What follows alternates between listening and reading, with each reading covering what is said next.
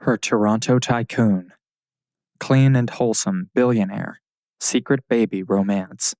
Written by Anne Malley. Narrated by nikkifranklyn. Prologue. How could she? Monte Carlo, Monaco. The end of May. An orange cat with a diamond collar bolted down the hall. Startled, Caro Linton retrieved her handbag off the floor where she'd dropped it outside the black lacquered door. She dug out her guest key. Her trembling fingers didn't help. Neither did frayed nerves. She prayed last night would disappear like the tabby, slink into some forgotten corner. It wouldn't, though. The cat was a fixture thanks to her feeding him, and a hookup, no matter what Caro told herself, was a hookup. Shame bathed her face and rattled her bones. She'd said yes to temptation almost before her interview with Peregrine, Prichard Lawrence III. Ginger-haired and moneyed enough to buy out his royal relatives 12 times over. If she believed in spirit animals, which she did not, this cat would be Perry's. But the blame was hers. Caro, of all people, knew better. With a push to her glasses, she scooted inside the cliffside apartment. Her half-sister finagled the Boulevard de Suisse address from an acquaintance.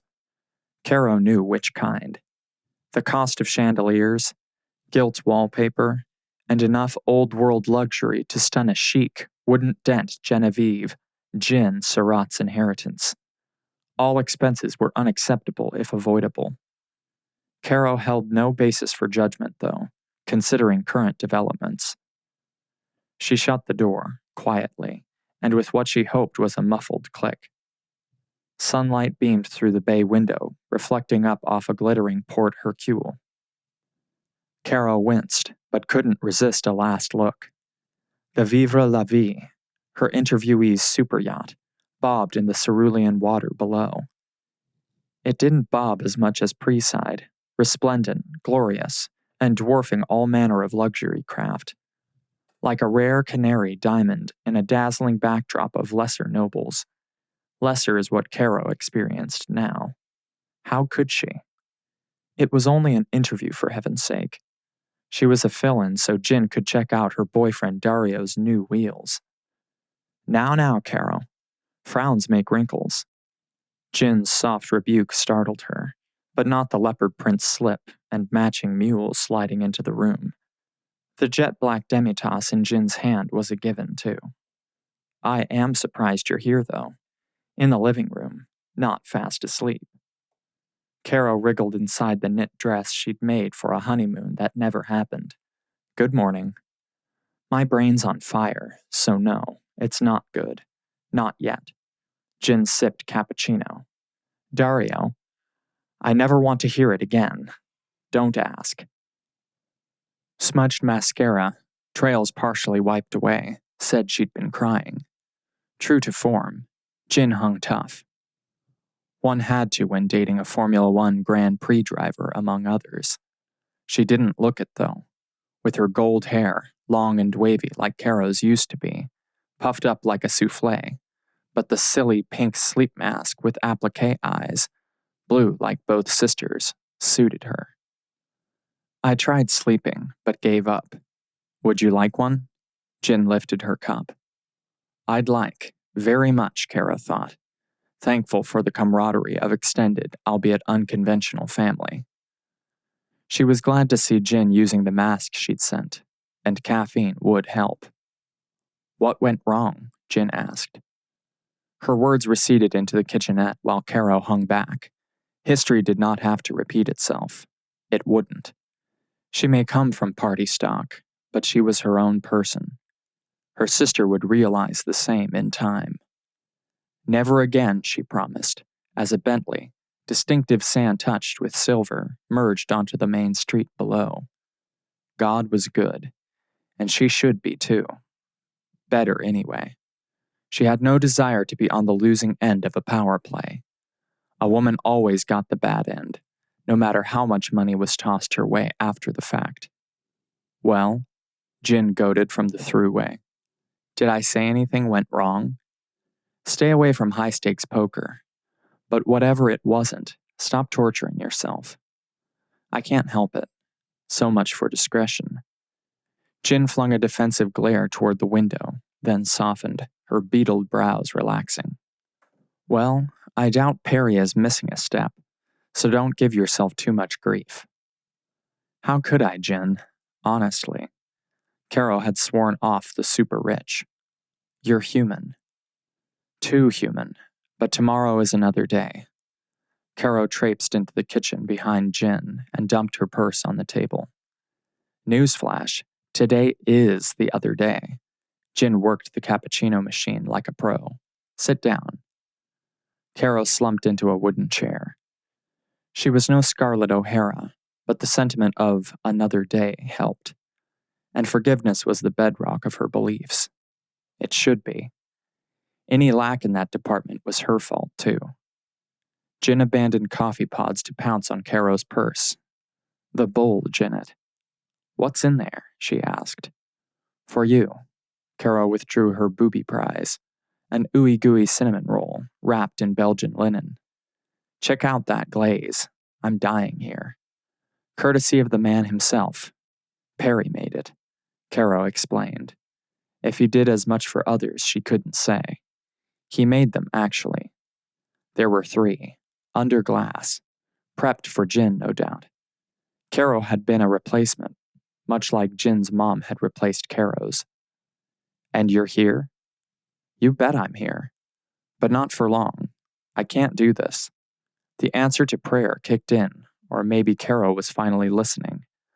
Monaco, Nice, Cannes. This isn't me. Not even for a while? You've been here before. Jin split the pastry and set a piece before her sister despite protest. You're supposed to be forgetting that whale hugger, remember? And the individual. She didn't have to say Perry's name. Is from Toronto. Or did you miss that? You might go home only to run smack into him. I could run smack into a train. Why didn't you warn me? You're the good sister. You're not supposed to need warning, remember? Thanks a lot. Enough. Jin stuffed her mouth, not bothering to sit, while Caro wilted.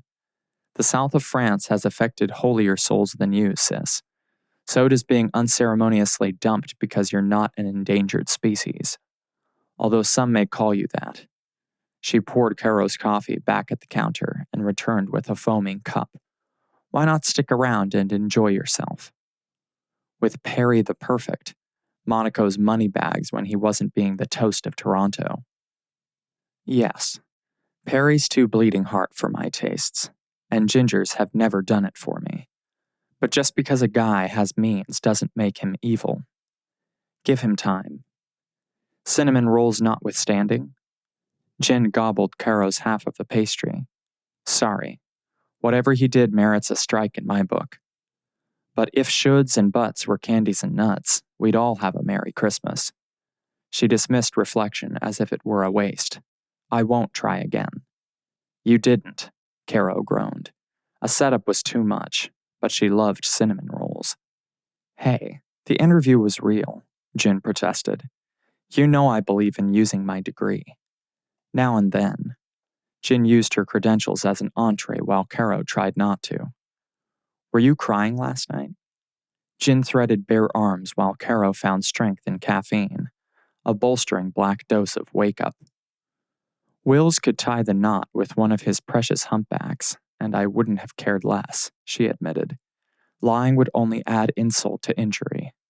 But I can't roll like this. Despite Will's insistence, destiny wasn't driving her to marry big bucks. The aftermath of being replaced when her newness wore off held no appeal. You marry who you meet, Jin insisted. Caro grinned at the double entendre. Will's married to a whale. So you and Uncle Michel keep telling me. A lifetime's worth of legal advice may be his only claim to blood. But Michel is right. You're a white picket fence kind of girl. One who deserves a husband wealthy enough to keep her in the style to which she should Be accustomed. Add some babies and, I'm only 24. Any expiration date is a long time off, so stop. All right, fine. Jin shrugged while Caro cringed. If you're keen on letting your portion of our father's guilt offering run out without making good on it, that's your decision. Sell that interview if you've got it, though. Prichard Lawrence's money in the bank. I'll think about it. For a split second. Well, you'll have plenty of quiet. How's that? She asked as Jin licked icing from her lips. I'm out of here. You may not want to live the life, but I won't settle for less. I have another date. If you're smart. Jin finished her coffee, stood, and braced hands on her hips. You'll stop beating yourself up. That goes for hating money and assorted genetic proclivities. Some things are in the blood. Hold that pose. Caro shimmied her bag and located her smartphone. I want to remember you. Just like this. Reason being, she'd never adopt a nature over nurture mindset. Never again. But she loved her sister and always would. Smile. Chapter 1. Some call that opportunity. Toronto, Canada. Financial District. Toronto Beat Magazine.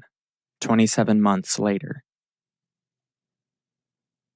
James LaRue, mustache waxed, Adidas sticking out past skinny jeans, scooted into Caro's office.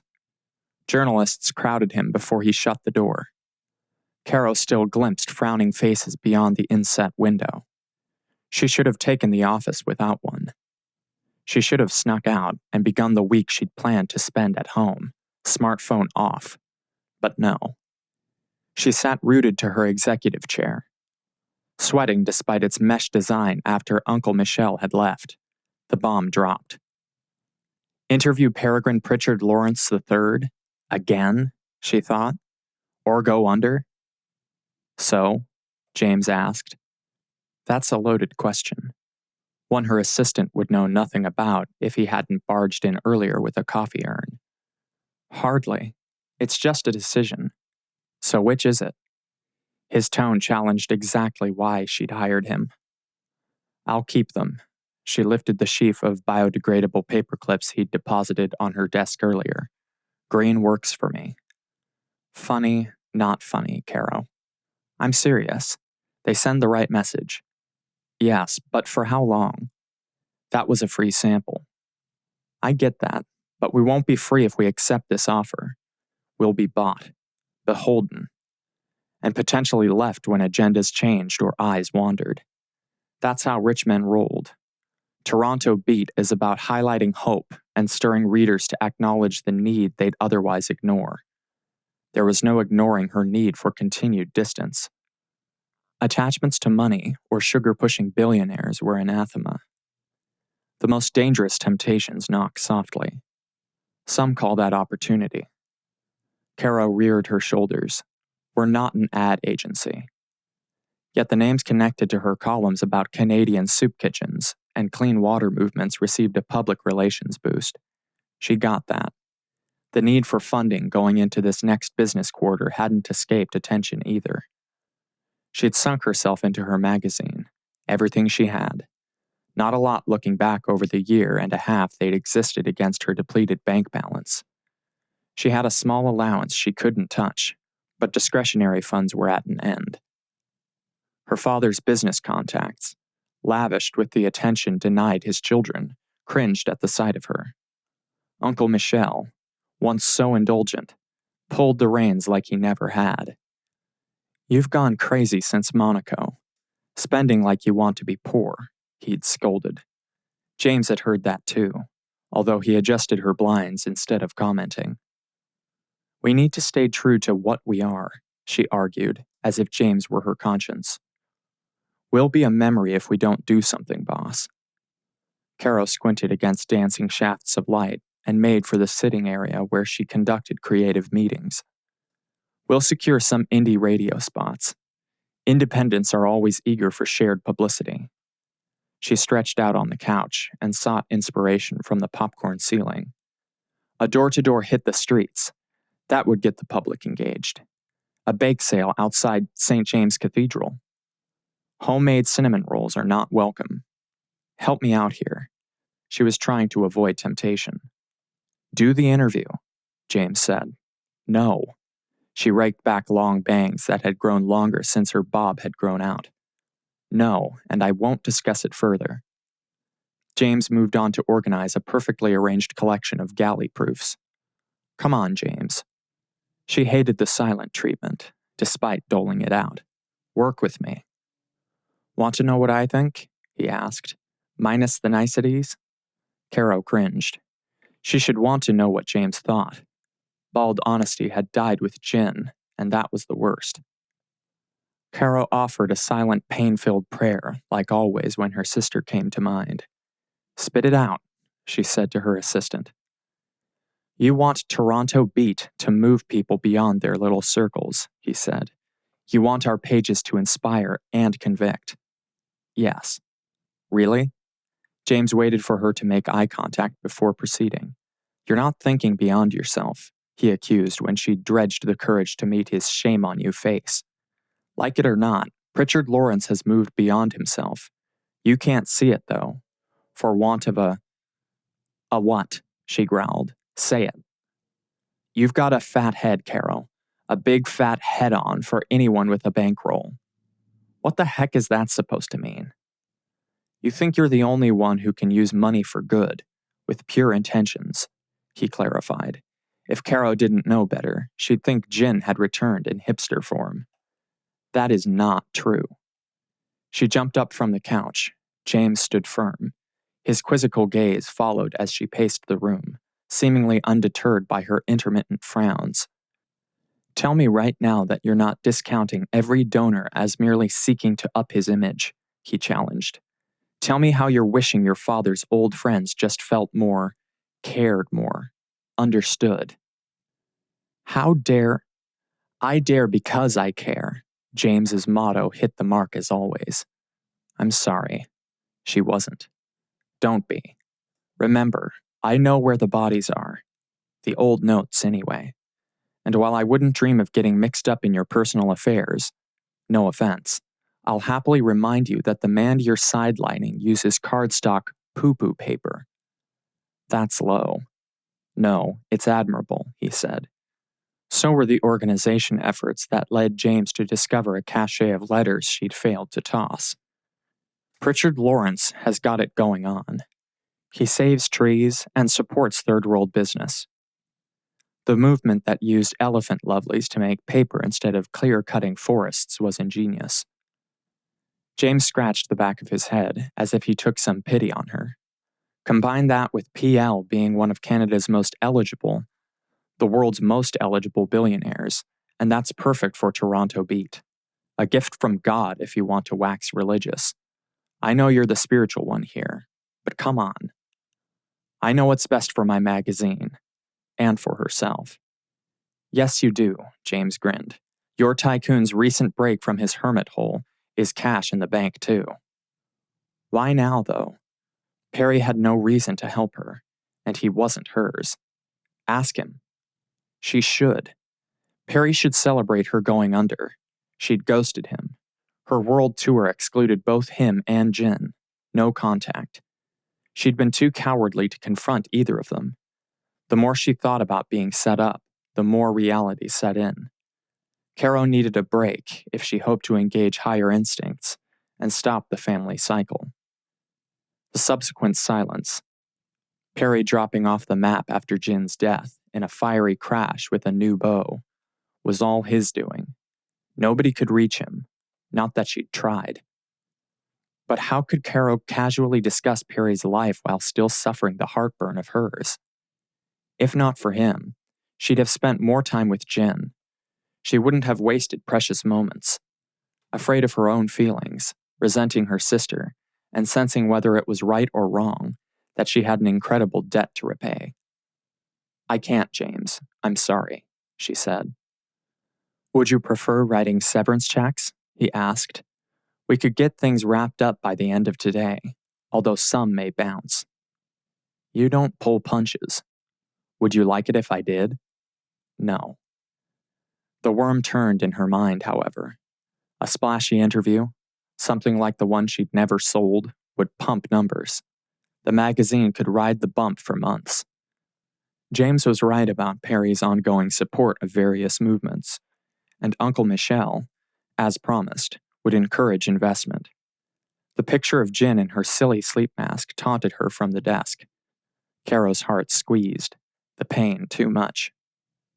Another framed photo, one of Caro and her mother outside Casa Loma Castle, Toronto's own fantasy land built by an early 20th century mogul with cash to burn, sent a shudder through her.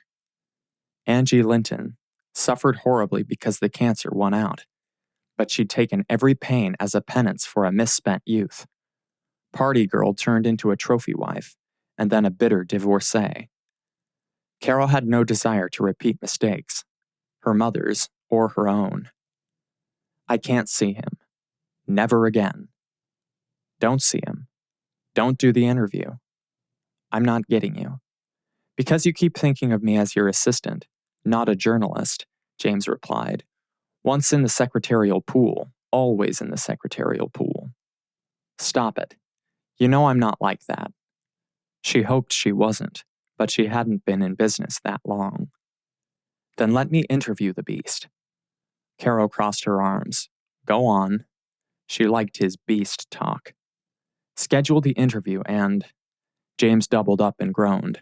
I'm so sick. You want me to lie? You don't need to. The man makes you ill. James raised matching peace signs, twitching his fingers into scare quotes. Never again.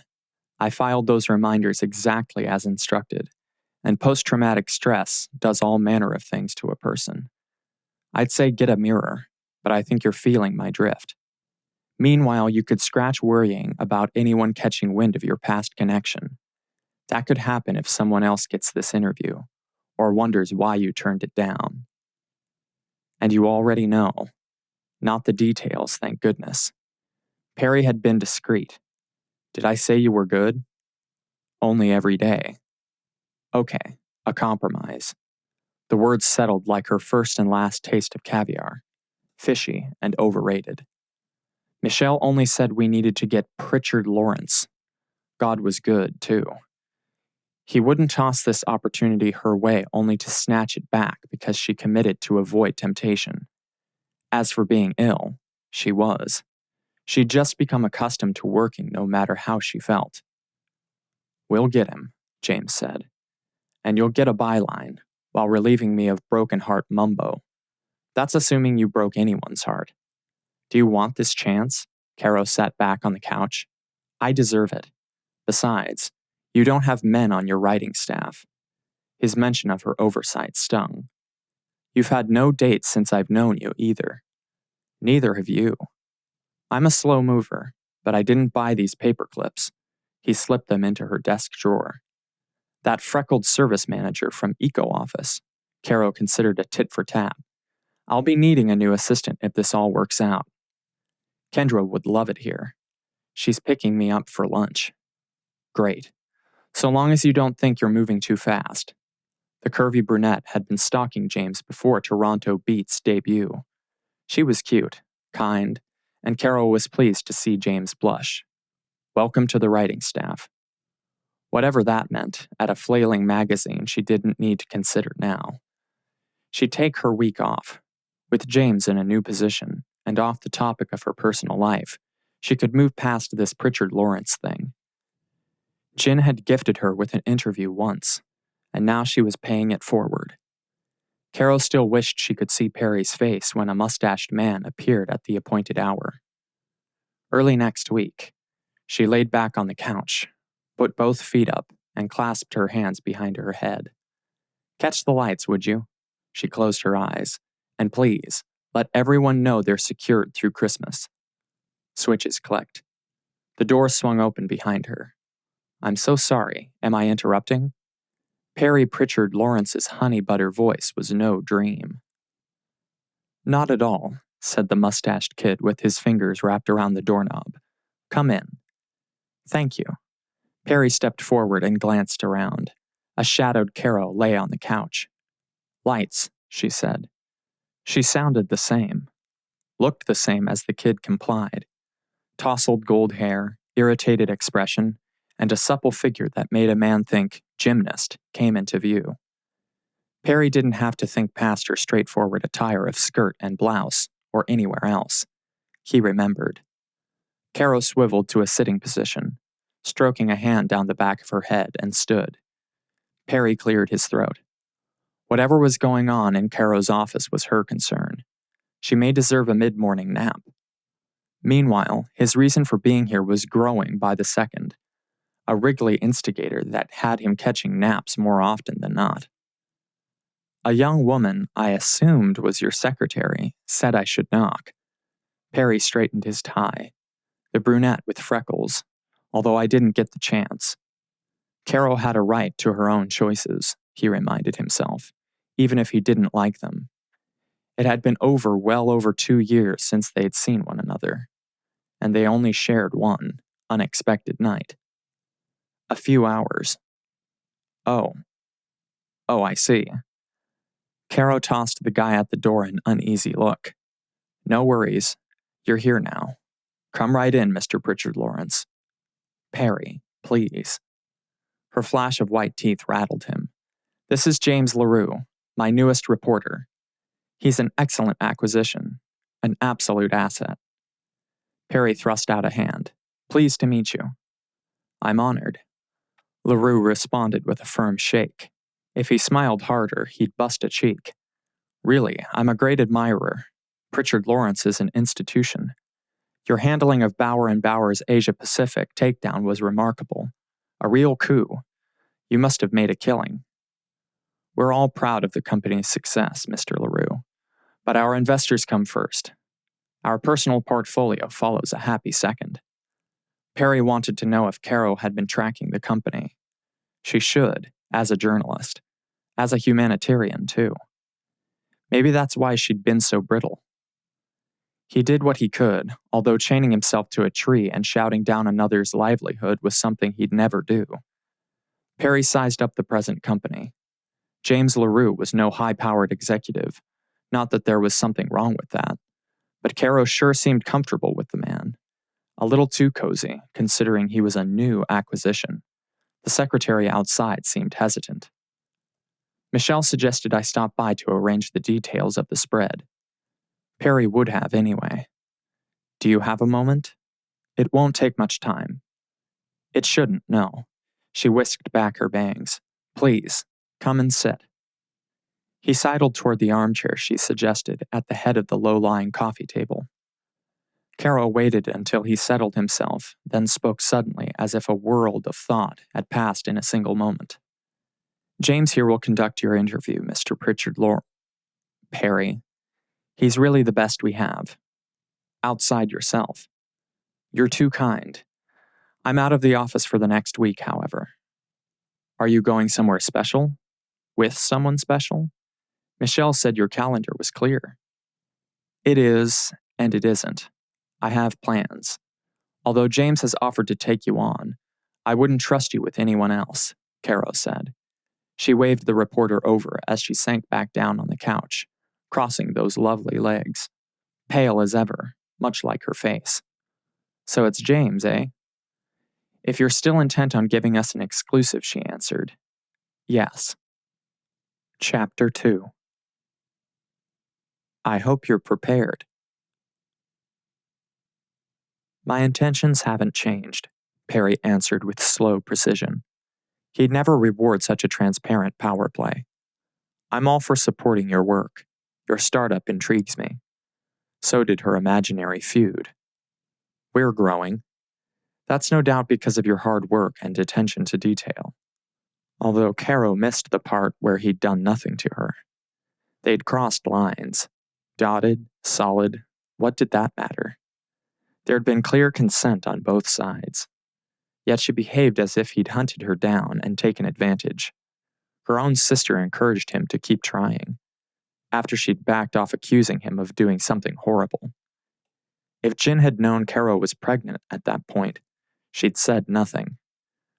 All he had was the cryptic lean Jin offered before she died. He got the impression she was relieved, as if Caro had cut her off too. He watched as Caro retrieved her glasses from the coffee table.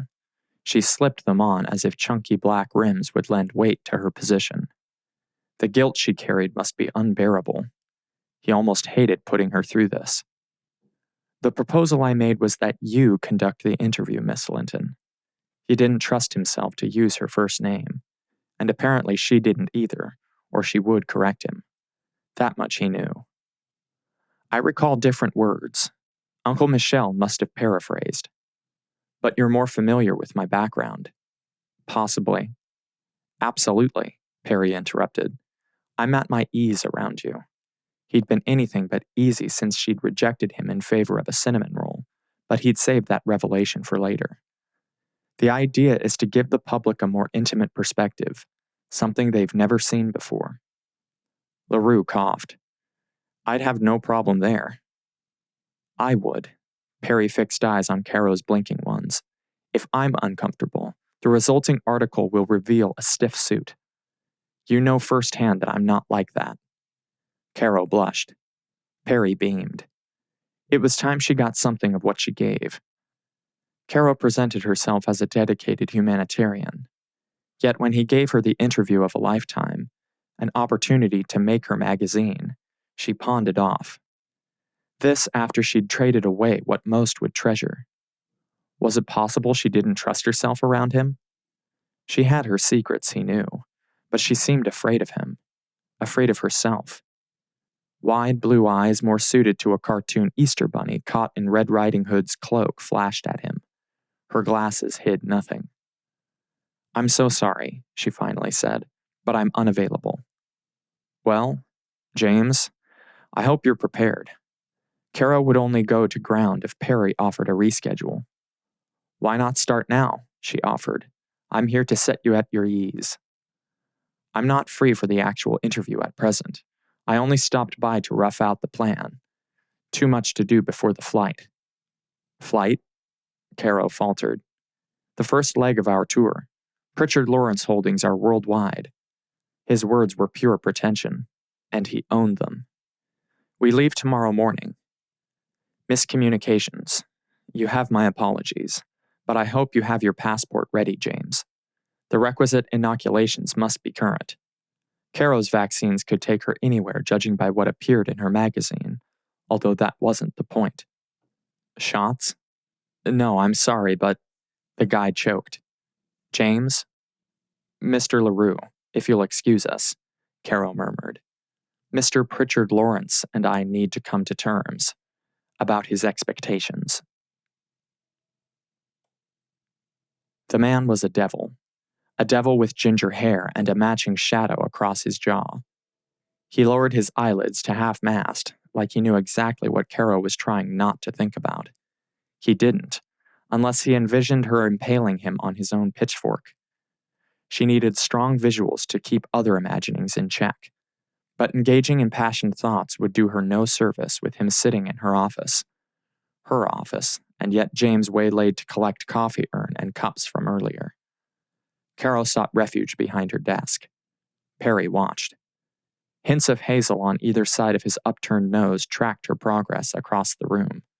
She felt his stare more than anything. Guilt? Starvation? It had been forever since a man had watched her. She may not have broken Perry's heart, but she'd sure done a job on hers. Shall I stick around? James asked from the door. No. She faked a smile. Enjoy your lunch with Kendra. Fresh coffee? James suggested. Perry crossed his legs and said, None for me, thanks, forcing Caro to wonder. His tone was so casual and unaffected. Was it possible she was projecting her own misgivings?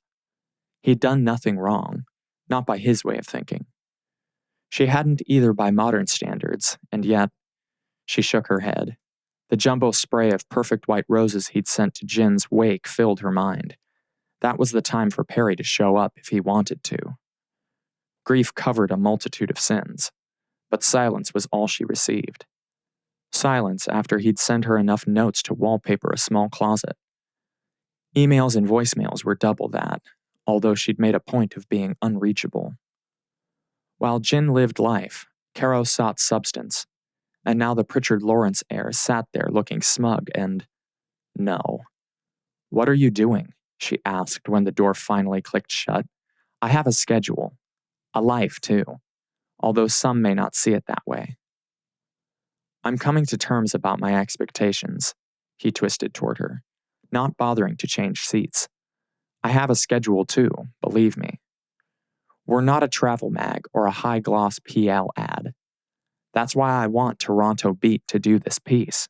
That's why I want you. You don't know me. I know your work. Clean water, world literacy. I love the way you connected the retirement community with young entrepreneurs." He widened his eyes, and her involuntary thrill made her wish he hadn't. "The perfect mentor program. It'll make a difference." All around, flattery should get him nowhere. Those seniors have plenty to give. So do I. I don't mean money. "Me neither," he said without a hitch. "But cash flow is a good thing." "That's very true," she admitted. "Then work with me." She touched her glasses. "Perry, please. You're not at ease and neither am I.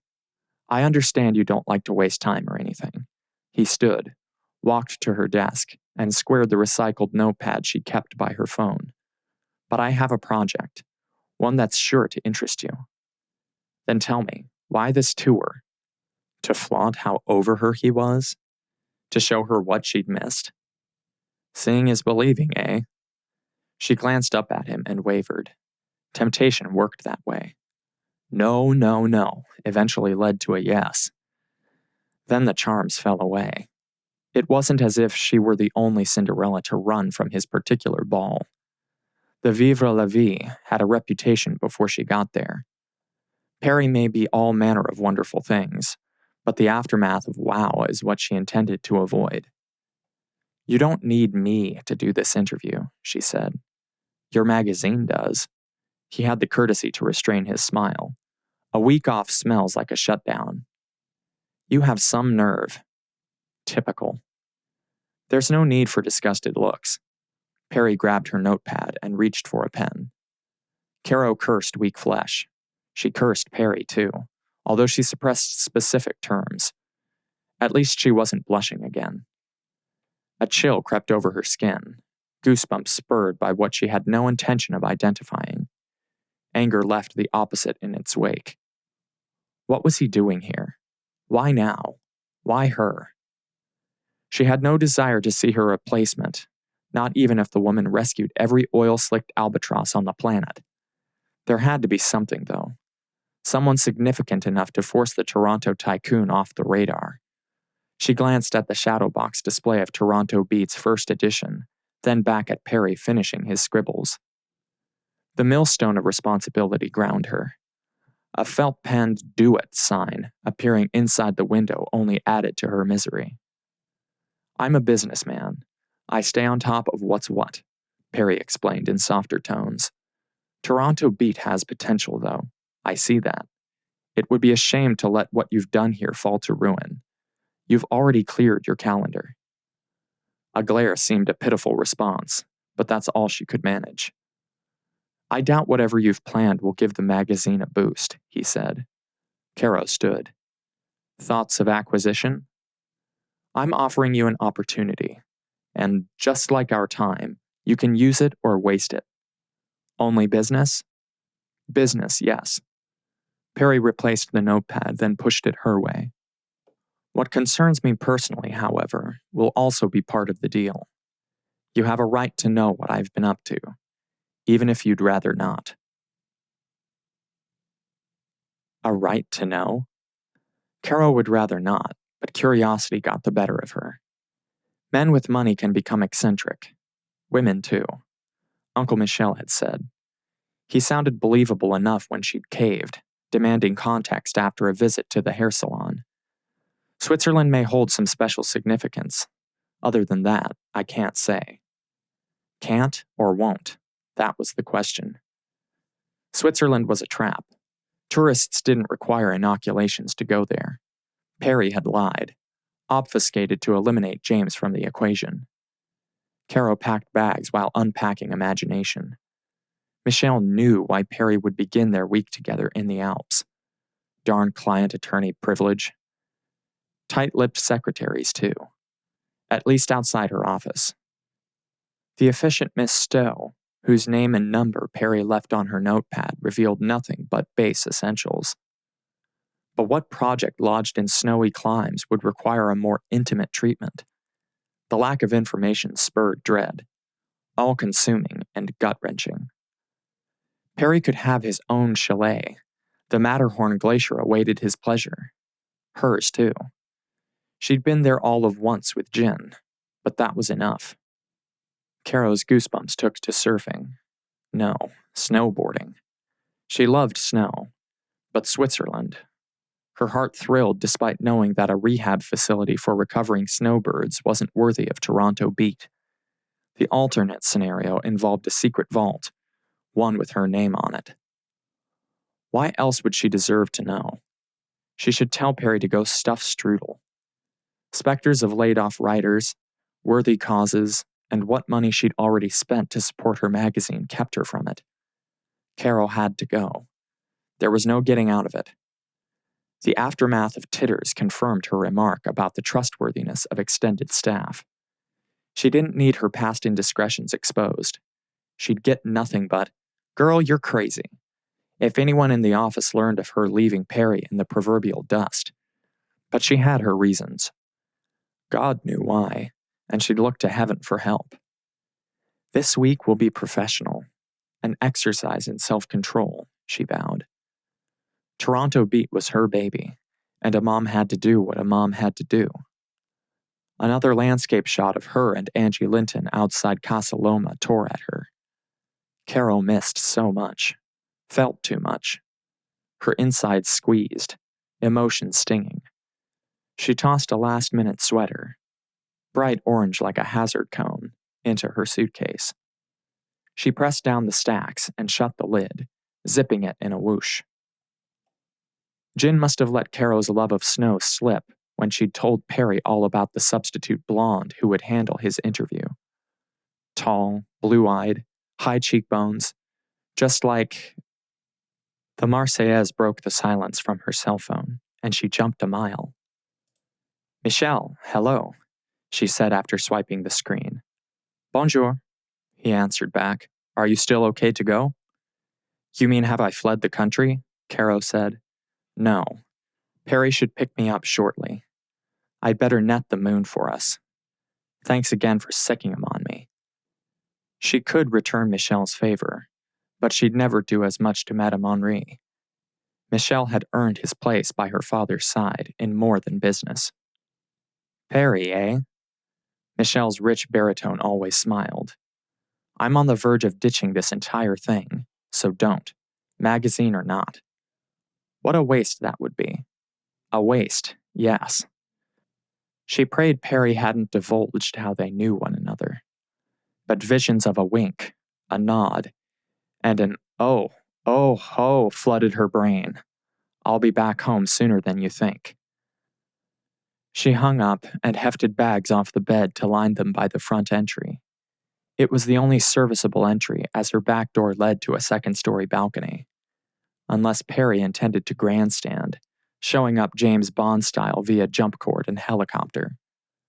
With a yank, she closed the drapes and took a final run around her apartment. Lights off, stove off. The glow inside the second-hand tank she'd purchased for her goldfish lit the way back to the living room. One of those filmy creatures. Shalom swam the length, free and undeterred as if the humming filter were sitar music. Only 1 week, Caro smiled at the fish named for Rita Hayworth's character in the '53 film. Hayworth split from Pakistani prince Ali Khan that year too. But princes come and go, much like billionaires. That's what her mother said when her dad stopped coming. The mother-daughter film fests, intended to waylay the worst of winter blues, became a ritual Caro enjoyed. Needlecrafts worked their way in, a natural accompaniment, although it had been a while since Caro had visited her craft bag. Projects come and go. She'd teach her child that, if she ever settled enough to have a child. She reread the package for the long-term feed she'd affixed inside the fish tank and nodded. Shalom would be fine. The doorbell buzzed. Caro straightened her mother's multi-strand gold necklace. She prayed for strength, protection, and smoothed the sides of her plain blouse. She checked the line of her skirt, then rubbed her front teeth with her index finger. Red lipstick didn't need to be anywhere but on her lips, no matter who was picking her up. She opened the door and caught her breath. Miss Caroline Linton? In the flesh, Caro gaped at the tall blonde in chauffeur's attire. She tossed Caro a winning grin, seemingly unaware of the comparison being made. I'm here to take you to the airport, courtesy of Mr. Peregrine Prichard Lawrence. Perry rejoined Michel Henry, onyx cuffs and collar bar in perfect order like he used to be in the living room. The well-connected legal head seemed nonplussed by Perry's Halliburton hideaway, but took his need for consummate privacy in stride, as if he'd seen as much every day. Likely he had, considering the level of clientele Henri serviced over his nearly 40-year career. Is there anything else I can do? Michel asked. No, you've done your part. Perry jostled the warm, wriggly package in his arms. It's up to me now. And this petit bijou. Michel patted Julia's cheek while she squirmed. This jewel is most precious. No nap for you, eh? He opened his briefcase and lifted a curious squint. Busy fingers? Julia may have snuck the key out of your briefcase earlier, while you were making Raph talk to Buddy. Talk to Buddy, talk to Buddy. The sulfur-crested cockatoo squawked inside its high-rise enclosure. I'll find it, Michel said. He headed toward the jumbo-stuffed giraffe, and I wish you the best of luck. Buddy repeated, best of luck, best of luck. Very good. But prayers are better, Perry said. He'd been trying the latter, and while he had far to go, he committed himself every day. It was a scrambling effort born of desperation, but parenthood changed people. Today may well be a full 180. He hadn't revealed his retreat for just any reason. Julia needed a mother. She needed a mother. The dense forest beyond the expansive windows walling in the south side of his estate loomed like a Grimm's fairy tale. The shimmer of leaves, a study in greens, and the plastic play equipment featured on the back lawn only made it seem more like the gilded cage it was. A child deserved so many things, but the reclusive life he'd chosen was taking its toll, and Buddy could only help so much. Or so said Julia's pediatrician. Dr. Fonstock hadn't insisted Perry get married, or even date. Who would? She had implied that balance was best for children. People. An example of family dynamics. Male and female interaction. Taught children far better than words. He understood the implication. The coterie of nannies provided by the agency seemed high on efficiency, but flatlined when it came to engaging a baby, headed toward two like a seasoned 5-year-old. An exaggeration, but what experience did he have with babies? The level of privacy he required demanded certain credentials, and proficiency, too. Nannies with heart, or anyone under 40, were eliminated from the start. Although if it came out that he had a child, and a cute young live-in, the gossips would wag their pointed tongues. Julia's quiet childhood would devolve into scandal. That's not what he wanted. Not for Julia, himself, or Caro. Caro. His heart pounded despite ill feeling. He'd foolishly believed seeing the mother of his child would have no effect. That hadn't been the case since he'd first seen her, with a stack of chips at the Casino de Monte Carlo. Beginner's luck, she'd said, the roulette wheel at her back. She was engaged then. Engaged to a fool of a man. No man by Perry's measure. Caro's breezy manner, concerned compassion, and professional demeanor, poised but never pushy, intrigued him. Try telling her, though. The self-effacing could-be jet-setter was different in ways he couldn't comprehend, let alone list. Julia scrunched his tie, and he smiled. If only Caro would come to admit what she'd done, maybe they could move forward. But he didn't want cold disregard for his little girl either. Caro could be livid, incensed at his invading her privacy. A woman didn't have a child and then give her up without losing a part of herself. He held no delusion about a happily ever after, but Caro's presence in Julia's life would strike the balance needed. The reunion would also give him the opportunity to establish Julia in the truth surrounding her existence, a story better begun early. Neither father nor daughter needed a teenage drama about how he separated mother and child. News outlets would eat it up, his daughter too. He may not know much about small children, but his teens and 20s were crystal clear in his mind. Pill was the word. Perry gulped and said, "Whatever good thoughts, we'll take them. I'll ask my better half about divine intervention. My strengths lay in other areas." Michelle chuckled as he made his way to leaving. "You have our well wishes, whatever happens." He flipped the key fob to Julia's delight, then made it disappear behind her ear. "I've always wanted the best for my extended family." "Thank you." "Thank you, friend," Michelle said. "You've delighted this old man. Whatever you do, keep what I've told you to yourself." That was Caro on the phone. No. Chapter 3. Nanny Stowe. "I could not resist," Michelle said. "Try," Perry answered.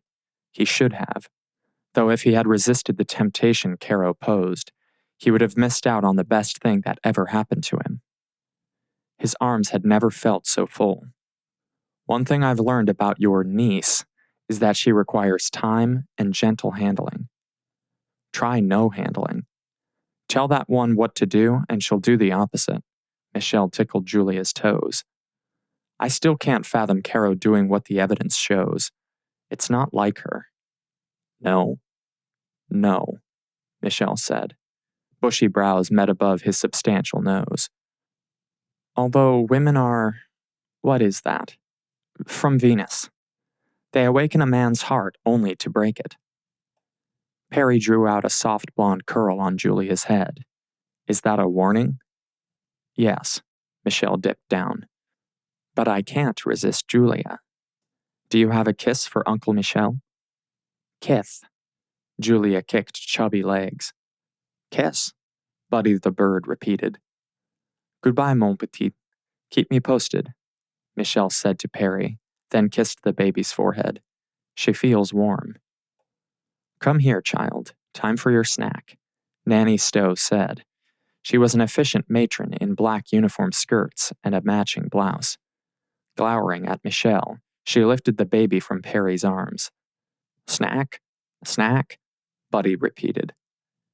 Stowe draped the bird enclosure as she passed, as if to say she'd had enough. "You two gentlemen should get along, no? You have schedules to keep." "Yes," Michelle agreed. "I'll get out of your way." "Miss Julia and I will be fine," Stowe said. "Won't we, child?" Perry frowned at the woman making his baby frown. "I'll take care of snack time. The helicopter can wait." "Sir," Stowe objected. Perry took his baby back. "I'm late already. And she does feel warm." He glanced at Michelle in time to catch a wave. "How do you feel, Juju?" Perry drew a finger up from her pouty lips. It had been a full week since she'd received her last round of vaccines. But he worried. "Are you happy?" "Appy," his baby squeaked. When she threw herself at his chest, Perry had to agree. "Happy. Very good. Me too." Although what awaited them both may be the biggest storm Ontario had seen outside the Boxing Day blizzard of 2012. Caro didn't trust herself to speak outside the requisite formalities, so Perry sent a blonde chauffeur to pick her up, a young, attractive child. Big deal. Judgment rumbled beneath her practiced calm, but this time, Caro caught herself. The lifestyle Perry led was no mystery. He'd been part of Jin's party set, despite her sister's assurance and his recent vanishing act. That's the reason Caro had run from him. But for all her talk of helping humanity and spiritual renewal, she suffered a niggling jealousy. She'd keep on suffering if that's what it took to stay safe. Envy was far better than rueing every single day. Still, she found Perry deliciously engaging. The lure of heavily lashed eyelids was far worse when combed with his billions in expendable cash. How shallow was that? But mud fences tempted no one. Lying to herself about herself wasn't a help either. What had she expected from the guy she dumped? Personal treatment? A bare-chested Perry with iced cinnamon rolls under glass flashed to focus. She silently confessed her merely mental sin and renewed her resolution. Never again. The springy blonde ponytail peeking out from under the chauffeur's cap as the limo circumvented city traffic gave her strength. Perky, professional, and getting on with the duty at hand is what both women should be about.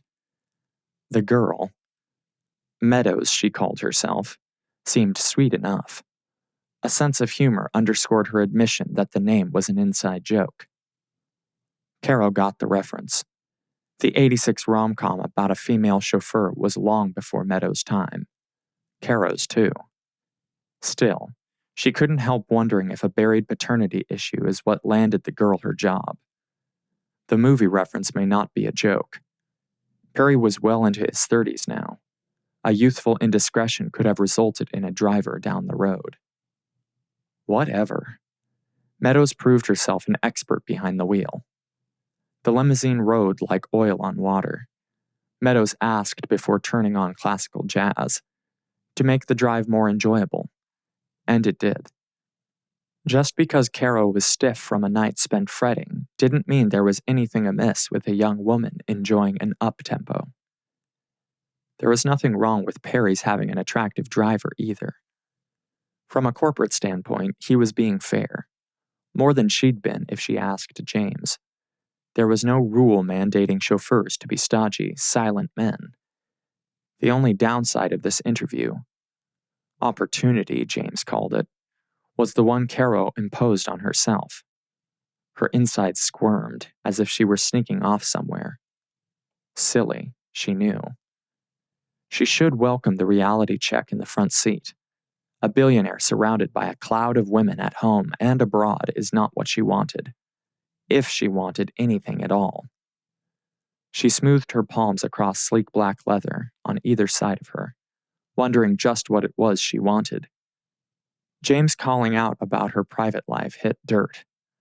Too bad walls couldn't talk. The upholstered insides of Perry's limo would have tales aplenty to affirm her single status. Her father had wooed her mother on a flight to Majorca. For lunch. Caro squeezed her eyes shut, and the limousine slowed to a stop. The games needed to end, too. Since she was the only one playing, it should be easy enough.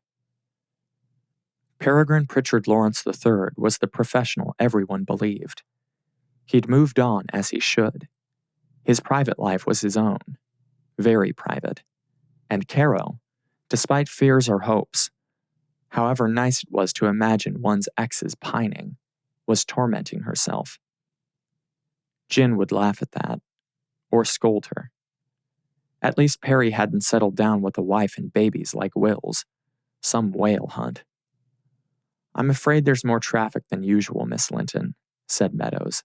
She clicked off the radio. "There's an accident up ahead." Caro offered a quick petition to aid the injured and said, "No worries on my end." She leaned back against the plush leather. Her eyes still closed, but relaxed. "I'm okay with taking however long you need. So long as it doesn't interfere with your boss's schedule, I'm flexible." A billionaire venture capitalist believed Toronto beat had promise. That was what she should focus on. That and getting the best and most detailed interview Perry would give. Whatever awaited them in Switzerland had to be huge. She could make this opportunity work toward her goals, forcing the well-heeled to reconsider. If she had her way, magnets would compete for space in Toronto Beat. The rest would sort itself out. And maybe, just maybe, she'd get Shalom a prince when she came back. Baby steps. Her social calendar could use some dusting off, and a gentle burr broke off the thought. Yes, I have Miss Linton with me, Meadows answered Perry's audible request for status. We're 20 minutes out as the crow flies. There's a pileup, though. It's being cleared, but... Perry said, It's okay, sweetie. Excuse me? Meadows choked. Not you. Hold on. Hold on was right, Caro thought. Meadows seemed as shocked as she was. Privacy glass edged upward, then encased Caro in silence. Her nerves still screamed. The jangling in her heart and head had to be audible.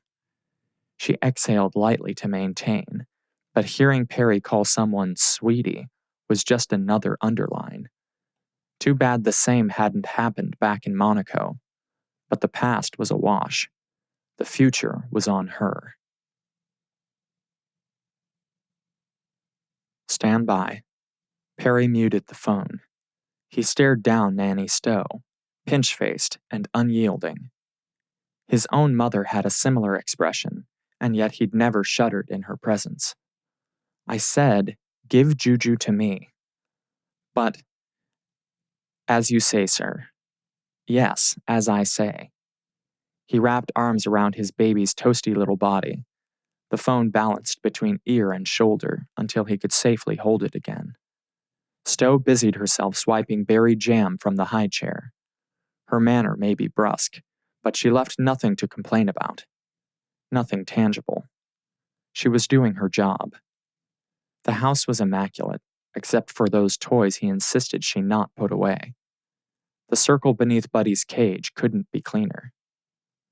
Stowe came highly recommended. I didn't mean to snap, he apologized.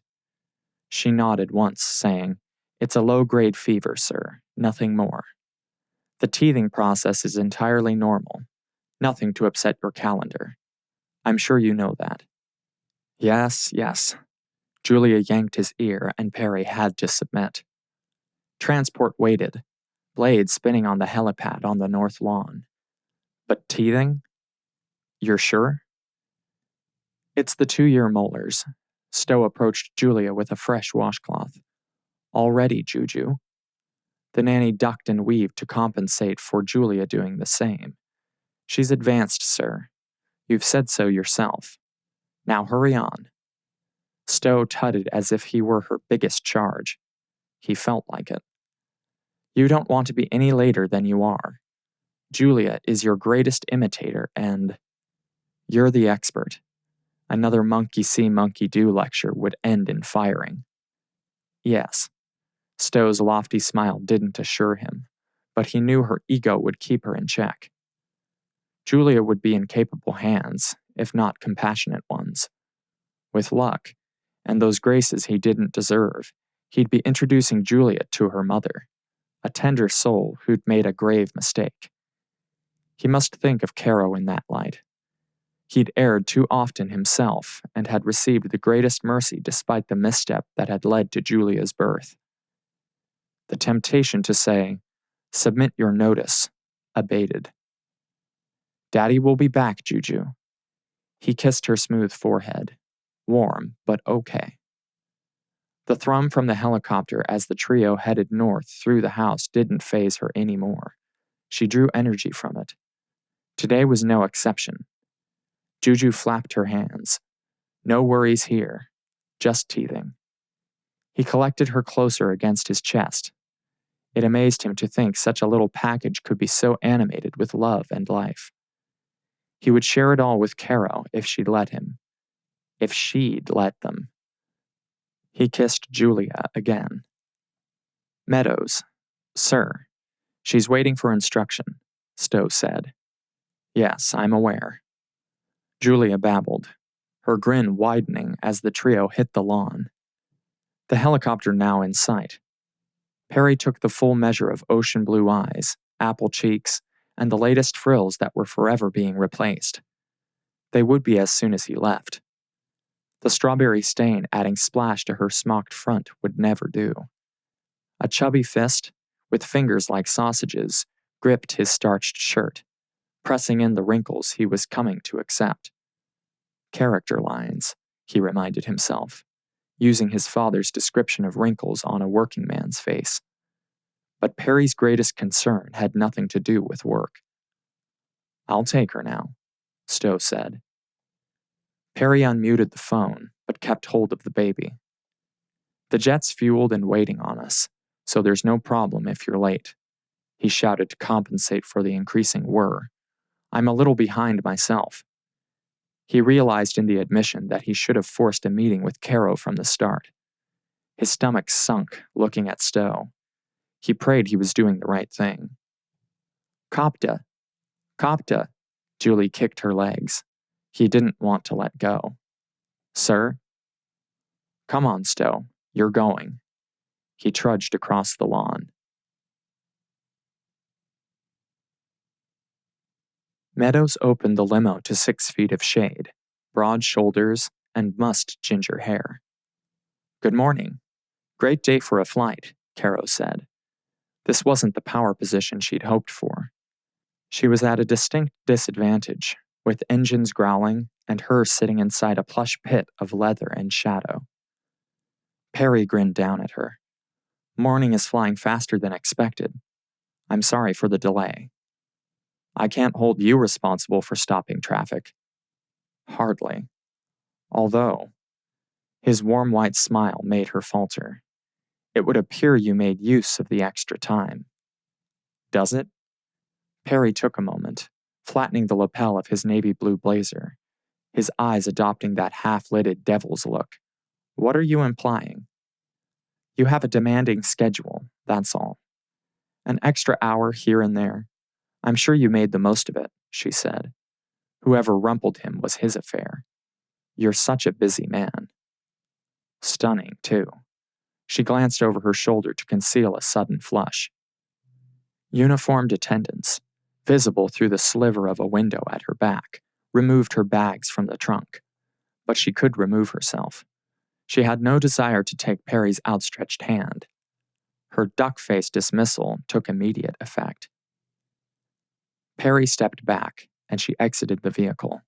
A show of legs was impossible to hide, despite the pivot method her mother had taught her.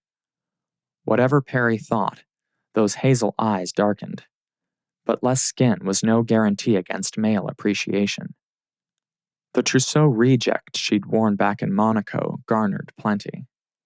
She thanked God for her glasses. The transition tint began to take effect, and just in time. Excitement bubbled whenever she went to an airport.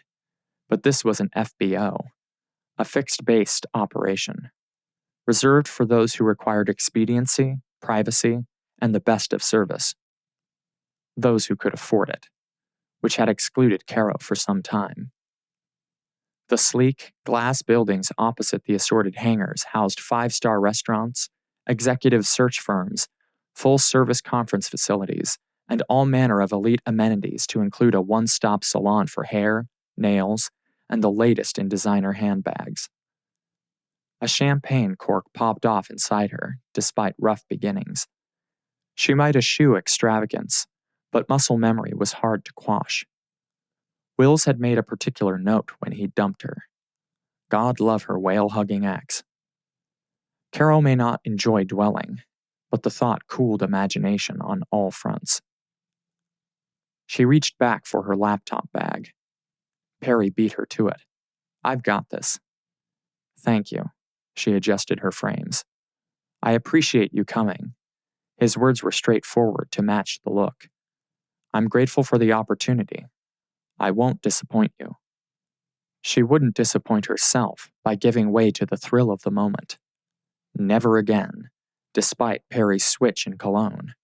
Sweet Sticky Jam by Jean-Paul Gaultier. Perry gestured toward adventure, and the pair walked across the tarmac toward a glimmering, silver-striped bombardier jet. Sleek lines and more winking metal. The bent wing tips recalled paper airplanes, but Caro knew the Montreal-based aerospace company that created the Marvel knew what they were about. The luxury craft competed head-to-head with the formerly undisputed Gulfstream, which was now a part of the defense industry giant, General Dynamics. PL likely had a vested interest in both. The latest model? Caro asked. He could have retrofitted. The latest and greatest in comfort, style, and safety features, yes.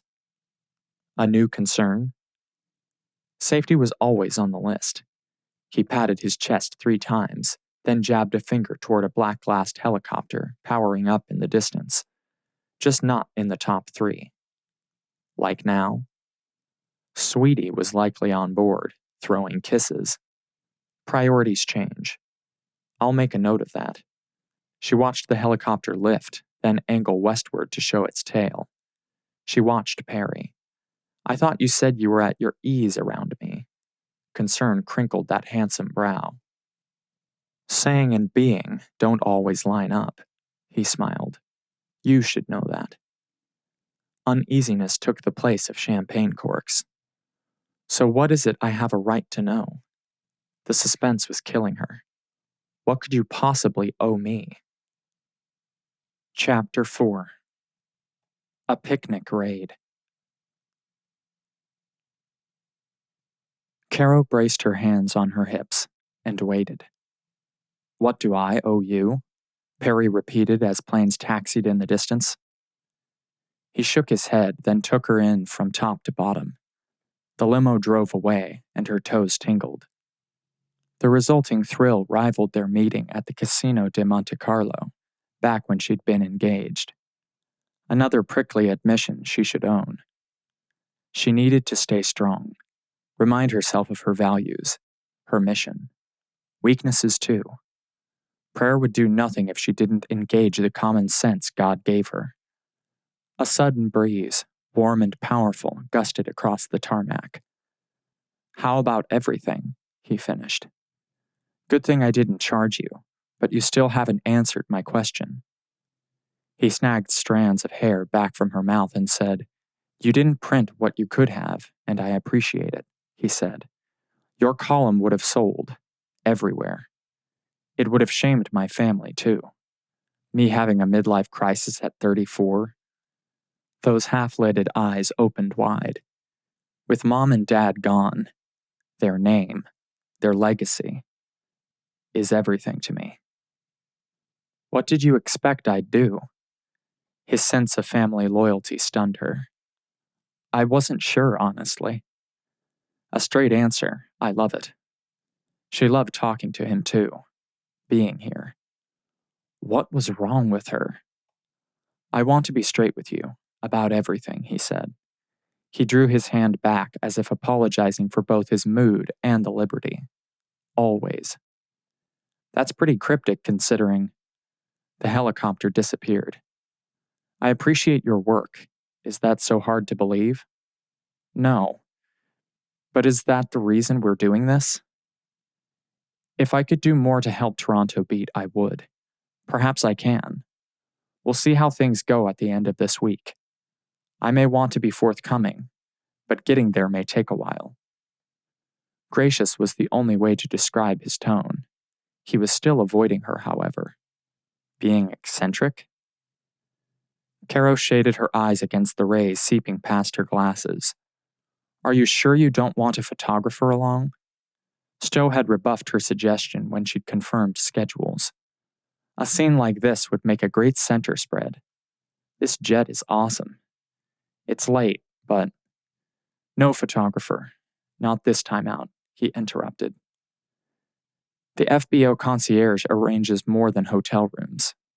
Caro needed a buffer. Sweetie was gone, but the effect she'd drawn out in Perry lingered. Concern wasn't quite it. He chuckled. I'm aware. All right, it's your interview. His world, too. With a step back, she reined in reaction and her whipping hair. She renewed her determination to make the most of the opportunity as Perry checked with assorted ground crew. She reaffirmed her commitment to never again. She knew better. She'd never quite forgiven herself for Monaco, but the one who mattered absolutely had. If she believed Perry's words, and he didn't have a reputation for wasting them, he may want to put the power of PL behind her. Another motivation to ride this opportunity to its natural conclusion. God drew straight with crooked lines. She just needed to do her part and remain professional. Sweetie was Caro's insurance. An immovable obstacle, God willing. Perry could announce an engagement for all she knew. Jin could have set them up, too. Caro racked her brain as she and Perry crossed the remaining tarmac to greet the attendant at the bottom of the stairs. More blonde hair. With his square jaw and flat cheekbones, he looked a lot like Meadows. "Good morning, Miss Linton," the young man said as she took the stairs up. "Meadows' brother?" Caro asked after nodding. "Twin," Perry explained as she emerged into the expansive compartment. African blackwood, accented by the thinnest gold pinstripe, lent an instant touch of opulence. Smith and Meadows' father, Senior, worked for mine. The plane worked for Caro. Corks popped all over again. Senior is up front. He'll be flying us into Zurich. Smith will co-pilot, and the two will likely argue over who gets to drive when we leave the airport. Okay if I put this in the article? She felt like a traitor asking. She'd practically ignored Perry's ramblings about his crew, but the complement of cream, captain's chairs, and a matching sofa filling the space commanded attention. A round lucite table, with bull-nosed edges, completed the sitting area, which would have looked like a living room if not for the double row of curtained windows on either side. Custom-crafted Roman blinds with a swirling design added further exclusivity.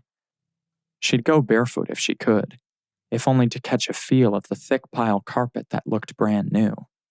Such a beautiful sea green, and such a bad idea.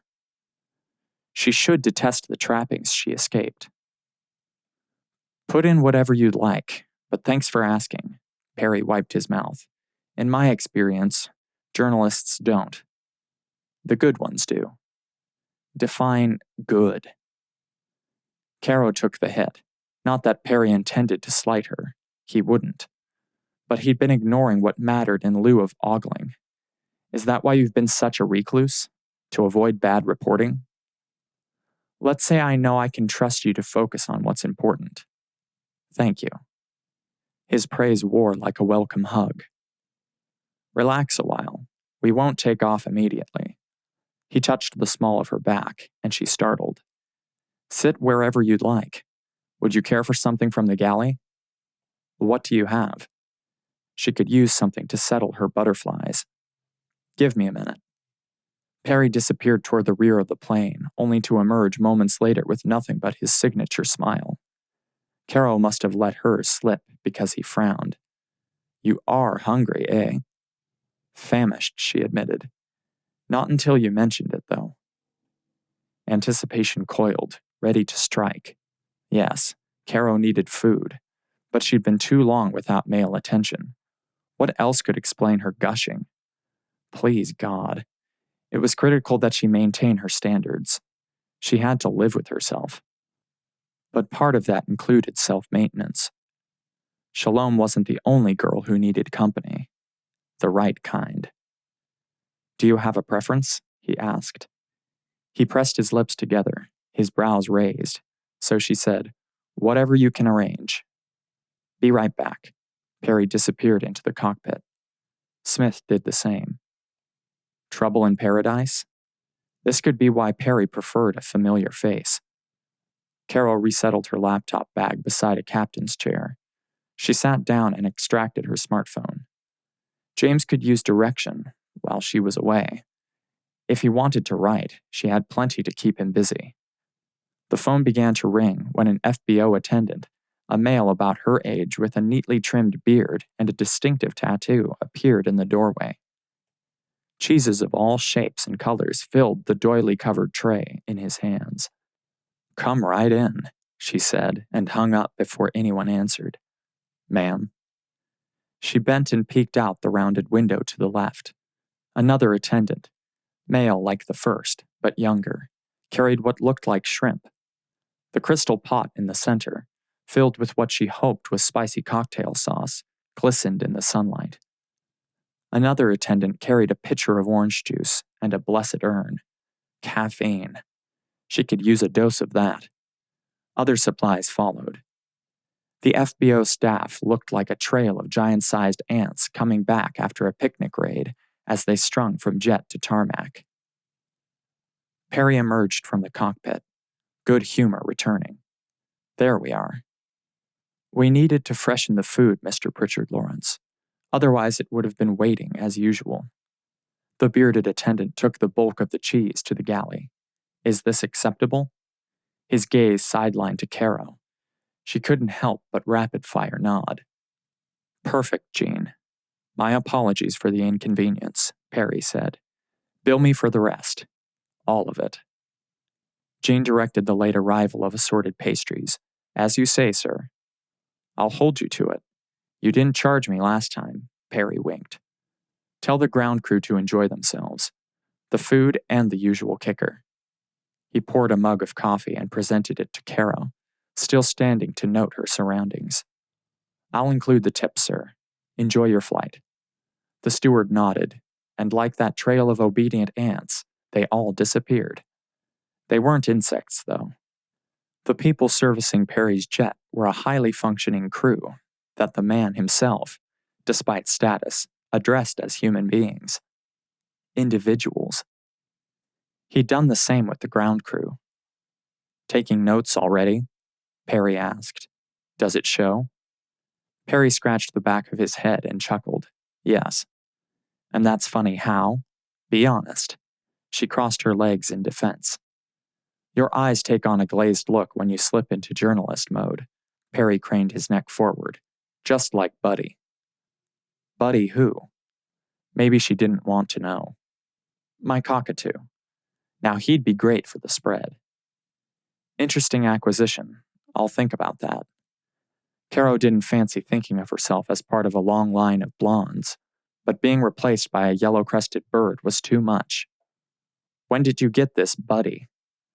"Shortly after you left Monaco, I adopted him." "I see," she mumbled. "Exotic birds get a bad deal. They get bought all right, but not always kept, while indigenous flocks dwindle. It's a sad racket. But look who I'm talking to," he said with a shrug. "You probably already know all about it." When Perry dropped the bird talk, the reality that she'd typecast him struck. She'd focused on externals. She still was, despite the real need to be cautious. She could have responded to at least one of his notes, if only to commend his helping the planet. His adopting a bird, a long-lived cockatoo, blew her away. Her host busied himself preparing a small plate of assorted food, then set it on the lucite beside her. "For you," he said. "That's kind, but you don't have to wait on me." The cup of coffee warmed her heart and her hands. Visions of cinnamon rolls already danced in her head. But this wasn't Christmas, and she and Perry weren't intimate. Those times when her father had been home, making breakfast for wife and child, had gone far to make things up between her parents. Caro inspected the assortment selected for her. Shrimp, 2 camembert cheese crackers, and kiwi instead of strawberries. She'd forget asking how he knew. Caro glowered in Perry's direction, but he ignored her. Shrimp called, so she pinched the fattest one, dredged it in the blob of cocktail sauce, and bit off the end. If only she could have glimpsed who sat behind inside that helicopter. A flesh-and-blood female, and one who'd rumpled Perry's shirt and received the silent adieu would cool her.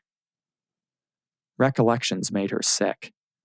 Sick because Perry the Perfect was already working his charm. He sought her out beneath thick lashes as she reached for a cracker. I know you can serve yourself, but you're my guest. I take hospitality seriously. I always have. Perry loved having Caro to himself, even if the circumstances weren't what he hoped. Angered he may be, conflicted and at odds with her choices, but he couldn't treat Caro with anything less than that to which he'd been raised. Respecting others' desires, their dreams, their needs, not their positions, was the keynote of success in all aspects of life. She hadn't raised one qualm over destination Switzerland, however. He was unsure how to read that, considering she'd deposited their child in a Swiss baby box, secreting away to begin her new life. You'll get used to me feeding you, he said for want of light conversation. Me trying. It's a habit. Well, okay, it's your plane, your interview, your money. Her eyes said it, even if she clamped her mouth shut. Perry explained, if you think I'm a guy who expects others to roll over and do what they're told, I'm not.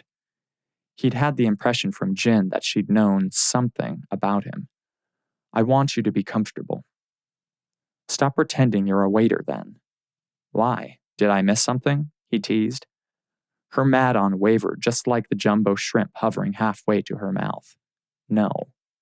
Is that the problem? She shook her head, eyes sparkling behind black glasses, her golden hair the perfect frame. Good. I'd hate serving you food you can't stomach just to make you happy. It seems counterproductive. She gulped down the shrimp while he suppressed the triumph he knew would set her off. Jin hadn't only been her sister. She'd been a friend to Perry. The cinnamon rolls under glass was a planned attack. Sadness touched him. Mission totally not accomplished, but that's not what Jin would want, and he needed to watch himself. Juju needed her mother. The fastened seatbelt signs flashed, giving them both a break. Perry took full advantage. He secured trays, noting as he did how Caro watched without watching. If this was her version of discreet, he could see why she'd opted for the publishing end of the magazine business. But he'd descended on her without warning, like a hawk intent on having its way. There were many CEOs who trembled at the table with him, not Caro. But then she abandoned their child in a Swiss hospital. Duly soured, he continued. I make a habit of rooting out people's preferences. I have plenty myself. Like honesty, forthrightness, and an intact family. It's not just you. You're a foodie, eh? Like you'd have to ask. It doesn't show. She siphoned cocktail sauce off pinched lips, regretting her words most likely. Who taught you to make pastry? Guess. While he leaned back in his seat and buckled up, her obvious discomfort shamefully pleasing, she made a study of him. Those blue eyes he'd thought were windows to her soul took their time. So much time that the heat that had formerly turned her cheeks pink seeped into his.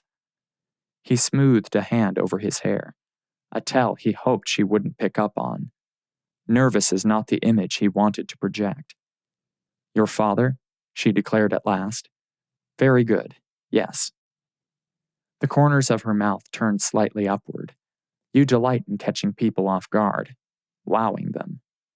I sensed that early on, but you're not that mysterious. The logical response to your question was your mother. The more common, he corrected as he shifted to find some comfort. That's how I knew it couldn't have been her. I'd also imagined that growing up in Grimaldi family circles didn't make for much kitchen time. Discomforted, Perry pushed up and reseated himself, letting his gaze drop to ensure Caro's belt was tight. Dad fancied himself full of surprises. Was he? Mom thought so. I prefer predictability. Home for dinner, routine, boring. She preferred historical whitewash. Carolyn Linton was fun-loving despite this facade. With her toes tapping and tension leaping across her jaw, he didn't dare contradict her. There was nothing stopping her from bolting off the jet. Perry watched the ground crew pull the boarding stairs away beyond her window. But who was he kidding? He was looking at her, at the perfect pouch she managed without aid of collagen injections. Jin had dabbled, but not her sister. There was something unspoiled and fresh about Caro, even with cocktail sauce staining her chin. The irritation wrinkling her nose came naturally. Freckles, too. How could she abandon their child? He wouldn't have believed it if he hadn't seen Caro's name right next to his on Julie's birth certificate. Fill your own plates from now on if it makes you happy. But since you're here to discover the real me, know that PL's CEO, the man, enjoys catering to the little things. Smith appeared to execute a pre-flight cabin check. All personal guests get the same treatment, he said. He lifted the tray of Danish that didn't quite fit in the compartment. You see, Perry said. Caro scowled. So this is personal. It's more than business, he admitted in a low tone to match hers. I told you that. Yes, you did. But this isn't personal for me, she hissed, so only he could hear. She snagged a slim rectangle of cherry pastry before the tray disappeared. And unless putting people on the spot goes hand in hand with your brand of hospitality, I'd suggest you get yourself some eats next time. She flashed heat toward Smith and lowered her voice even further. Or is watching part of your thing? Chapter 5. Darn Roman blinds. Again, I'm sorry. I'll get myself something to eat faster next time. Perry had the nerve to appear nonplussed as Smith cleared the rest of the cabin. Caro's coffee included. We're taking off. Trays, plates, and food can transform into projectiles. She tucked her laptop under the seat. Words can too. I'm sorry. This whole thing, opportunity aside, is awkward for me. She waited until Smith was back in the cockpit where he belonged. His assurance that everyone received equal treatment meant little considering he could have inside knowledge about her relationship with Perry. You know that. Perry shrunk back. Your secret is safe. Caro stiffened, but said, Great. She wasn't about to ask Perry which secret he meant. Yes, they'd had an affair in Monte Carlo, but she had other things on her mind. Other wishes that shamed her. The way Perry looked at her, eyes soft and searching beneath heavy lids, convinced her he'd lifted every thread, every hint of hopelessness from her heart. Loneliness was her new best friend. Whispers rose inside her mind. What harm would there be in letting Perry fill the gaps? The temptation was real, and something she longed to bury. She put herself in Sweetie's shoes and felt shamed all over again. If not for her own thoughts, then for Perry's actions. Hospitality?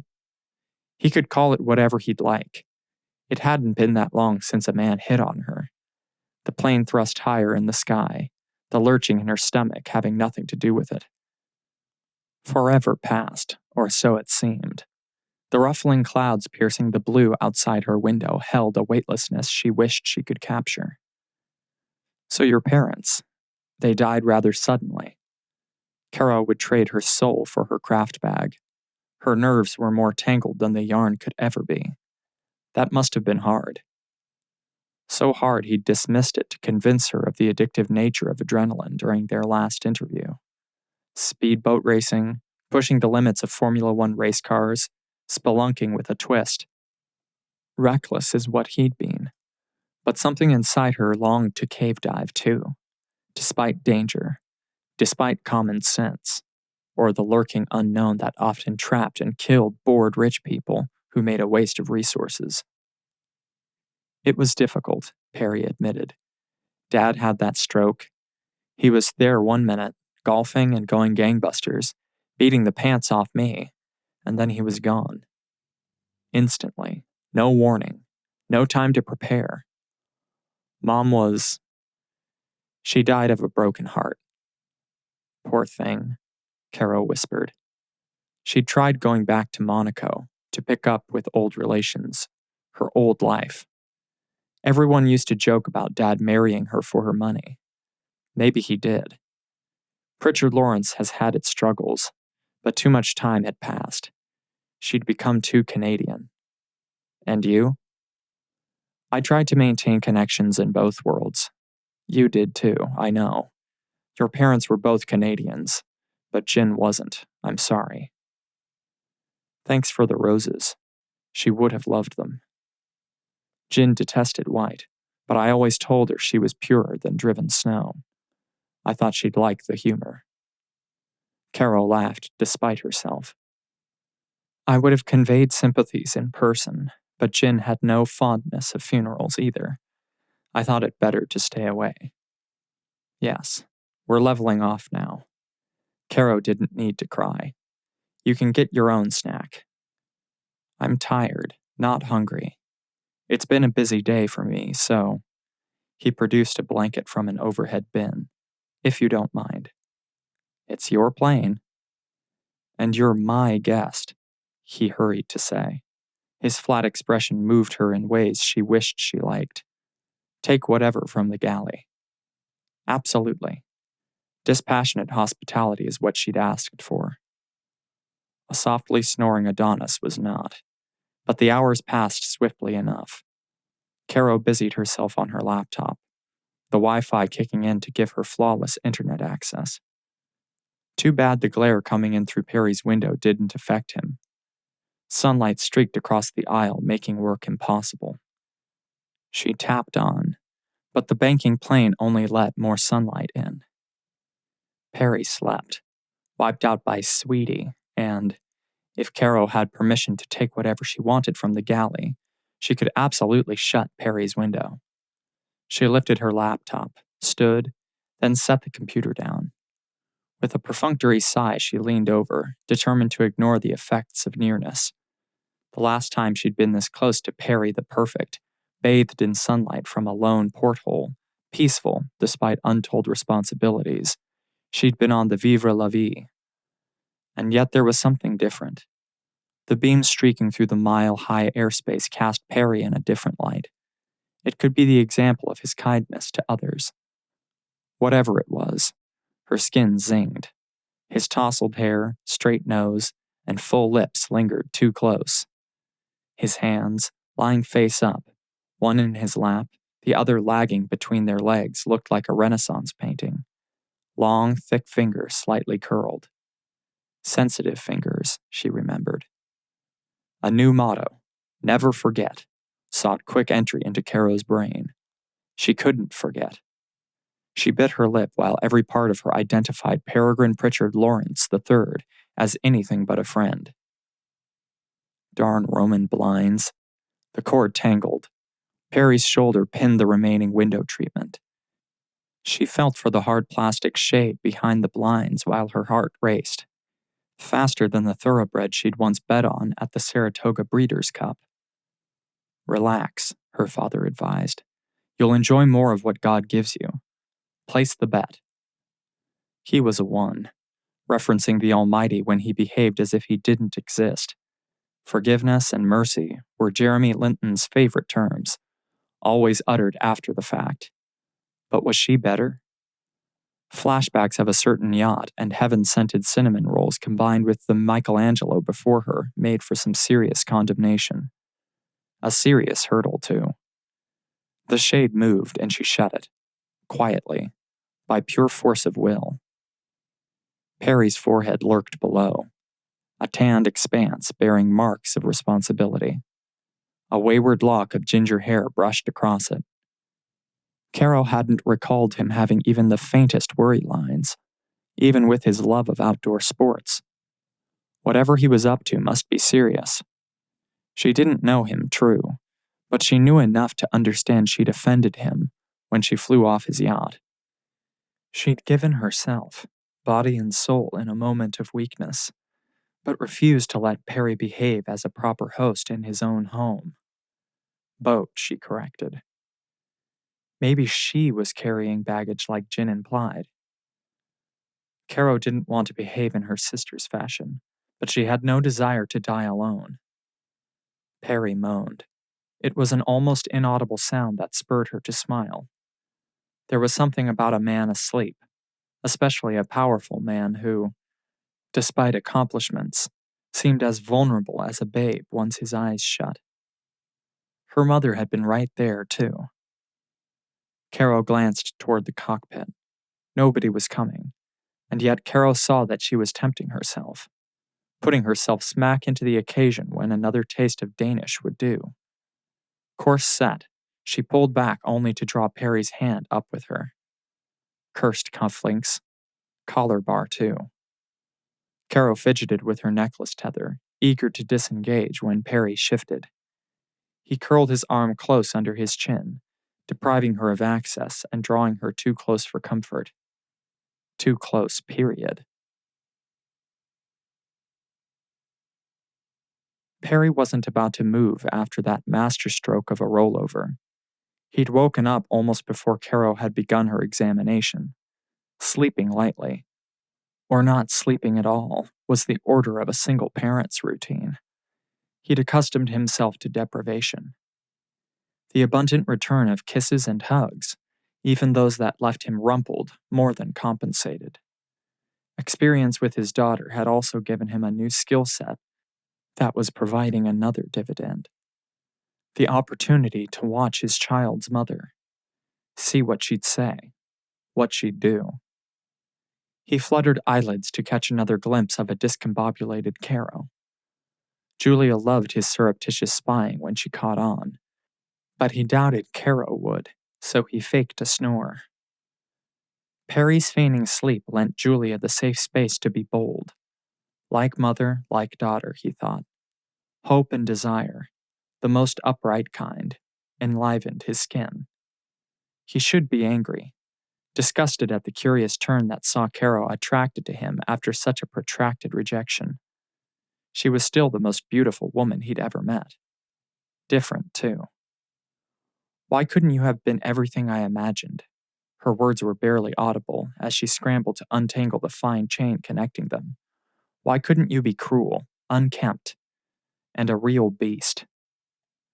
Perry gave thanks that he'd agreed to wear the tie clip Julia favored.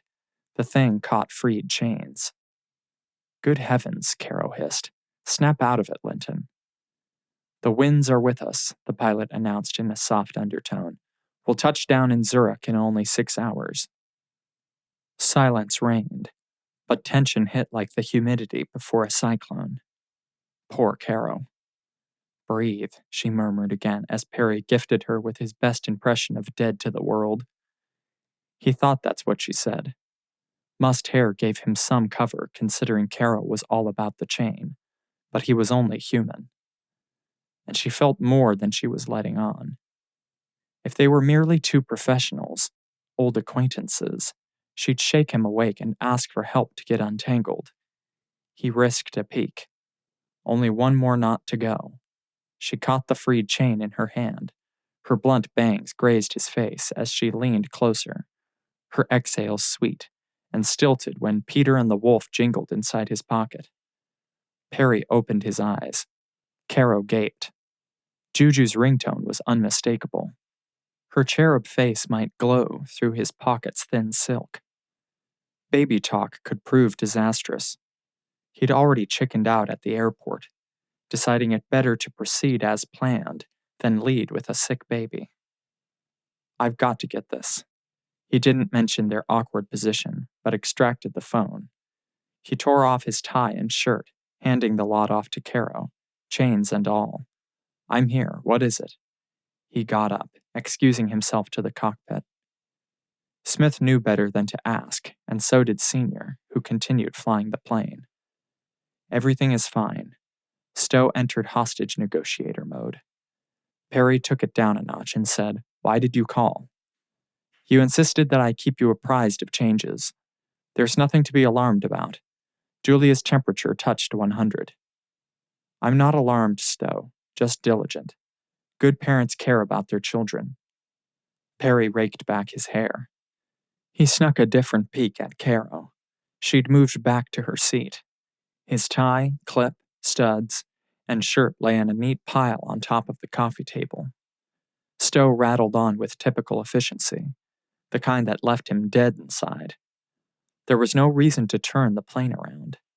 Dr. Fonstock was standing by to answer his call if need be. She'd already examined Juju and found nothing amiss other than an elevated temperature. Slightly elevated. Swollen gums bore testimony to her 2-year molars. Let me know if there's any change. I've read a great deal about vaccinations, and while I am convinced of the necessity, I'm also aware that the unexpected can happen. And I will stay on top of this. Stowe's continued patronizing rubbed him the wrong way, but he deserved a good slap. Here Perry was indulging in, he didn't know what, while Juju needed her parents, one of whom abandoned her. No passing fancy could smooth that over. Conversation complete, he stuffed the phone in his pants pocket and ignored grinning pilots to return to his guest. Senior had room to clown, but the younger Smith had barely earned the privilege. Although his discomfort, Perry admitted, would make anyone chuckle. He'd never been so strung out. Sorry I had to step away. Perry extracted a new dress shirt from a topside storage bay and put it on. There's a development at the office. It required an immediate decision. The office? Yes. Caro crossed long, svelte legs while he reinserted cufflinks, passing on collar bars and other non-essentials. Like over-explaining himself. Interesting ringtone. Are you Peter or the Wolf? She asked. Neither. It's a way to organize. All my files are color-coded too. My assistant would love you. James? It was a guess, but Perry needed to regain the upper hand. His conscience demanded discovery. He owed Julia, and he'd sensed the current between boss and employee. If Caro was the kind of woman to cozy up to one man while considering another, he had to know. Michelle's disbelief about her giving her baby away mirrored his own. But the evidence remained on the collar of his ruined shirt. Jam stains and wrinkles. You probably already knew about James before you came to see me, so yes, she answered. He's my assistant. Was my assistant. What happened? There was a development that required an immediate decision. James offered to do the interview, and I hopped on it. She gave him a baleful look. I had no intention of going on this trip, or ever seeing you again. That's the truth. However, the one who should apologize again is me. I'm sorry. The sun from your window was glinting off my screen. I couldn't ignore it anymore. I reached over you to close the shade and got stuck. This just keeps getting more and more awkward. Her wide-eyed admission was anything but. Perry never felt more relieved. Don't worry about it, he said. He wanted to believe the best of Caro. Thanks, but I'm sorry. It was rude to ignore you for so long. She shook off her glasses and set them on the coffee table. I've been working hard, and it's taking its toll. That makes 2 of us. Are you still hungry? Starving, she said with a flick of her hair. But I know you can fix me a killer plate. And don't skimp on the kiwi. As I recall, you don't like it. Zurich steeped more than a memory as Caro focused on snow-capped magnificence outside the Rolls-Royce Cullinan where she sat. What she could see in the high moonlight. The glass roof provided untold wonders. Stars caked the sky, like a burglar's cachet tossed on black velvet, while light flakes floated down at odd angles. The combination of moonglow and the snowfall was magical. The luxury SUV, tricked out beyond factory specs, waiting at the airport was no surprise. Bentleys and limos may work in the city, but a mountain trek required 4-wheel drive. She'd taken off her parka once they'd slipped inside the back seat. The temperature inside the Rolls was a perfect 70 degrees. It felt like it. But the mystery of it all still chilled her. Better to assign continued gooseflesh to inanimate conditions than the flesh and blood mistake filling the seat beside her. Where was he taking her? A high point is all Perry would say. Once again, despite the titanic peak separating their worldviews, Caro suffered under a surge of longing. Not for Perry. She couldn't feel that. She wouldn't allow it. The lure of the high life spoke to her soul, however. Childhood wishes, fueled by promises of when Dad comes home, bubbled beneath her attempts at soberness. The siren song was more captivating than a cinnamon roll. Smith drove while his father, who'd flawlessly landed the Bombardier despite an uptick in cloud-clearing gusts, rode beside him. Privacy glass separated the two couples. Caro squirmed. The last time she'd been in company with Perry the Perfect in a back seat, windows steamed. How fast the mighty fell, she thought. Pride coupled with a wounded ego was a one-way ticket to humility. A Monaco takeaway she prayed would see her through. Her real mistake had been relying on her own strength before. She needed God's help and guidance. He wouldn't fail her. Perry was a lost soul, hiding out from responsibility and seeking attention. Sad, really. She refused to consider her interviewee as anything but, despite flashbacks. God would deliver her from this personal trial. Perry, too. In his time. Too bad confidence didn't prevent poison seeping up from old wounds. Thoughts of Sweetie gave Caro strength. On that helicopter and stashed in whatever hideaway provided Perry time to hone pastry skills. Her mouth watered, but she ignored it. There was something, or someone with more than professional significance on the other end of Peter and the Wolf. There had to be. Why else would Mr. Hospitality scramble like a house afire to deal with the situation? The visual of what he'd look like shirtless spurred her to act in kind. Perry would fly her back to Canada if she insisted, but she couldn't. Toronto Beat needed her. She needed this challenge, if only to prove to herself that she was a professional, and past temptation. At least this one.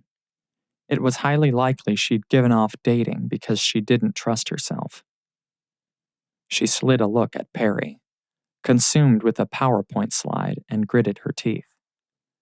Too bad whatever had him going off the radar hadn't interfered with his form. A swallow never worked, but the reflexive attempt to dislodge the lump he placed in her throat was impossible to stop. It had taken everything she had to apologize to him in flight, but it was the right thing to do. She'd placed herself in this situation. God would get her out. "Doze off if you'd like," Perry said. "I won't bite," or "Attempt to adjust any windows," Caro filled in. "Closed is good. It's freezing out there." She liked this Perry, keen on his laptop, tending business as she ought to be. When he offered her his coat, she shook her head. She pulled up her parka where it fell on the floor. Smith delivered her suitcases after landing, so she dressed in jeans, knee boots, and her orange hazard cone sweater. The thing got nothing but attention from Perry, however. That and a snort. She leaned against the cushioned door, glanced up at the stars, the mile speeding away. Consciousness, too, until a blast of snow rushed in. That was fast. Caro wiped what she prayed wasn't drool from her lips. "I won't argue. Are you okay to get out?" Perry asked beside her, his door ajar. "You look kind of crumpled." "Fine." She straightened and rolled her shoulders, one then the other, as Smith opened her door. Stars spread overhead, and yet snow fell on a tiny village with swinging wooden signs, crimson-colored facades, and gingerbread trim. The wind wasn't stiff, but steady. Angled rooftops, loaded with white, clustered up the mountainside. The SUV amid the city center. "We're staying here?" She stretched again. "We're expected, so yes." Caro stuffed her arms inside her coat, pulling up the fur-lined hood, when a staff of children rushed up. "What is this place? Perry?"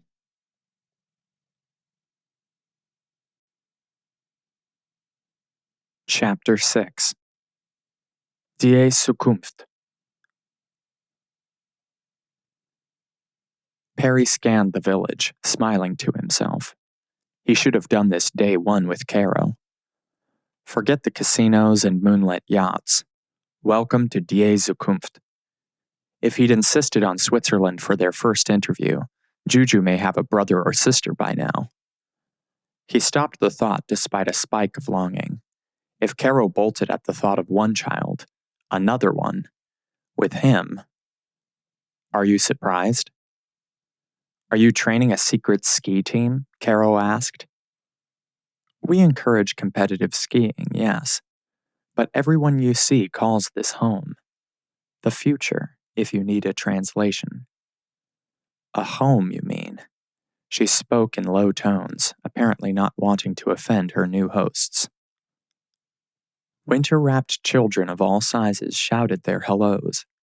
Happy enough, Perry knew, whatever their circumstances. An orphanage? If you prefer archaic terms, he didn't. Words don't matter. We're wanted here.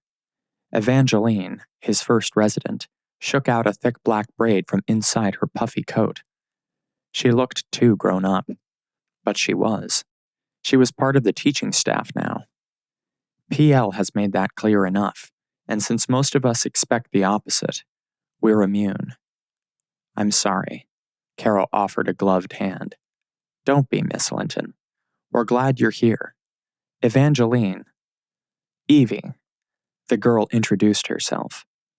Perry gave thanks that Stowe hadn't witnessed his faux pas. PL believes it is time to welcome the outside world in, Perry finished. Caro scrunched her nose. PL? Mr. Prichard Lawrence is a mouthful, he explained. And my first name. That seemed disrespectful. Evie reiterated her initial objection. She winked his way, then nodded to the hospitality team assigned for the night.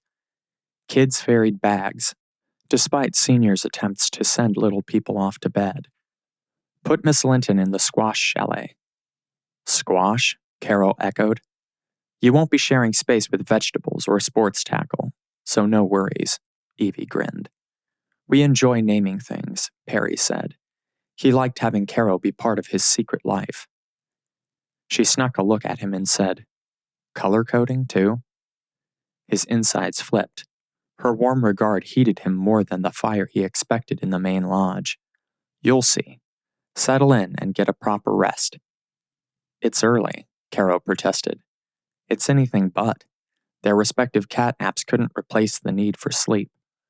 My time spent on the drive wasn't enough. Duty calls, so if you'll excuse me. If he didn't make an excuse, Caro would wear herself out. Not the best for setting the proper mood. I'm still on the clock. He had some financials to run by Michelle. I suppose I should check in too. James can't do it all despite the hype.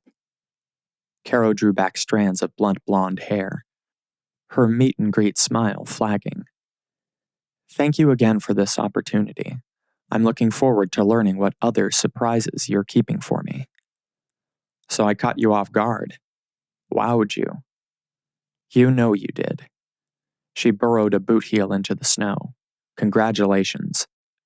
Delight sparked her sleepy eyes. Well worth the trip, no matter what the outcome. Her reaction to an orphanage did not sit well, though, considering she'd thought nothing about what would happen to their child. It was possible she indulged the fantasy of hungry couples eager to adopt. Most did, although that wasn't such a dream for infants. The children abandoned after newborn cuteness wore off are the ones who suffered most. Refugees and native-born.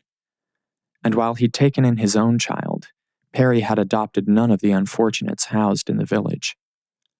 The reality weighed on him. But how would he choose? And if he did, that could send the message he did not believe Die Zukunft was the home he strove to make it. Good night, he said. He stroked Caro's arm on the off chance she'd let him. When she did, he felt a jolt so swift, so sure race through him he gave thanks for the evening shadows. Their eyes met. Or maybe she sought him out. Whatever passed between them, both seemed to register that his gesture was no off chance. Her smile flickered back to life. indulgent and appropriate. And then she said, "See you in the morning." She scrambled away, led toward a snug little structure built centuries before. He'd added modern conveniences, but from what Jin had told him about Caro, he knew she'd appreciate the charm of bygone eras. He appreciated hers. She drew him surer than any magnet. Her willingness to be here only amplified the effect. Shame tingled his toes despite what she'd said. His visits to Die Zukunft had become so scarce since he'd taken Juju away from this place. Not the village proper, but the hospital nearby. Perry was no hero. The admission tempered what animus he held for Caro. She'd had their baby. Many women in her position wouldn't have, but avoided complication altogether. It couldn't have been easy for her, whatever she'd done. With a billionaire on the hook, she could have pressed him for funding, using their child to a lucrative end. She could have forced him to pay for Toronto Beat. For anything. Why didn't she? Muffled laughter answered. Caro, swarmed by his wards, disappeared into the squash chalet, but not before lobbing a few snowballs when prompted. She didn't dislike children. Their child, conceived without intent and beyond the boundary of marriage, may be a different matter. The tension he hoped would fall away steeped beneath his skin, but there was no turning back. He prayed Caro would be as eager as he was to be part of Juju's life. Once the shock of revelation wore off, tomorrow wouldn't be easy. Bedtime, he announced. A round of protest followed from those children who'd remained beside him, but that's the role he'd chosen. Distant voices startled Caro awake.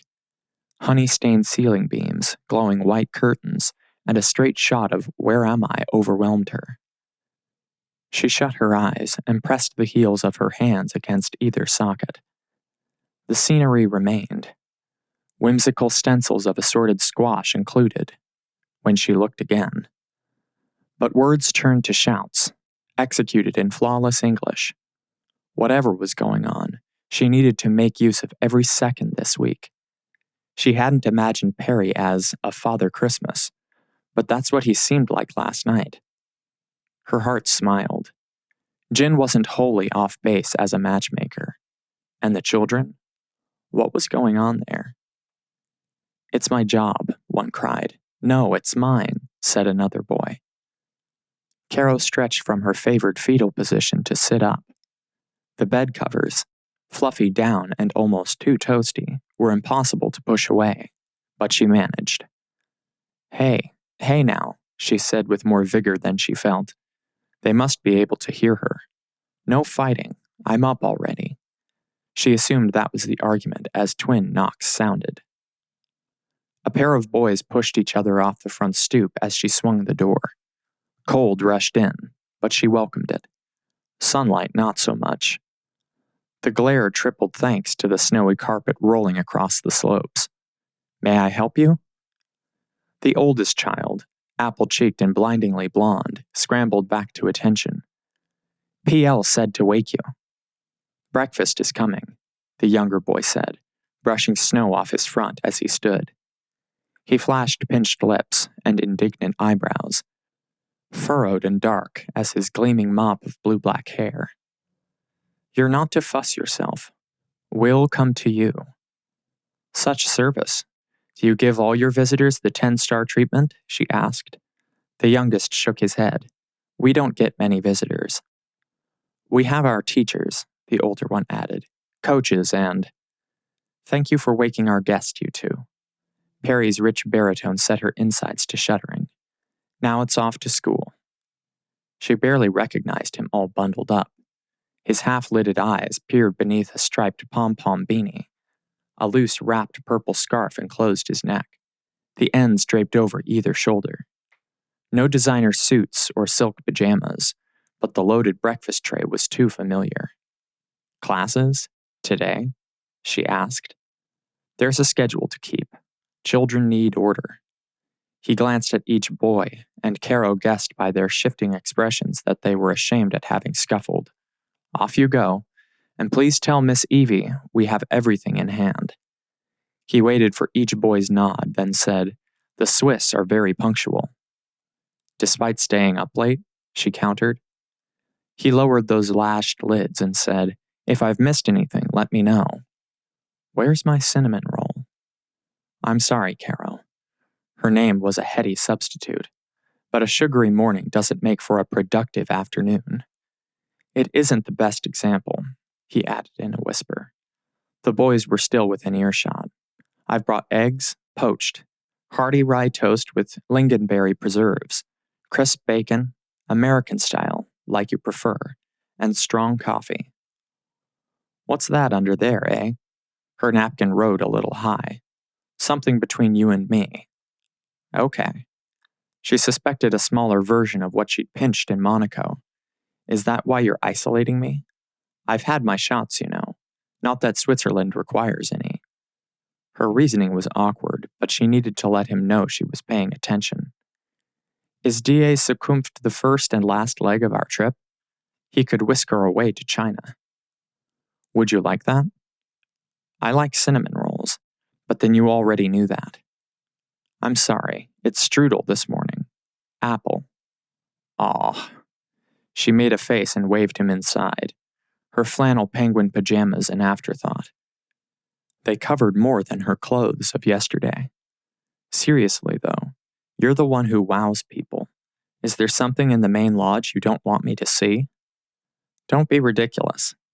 "I'm being observant. That's what journalists do." When he ducked beneath the lintel, she nipped her lip to keep from sighing and shut the door. The uncomfortable questions come next, remember? Was he seeing someone here? Peter and the Wolf would be the perfect ringtone for Die Zukunft. I'll be interacting with the littles at some point, right? Yes. Today's plan doesn't include the children, though. Not those here in the village. So where are you taking me? Down the mountain. He set the tray on the dinette and prepared her place. And you're out here because I assumed you'd value privacy. Quiet, too. The lodge gets noisy. It doesn't bother you? No. He moved to the hearth and tended last night's smoldering log. I like it. Caro lifted her strudel and took a bite. She forced herself to recall Sweetie in the helicopter, at Perry's hideaway, as she died inside. Who baked this? And who was she kidding? Caro had to think, not faint from an overload of tasty pastry. Regardless of potential love interests at the lodge, Perry hadn't been holding up in Switzerland. The kids had practically swarmed him last night. There had to be more, much more, and she gave thanks.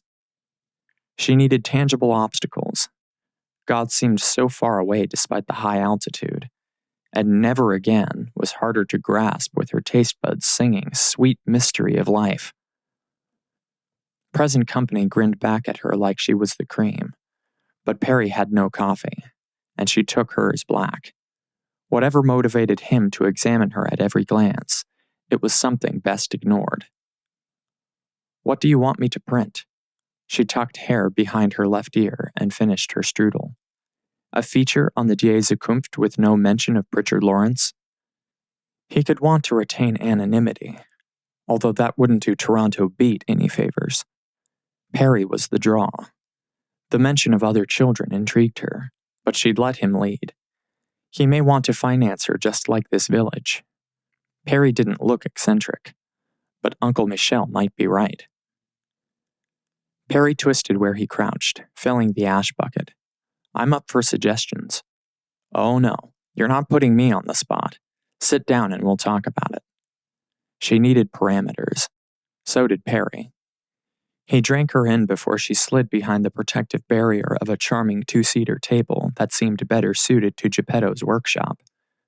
Perry's tipped nose wouldn't grow an inch to clue her into lies, however. He was a real boy, too, and grown. She felt dangerously dwarfed as he stood. Blood, warmed and ready, sprinted through her veins. Tall gingers always tripped her triggers. What happened to your sweets? He asked. Gone. But here we are again, she stammered, with you watching me eat. I'll take some bacon if it makes you feel better. You hate American bacon. He sat, picked up a slice, and crunched it down as if remembering their first breakfast. Sacrifice is not beyond me. No, it isn't. She took his offer to redirect the conversation back to Die Zukunft. This setup is beyond imagining, Perry. More than charming. The magnitude of charity and care stunned her even more this morning. What children I've met seem happy here, contented, capable, and they talk about their teachers with such admiration. We strive to make the village a permanent home, not a way station. That's a wonderful approach. It's realistic. Some children never get adopted. They live out their childhood in a group home, or bouncing from one foster situation to another. So you want them to feel honored to be here, not bitter for being abandoned. I'd like to think the children feel as if they were chosen. By Providence? She couldn't help but ask. His voice held a gravitas she welcomed. Divine Providence? I'm not the churchiest person, Caro, but yes. Things happen for a reason, even those things we deign to be bad. His hazel eyes zeroed in on hers once more, and she melted. Why was God torturing her? All those things I said in Monaco about not caring, about daring life to deal with me as it would, that was me being angry. I knew I'd take over Prichard Lawrence when the time came. I'd been groomed for it, but you resented being pushed into a role you weren't ready for. Her father's behavior forced her to grow up fast. One you didn't want. Are you speaking from your own experience or implying I've made poor choices? His brows furrowed much like that little boy's. Caro couldn't help but smile. She poured herself a mug of coffee and took a moment before answering. You weren't ready because you didn't want the responsibility. The evidence shows you were more than ready, though. Journalist's intuition? Women's. It was his turn to smile, and he did, although it seemed to take effort. I see. I would never presume to judge what you've done. How could I? She saw the error of her ways. You see potential in Toronto Beat. That takes vision, she said, hoping to cover for her dip into women's intuition. She sounded like Jin. Prichard Lawrence is thriving under your management, despite your hiatus. I'm glad you keep track. A sip of coffee couldn't compete with the zing of his words. Your support for certain paper products and... She nodded toward the swell of laughter seeping in from outside. What's that? I thought it was class time. Ski team, remember? We're not a one-room schoolhouse either. You see? You're doing your share of paying it forward. Real time, person by person, so you won't get any critiques from me. She was full up reviewing her own behavior and her growing attraction. Good work spoke louder than words, but mountains of cash still tempted a man.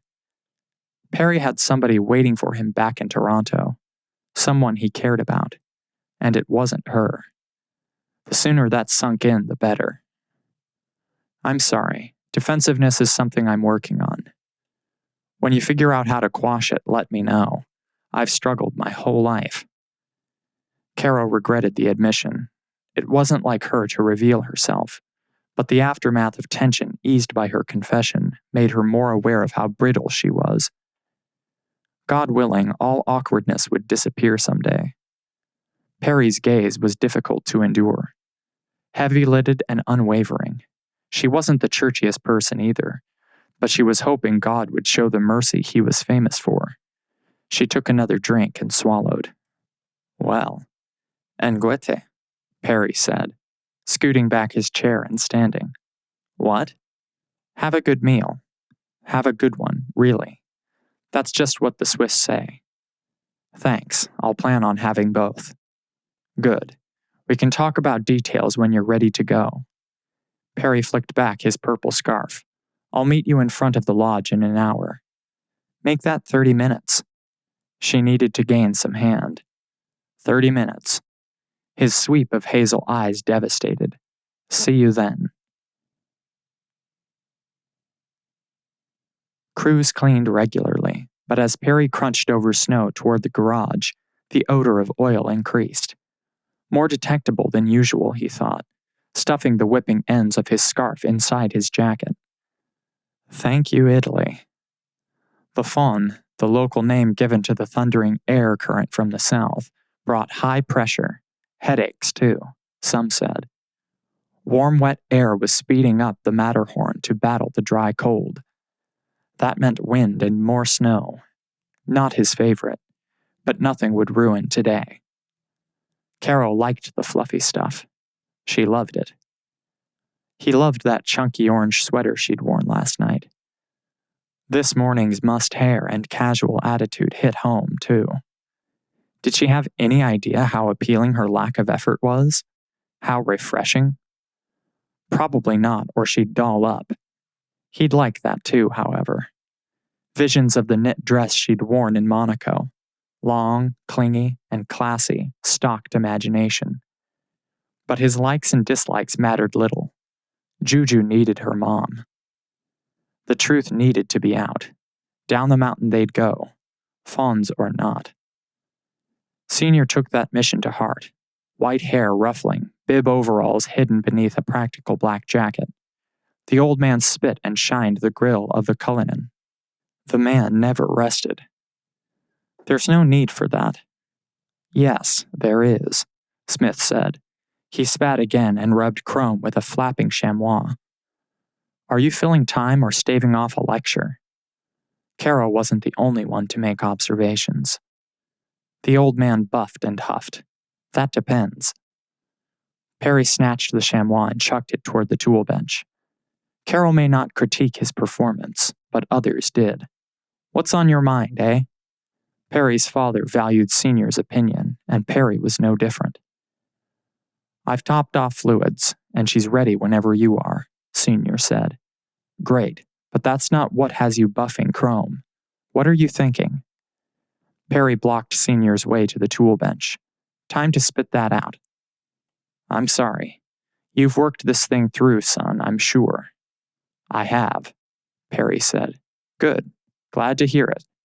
Although, Senior frowned and sidestepped Perry. Matters may not play out the way you're hoping. Shared custody? A fight? Have you considered either of those possibilities? It's a can of worms. Julia needs her mom, and that's where it begins and ends. Caro may not be ready or willing to be a mother. Her excusing his shying away from responsibility held significance, but he left that out. The prospect of rejection for both father and child gave him a headache, more than any high-pressure system. You're worrying too much. Perry examined the SUV. He'd be driving today. Senior picked up a runway oilcloth and tossed it in the trash. He'd seen Caro run from the Vivre la Vie, so took no issue with the appearance of a child 9 months later. Although it was Jin who'd led Perry to Juju. How he wished she were here now. He prayed for strength, and Senior, perceptive and more than fatherly, returned to clap his shoulder. I don't mean to be the black cloud, he said. Things have moved so swiftly, though. This Caro seems sweet enough, and kind. But change is coming. I hope you're ready. Perry gritted his teeth. There may not be any. Caro may retreat to ghosting. Don't kid yourself. The truth is a potent thing, and mergers are unpredictable. Are you suggesting I don't tell Caro about Juju? He wasn't discussing mergers. No, just prepare yourself. I can see how excited you are. How hopeful. I am, Perry admitted, more than I'd expected. That's great, son. I'm happy for you. The old man retrieved the chamois, flicked it out, and set back to detailing. Hope is a great gift, but it can be dangerous too. Carolyn Linton will not hurt me. Senior tucked his chin as the wind hammered in the garage. Not out of malice, no, I don't believe that. But my eyesight is 20/20. Anyone can see how you look at the girl. You pick up too much, you know that? Maybe so, but that's better than being blind. A woman's scream startled them both. Chapter 7. Teen pregnancy can be tricky. The translation from a good day to good grief happened so fast, Caro didn't know what hit her. She spotted the cavalcade out the window, rushing down the slope. She downed her coffee, glad she'd prioritized coat, gloves, and boots. With a mouthful of bacon, she ran outside. She could comb her hair en route. Short styles had the advantage. "What is it?" she asked the huddled group midway between the lodge and what looked like a garage. The dark-haired boy who'd woken her turned saucer-sized eyes her way. "Evie's arm. It's broken." "It is not," the girl declared. "It'll be fine." "You'll be better than fine. Let's go." Perry jostled his way through the group, swiftly instructed the staff, children and teachers, then bent to scoop Evie up off the icy path. The on-site medic, a strapping pine-sized local with gelled brown hair, rushed up with a plastic kit. "You ready?" Perry asked Caro. "Me?" "We're headed down the mountain, so if you want up close and personal about what we do, you'll get in the car. Front seat." "Back seat. I'll help steady Evie's arm." She'd need it, too. Caro had broken her elbow once, in 3 places. The fractures had all been clean, but spasms didn't differentiate.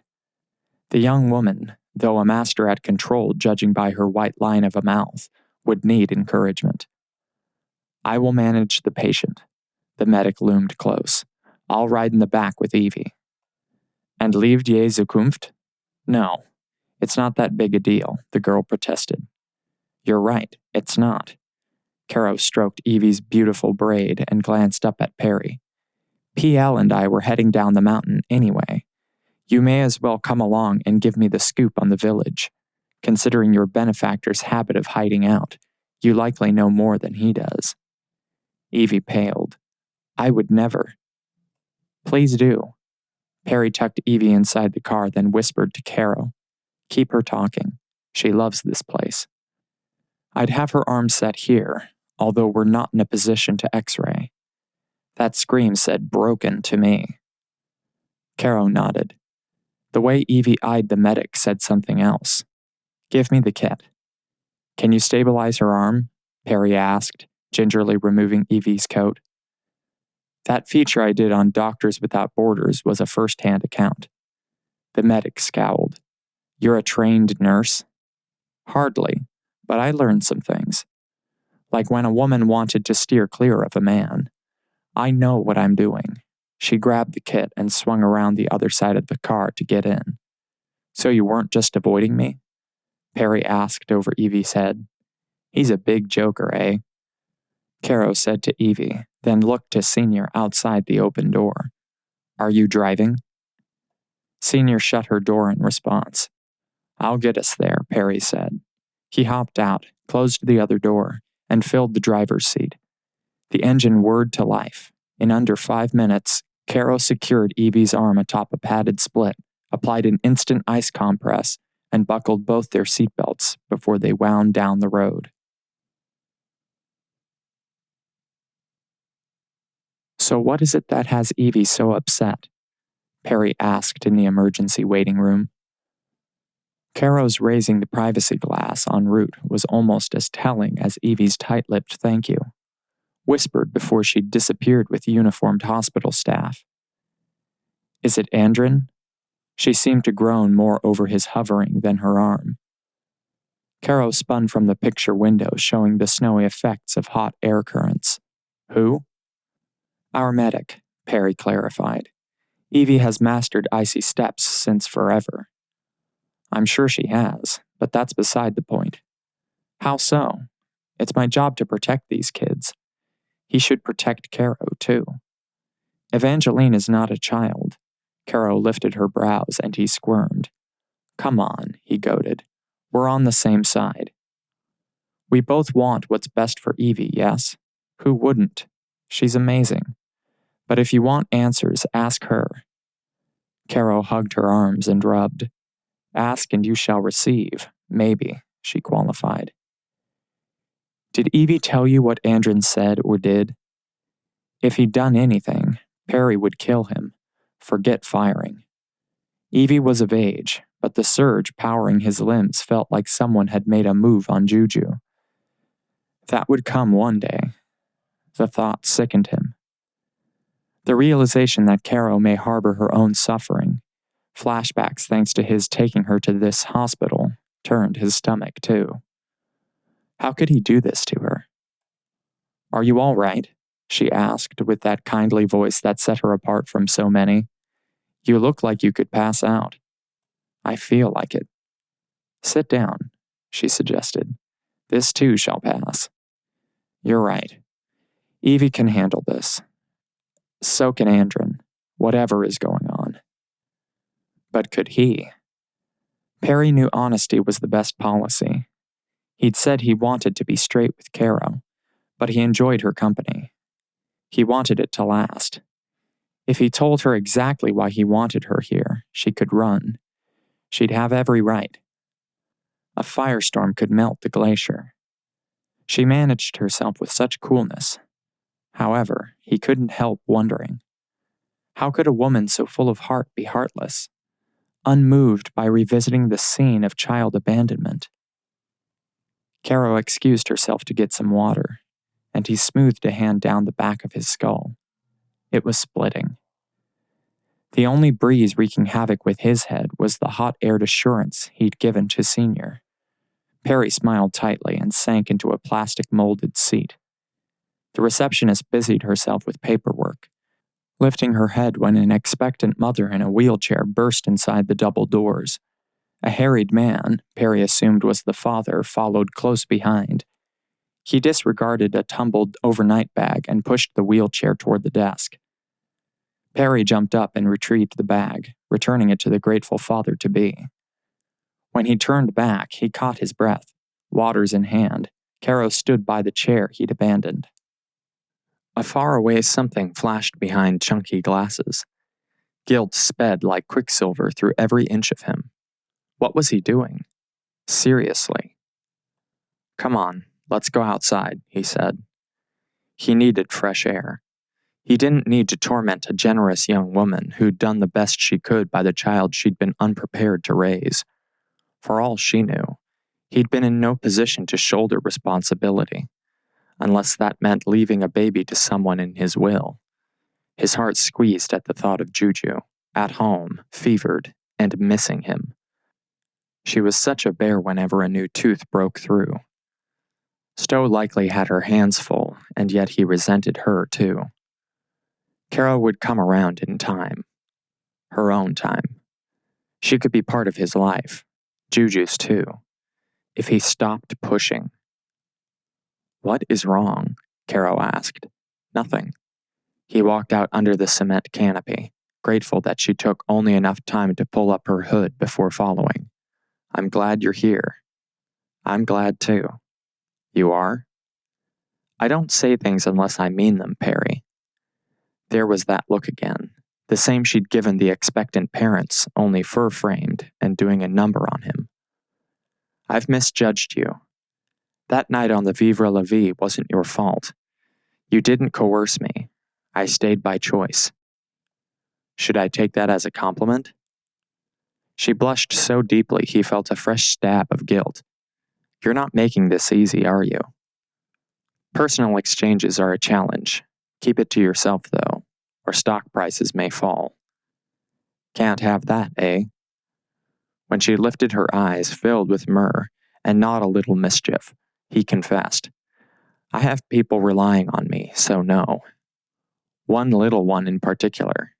I'm glad you understand. He meant that on so many levels, but he longed for something deeper. Any relationship. Likely friendship, too, would be over as soon as he opened his mouth about Juju and what she'd done. He still found it incomprehensible. Caro abandoned their baby to promote Doctors Without Borders. Should he be angry or accept her altruism as unparalleled? Mr. Prichard Lawrence? The receptionist craned her head out the entrance. Yes? He'd add an extra something to his annual donation. Evangeline will be free to go in the next 15 minutes, the woman said. That's a relief, Caro sighed. God willing, the rest will work itself out. What rest? He opted for the direct approach. Exactly. Evie is facing some decisions. Nothing dangerous, but she'll need space, support, and understanding. Just like we do. She lingered on that last part. I don't mean to be cruel, Perry, but the occasional flyby isn't what a young woman needs. I know that firsthand. My father insisted all the time what a good provider he was, then spread things thin by ensuring that he met his needs, all over the globe. Money can't cover everything. The sudden acid on her tongue surprised him. I didn't know I had a sister until I was 9 years old. I'm sorry. He was, too. Don't be. I'm the one speaking out of turn, Caro said. She glanced heavenward, touching her glasses. Evie isn't your daughter, and yet you've done everything. You've provided a great home for these kids, a community. You're entitled to your own life. Nobody would expect otherwise. Her jockeying attitude sliced to the bone. It's just, you can't expect to act like a parent when that's not what you are. Not unless you take it on full time. What I wish Evie had was a mother. Her own. That critical, eh? Sometimes more than others, yes.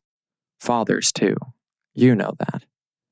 She tugged the end of his purple scarf. Evie hasn't said a lot to me either, if that makes you feel any better. It doesn't, but okay. He wrapped his arm around her shoulders. Caro leaned against him. Snow slanted under the overhang, and giving thanks, he kissed the top of her head. He pulled her closer and tipped her chin up. Smooth skin, gently freckled, and pouty lips sketched another memory in his mind. His blood fired even as her eyes widened. Then she turned so abruptly after that one brief look that he cursed himself for moving too fast. Arms threaded, she moved toward the open air, snow pelting her from head to foot. That glass wing is impressive, she said. Your handiwork? I help where I can. He was trying. What's that? The silver box there against the brick? She glanced back at him, her nose crinkled. Is there some funky Swiss mail system? A suggestion box? Or is that the chute leading to an Alpine vault? The forgotten World War II bunker where you're stashing my big surprise? Perry took forever, then said, That's a baby box. Baby box? She repeated his words without faltering. Amazing. Perry didn't want to have this conversation. He wasn't sure how to proceed with his gut sunk down to his knees. His heart hammered so loudly he could barely hear himself think. But he may never have another chance. Switzerland allows distraught women to leave their babies at the hospital to ensure they're cared for if they can't. That's wonderful. Teen pregnancy can be tricky. True enough, but not everyone who abandons a baby is a teenager. There are all kinds of reasons, I'd imagine. Although I can't imagine anyone giving her baby up if there isn't a real need, some dire circumstance. Financial, familial, psychological. Why Caro abandoned their child was a mystery. The mother comes to the hospital, inserts the newborn into the box, and then disappears, with no questions asked. The questions surrounding Caro swirled crazier than the snow. How could she look so calm? Had she blocked out that portion of her life? Is that what you planned to show me today? The smile lighting her lips melted frozen flesh. His heart, too. Yes. He motioned her back toward shelter. Is that how many of your residents come to you? Wind blasted like a hairdryer, whipping Caro's hood back. Her golden hair whirled, but she plucked it back without complaint. Some, yes, although that's not the most common. Let's go back inside. Evie will be ready soon. It's only been a few minutes, and she's in the best of hands. Caro flipped her hood back up and cinched the brass-weighted ties on either side. I'd like to know how that box system works. I mean, if anonymity is the idea, those cameras would blow it. We're in the land of year-round skiing, remember? Most women would bundle up and be difficult to identify, although he'd recognize Caro anywhere. What keeps the staff from seeing? They have to open the box. There's a timed bell that goes off to alert nurses while giving the woman time enough to leave, if she wants to. Why did he have to add the last part? Well, I think your bell has gone off, Caro said with a wink. What? There's Evie. How about we get some hot cocoa all around? I think we'll all feel better for a little sugar.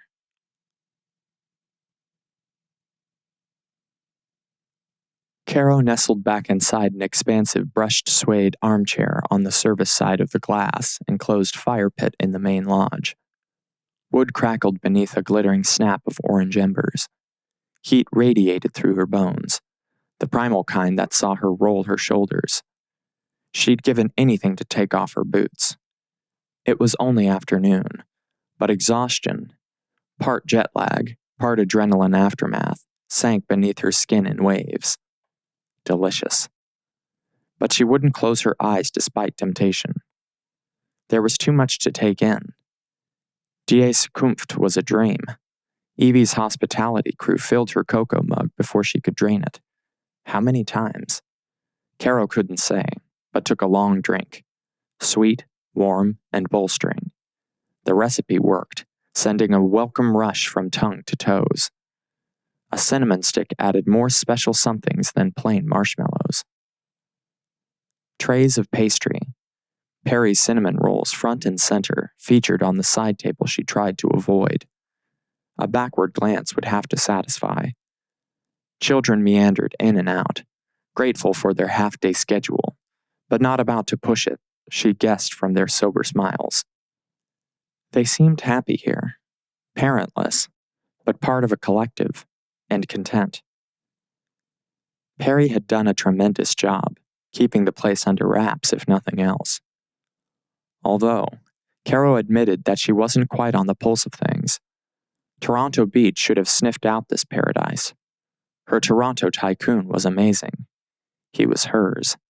Part of her past, anyway. She watched Perry cross the room and check in with teachers. He didn't want to exploit the children, he'd explained. She'd have known that from the beginning if she hadn't discounted him. For all his faults, although self-deprecation hardly counted, he was easing the plight of the parentless. Yet Caro, for all her pity parties over her father's shortfall, had known he cared, even if it was only in his way. Her mother surely did. Some souls had very little to give, she'd explained. There but for the grace of God go I. Caro had learned some of that in her quest to become something more than she'd been. Whatever goodness she might possess came from God, a gift. Her minuses were her own, and she should own them. Her thinking poorly of Perry testified to a smallness she'd never considered. Self-absorbed isn't how she'd have described herself, but facts were facts. Shalom hardly counted as personal outreach. Journalism had its merits, but there was a judgment involved as some stories didn't make the cut. Distance, too. It was easier to write about things than live them. Perry's experiment was different. Even when she'd tracked Doctors Without Borders, she'd been little more than an observer. Perry was an active participant, and with the weight of a multinational firm on his shoulders. Broad enough, but still human. If there was a way to make it up to him, she would. But time travel was beyond her. Although the way Perry kept sneaking peeks at her, he could be seriously considering it. He grinned, catching her looking and raking back his mop of ginger hair. His purple scarf, knitted by Evie, she'd discovered, hung on a wooden peg in the cramped foyer beneath a child's stenciling of PL inside a heart of multicolored flowers. Sweetie. Sweetie. Sweetie. Caro forced recollection. The image of the helicopter taking off wasn't difficult to conjure. Neither was Perry's parting gesture of affection. The same Caro wished, however futile, that he'd directed at her. He could have blown kisses her way on the deck of the Vivre la Vie, but she'd been too bent on defining herself by her mistakes to notice. But the days of doing as much with herself and others were over. Perry the Perfect was just that. Difficult as it was, he even gave Evie and Andrin their space to work issues out, on the opposite side of the fire. Caro had said Evie wasn't Perry's daughter, but he sure looked like he knew how to treat one. Truth lived in his eyes, hazel and hooded, and sweetie, sweetie, sweetie. Caro needed distance. She needed a good shake. He's a good man. Smith came up beside her. Startled, Caro turned to acknowledge Perry's second. Yes, he is. Good thing nobody could read minds. I'm glad you see that, Miss Linton. How could I miss it? Looks are deceiving, miss. Some may think Perry is only doing time, affecting a public relations op for your benefit, but that's not him. Senior warmed his hands beside the snapping fire. He's deep and caring. He's made his parents proud. I know. She did now. I'm glad. I'd hate to see him hurt. Caro shifted around further to better face her accuser. That's what Senior seemed to be, with his brows furrowed and his mouth quivering downward at either end. She would never accuse Perry of divulging the details of their night together, but it was entirely possible that Senior had been the chauffeur awaiting Perry on the Monaco Bay Pier. Her inability to identify the man bore further testimony to her being too concerned with herself. She deserved the sinking sickness making her stomach drift out to sea. If I've done anything to make you think I'd dismiss Perry or think poorly of him, please understand. That's not how I feel at all. Smith, the younger version, strode toward Evie and Andrin. The trio drew Senior's immediate attention. You've done nothing, miss. My apologies. None needed. Although I'd like to chat, she said. Senior must know about Sweetie. I'd love your perspective. About what? Perry asked. Chapter 8. Shift to Switzerland. Are you two planning a breakout? Perry asked. Senior would never drop hints about Julia, and yet his scowl, and the curious twist of Caro's cocoa-stained lips as she turned toward him, had Perry doubting. Caro swiped her mouth. Why would we do that? Cabin fever isn't unknown in the Alps, he said. The snow isn't letting up, though. I'm afraid you're stuck, Caro. It is coming down, Senior said. Hard. You were lucky getting back up the mountain. Perry had no desire to add fuel to whatever Senior had stirred, but a better perspective may help. He rounded Caro's chair and took a seat on the tiled ledge surrounding the fire pit. I can get you back to the squash chalet, but back to civilization isn't happening. Not today. Caro may want to run. She'd held it together at the hospital, but that could have been an act. She snuggled back, keeping up the facade. Works for me. Roger that, but I'm on standby. The old man tipped his head and excused himself. Whenever you're ready, I'm there. Whatever you need. Is it something I've done? Caro asked as Senior retreated. Could be he wants something stronger than cocoa, Perry floated. Caro could be an Oscar winner if she switched careers. Why is that? He's protective. See Evie over there? Perry took a stab at sharing the blame for Senior's attitude. Whatever is bugging her has Smith, the younger, fully engaged. More than usual. Perry wasn't that slow. He'd put it together that something was going on between Andrin and Evie, now that he thought of it. A potential attachment between Evie and Smith caught him completely off guard. It's possible my young ward has 2 suitors. Who knows? Caro chucked booted legs. Young hearts feel so much. Young, old, none of us are immune, Perry said. Doesn't Senior like Evie? She asked, shifting the subject. The uncertainty crossing her brow was harder to mask. Senior is fine with Evie. He loves all the kids. If Smith attaches himself to Evie, though, chances are his address will shift to Switzerland. Changes will come. Evie isn't going anywhere then? I doubt it. She's put down serious roots. Die Zukunft is her project almost as much as it is mine. Is there any connection to purple scarves? With a sip of cocoa, she lowered blonde lashes. She reminded him so much of Juju, he longed to spill the truth. But how? Caro maintained herself with such incredible dignity. She seemed to distance herself as if she had no connection to baby boxes, babies, or orphan children. Any recollection of remorse seemed to vanish with that look she'd granted the expectant parents at the hospital. The possible jealousy linked to the scarf Evie made him was another matter. Perry hadn't hidden out so long he'd forgotten what an interested woman sounded like. Caro liked him, enough to wonder who else might feel the same. His heart squeezed at the implication.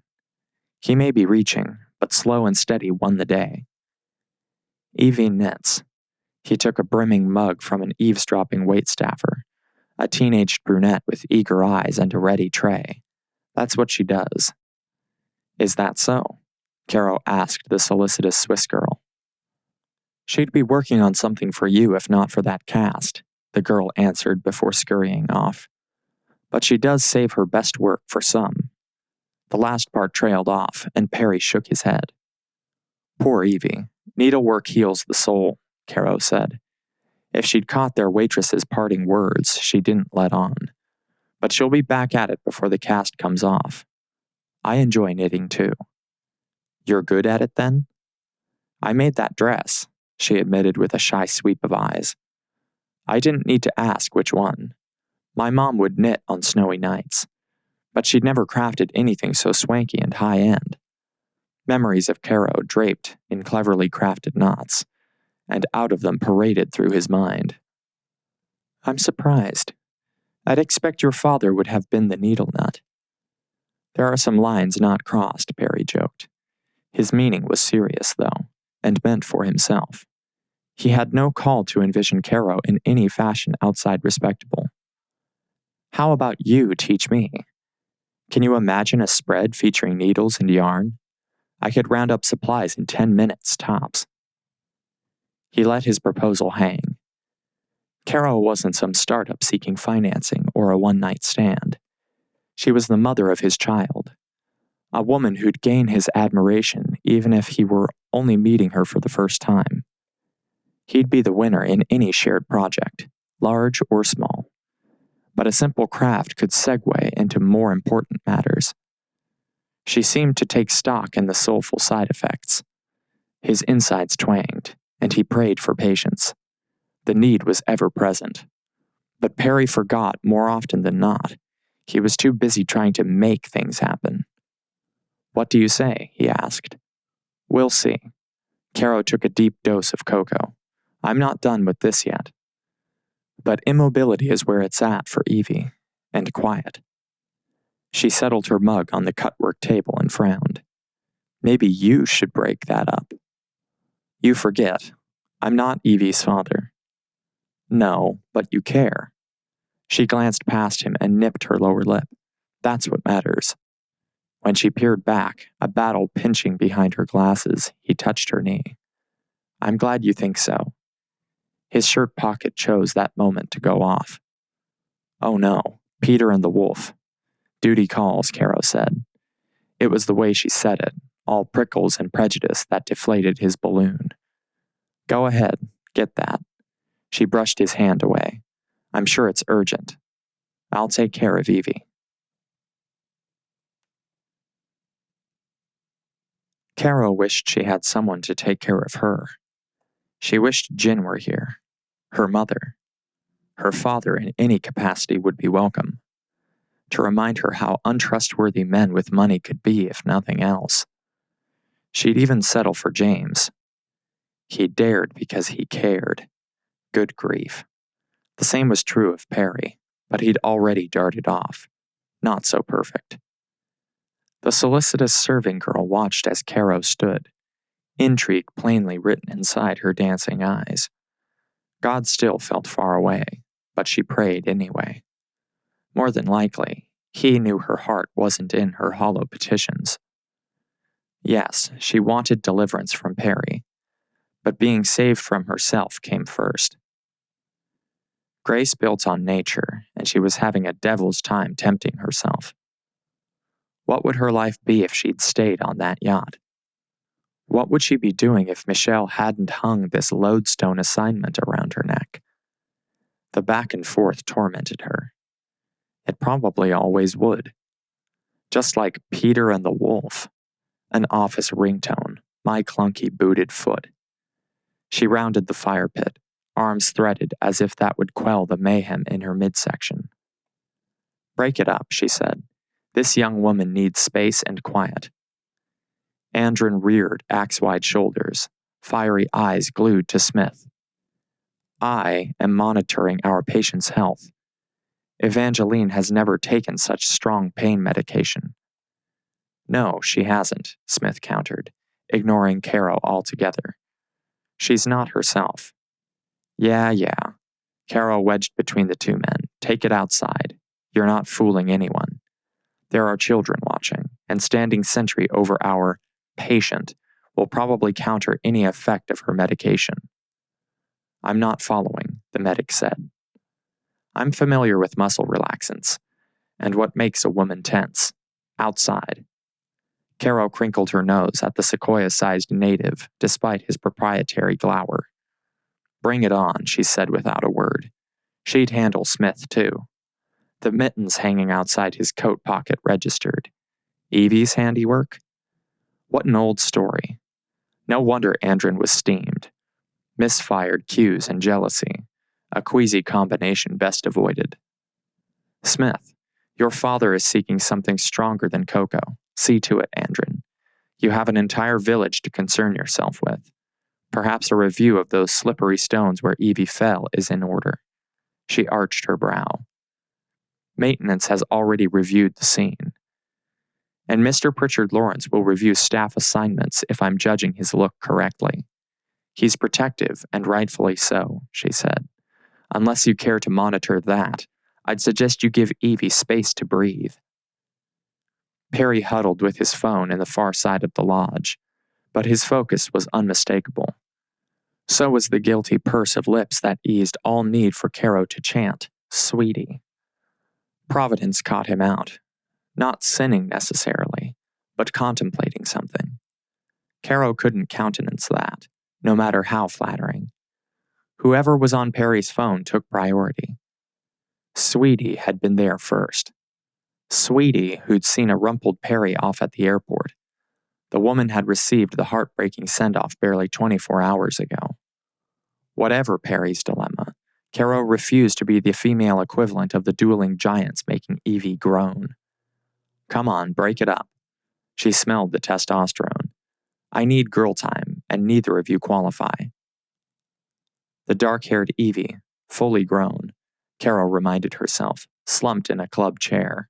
Her injured arm stuck out like a huge purple pipe. Caro grabbed a pillow on a nearby bench and gently tucked it between the thin excuse filling Evie's lap and her fiber-cast arm. Caro had keyed so much on the big, the exotic, and the newsworthy. She'd forgotten people and the great good affected by simple conversation. A simple act of kindness that didn't require hacking jungle paths. Who was she kidding? Even now her intentions were impure. She wondered if Evie's favorite color was purple, the same as Perry's scarf. Men weren't always aware of crushes. They were often blind. Caro glanced back, but her gallant host had disappeared, gone. Caro swallowed a wave of gut-punching guilt. Perry was Perry. Human, not perfect.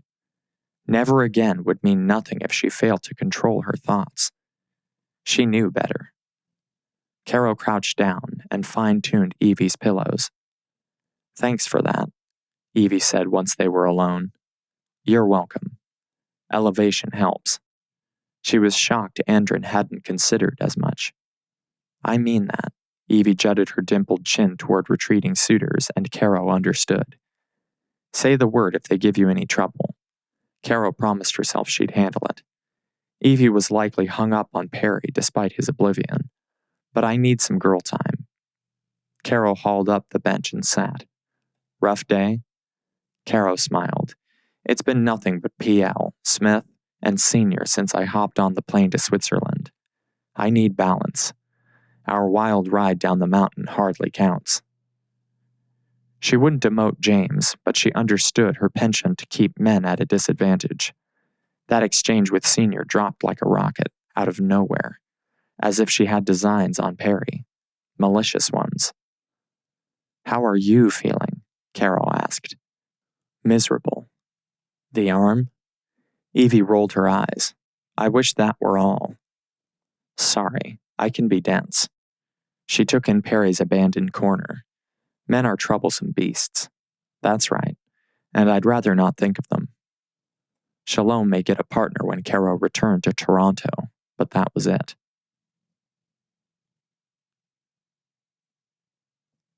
Snow hammered the village, crazy white flakes growing larger and more determined as night fell.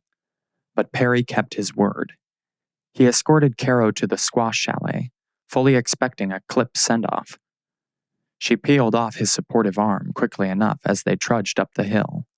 At least the dull glow behind her window curtains told him the fire he'd stoked while she spoke with Evie was still going. Whatever he'd done, he'd put his foot in it.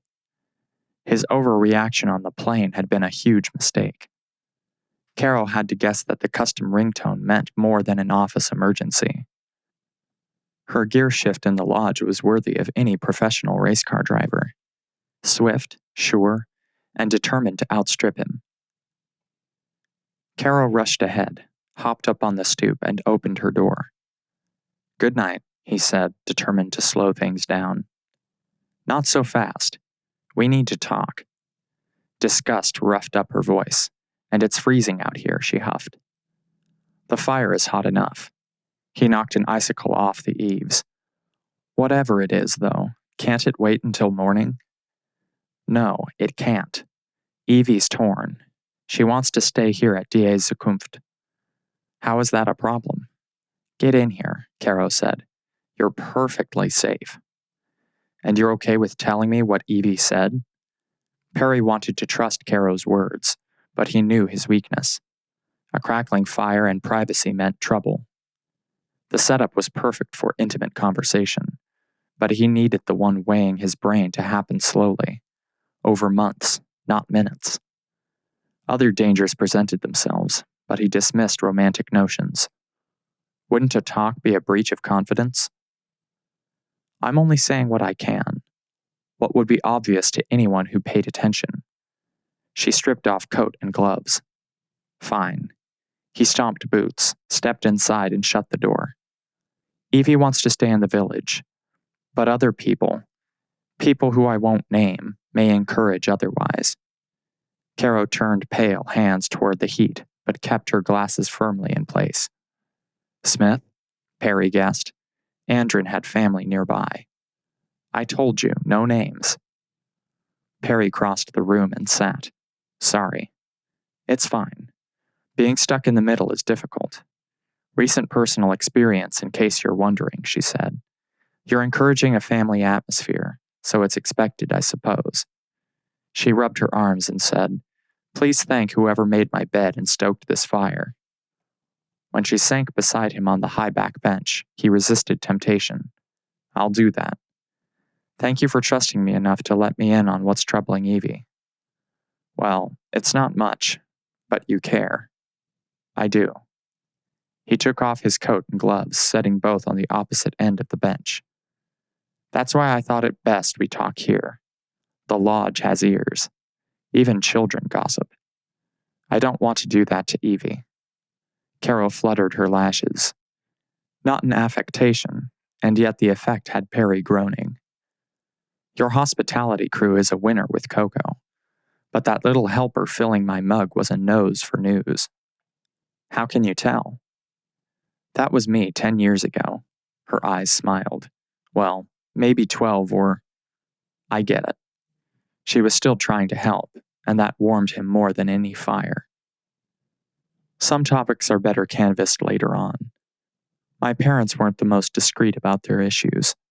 That made for a curious learning curve. Overly so. But Evie need not be the center of some imaginary soap opera. Not that there's anything serious going on, she qualified.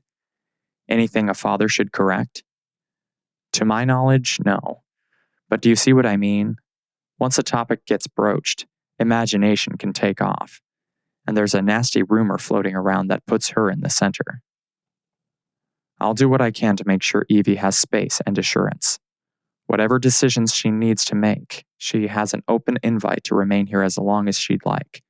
As to the rest, he wrinkled his forehead and sighed. I can't stem natural curiosity, but rumors won't go uncorrected. Thanks, she said. Evie will be appreciative.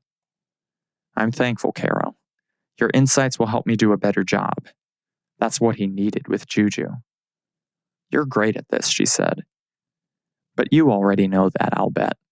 You're full of surprises. Full of... You make a great dad. You will, that is, someday. For real. I've thought about it. She pushed up her glasses and said, settling down should come first. That's critical. A happy marriage, a loving, committed relationship. A faint something lifted the corners of her mouth. That makes a happy home life. Children need stability. Stability, he echoed.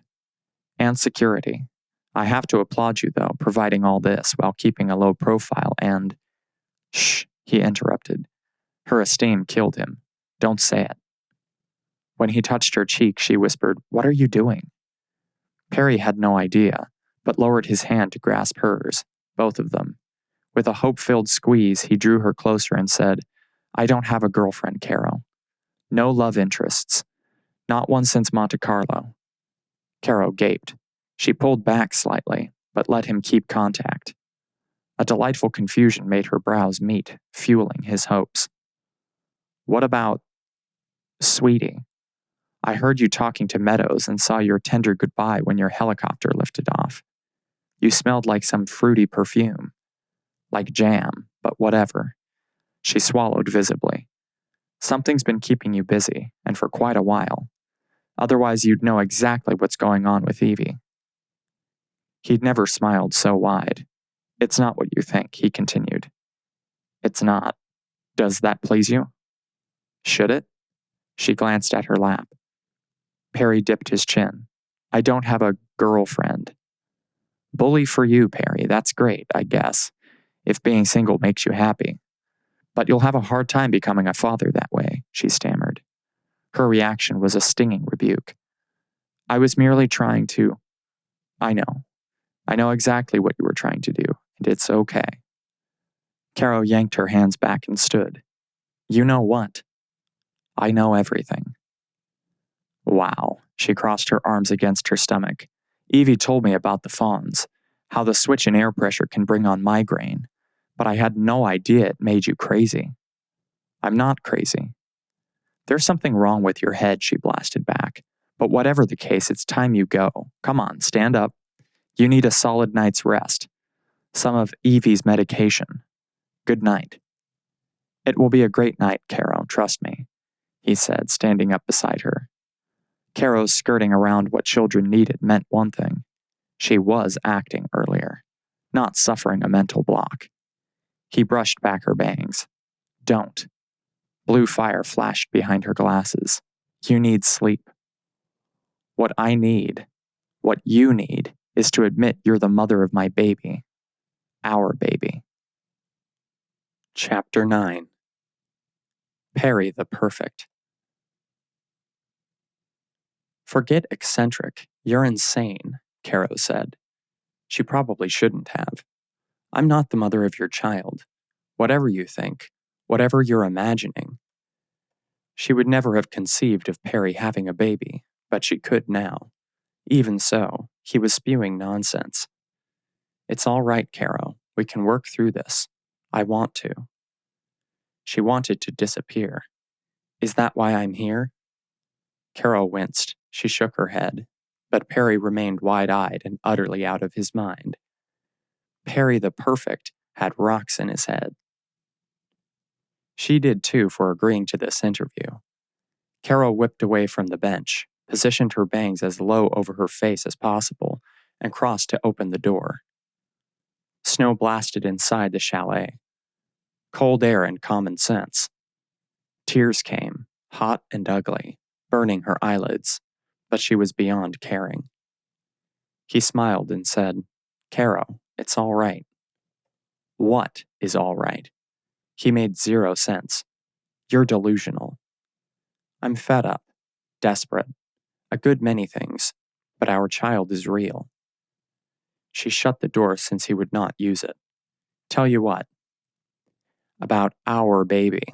He sat back down and shook his head before the fire. It must have been so hard for you to let her go, to suffer months alone. I don't blame you for not wanting to speak with me. I blame myself. Okay. Plan of the day. I need to go home. Perry gaped. Home? Senior is on standby, tipping back something stronger than cocoa, maybe, but Caro thanked God just the same. If there was anyone able to get her off this mountain, it was scowl-mouthed Senior. This was likely what the old man feared. Perry revealing his condition, and Caro splashing it all over Canada. The world. Every news service would pick up the story of early-onset dementia afflicting the Toronto Tycoon. Poor Perry. Poor her. You can't ignore this, Caro. The truth isn't going away. He spoke with such surety she almost believed him. Our baby isn't either. I don't know what's wrong with you. Whatever it is, I'm sure there's treatment. You're not alone. I'll help. How could she not? His hangdog look would convince the most doubting Thomas, she thought, zigzagging the room. He believed what he was saying. I don't have a child, though. Not with you or anyone else. What was he thinking? And yet you disappeared off the grid, unreachable. She stopped pacing. What have you been doing? Caro had put distance between herself and civilization, sinking into her work to avoid him, to avoid herself. Full disclosure, she needed distance, no fudging. God forgive her. She confessed with her heart racing that she'd crossed the professional line with both feet, back in Monaco and right here in Switzerland.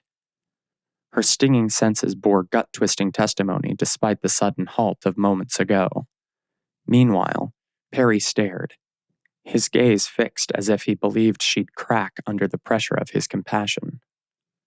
If anyone would understand disappearing, I'd think it would be you, she charged. What is Die Zukunft? Pearson International. The Toronto airport was the busiest in Canada. You've created a Shangri-La, a Santa's village of sorts, although your elves grow up. So you're sticking to your story? You were combing the globe. To do good? She rubbed her forehead, hoping to ease the tension cleaving her skull. Perry gaped as if she'd committed some high crime. So much for compassion. You're not budging, are you? He whispered. Why would I? And why would he think she'd had his baby? All right. Motivation coming up. Perry jerked his smartphone from his back pocket, turned on the juice, and flashed her. Caro stepped closer, curiosity winning out, to discover the cutest baby this side of her dresser back home. She was the first to own she'd been a beautiful baby. Jin was too. Wispy blonde curls, vivid blue eyes, and ruddy cheeks. A fat baby is a healthy baby, her mother used to say. Not always true, but it made for high color. With a hard gulp, she forced a neutral expression and inspected the child. Adorable. What's her name? The man needed help. She could grant him that. "Julia," he said. His eyes glittered with emotion. "Juju." That's too cute. It was. He'd named this figment after his mother. But sweet as Juju is, she's not my baby, Perry. Caro almost hated to say it. He looked so confused. Hazelicious eyes gave way to sorrow, so deep she hadn't the heart to call him crazy again. She never should have used the term at all. "She's your baby, Carolyn. Yours and mine," he said with hot purpose. "That's why, isn't it? Why what? You don't want to own Julia because she's my child. We conceived her. We conceived her in sin." He stopped short, but not short enough. This conversation, weird as it is over. Uncle Michel likely believed this farce. She choked on a hot wad of... What did it matter? She could rail, but it would change nothing. The miracle village, the chance to save her one and only baby, was too good to be true. Toronto Beat would go down in a blaze. She'd never print this. Perry hiding out made perfect sense. If she took help for the magazine, it would seem like hush money. It would be part of her new, or compensation for emotional distress. There might not even be a child. Pictures didn't always tell the truth. Not today. "Stop looking at me like that. I have our child, Caro, and I'm not leaving here until you accept that she exists. I can't," he said. "Whatever blonde you're thinking of, it's not me," she said in a gentle tone. "I'm so sorry." She prayed to God it wasn't Jen. Suspicion flared along with Caro's petition. Her heart ached, suspended mid-beat. Caro hadn't seen her sister since that morning in Monaco. She'd set Caro up with Perry. Jen insisted the Toronto Tycoon wasn't her type. But how would she know? Unlike Caro, Jen believed in sampling, tasting whatever opportunities presented themselves. She'd made the most of what Monaco offered, and many other places. That could explain why Perry wasn't fit to attend her funeral. A shudder caught her by surprise. Caro hated thinking of Jen that way. Free and easy. But she had to. Perry had smelled like jam on the airplane. His dress shirt crinkled. Babies did those types of things. Peter and the Wolf. The tune haunted her. Swiss baby boxes with no questions asked. Caro stroked her throat. Possibilities clicked, unsavory and more shameful than she'd imagined. "You were with my sister, weren't you? How awful was that?" "You're confused, Perry. Broken. Jin's death may have pushed him over the edge. I am too. Any happy imagining of time spent in Monaco, any hope of salvaging what they'd shared, swirled like the snowflakes out the window, scattered to the far reaches of impossible. She would see a grief counselor this time. She'd have to. And so would Perry, no matter how she felt, what she felt. He was suffering. "It will be all right, you'll see. We'll get through this." Jen would have wanted that, and so did Caro. She had to. "We'll take care of Julia, too. I'll help," although she wouldn't confuse her role.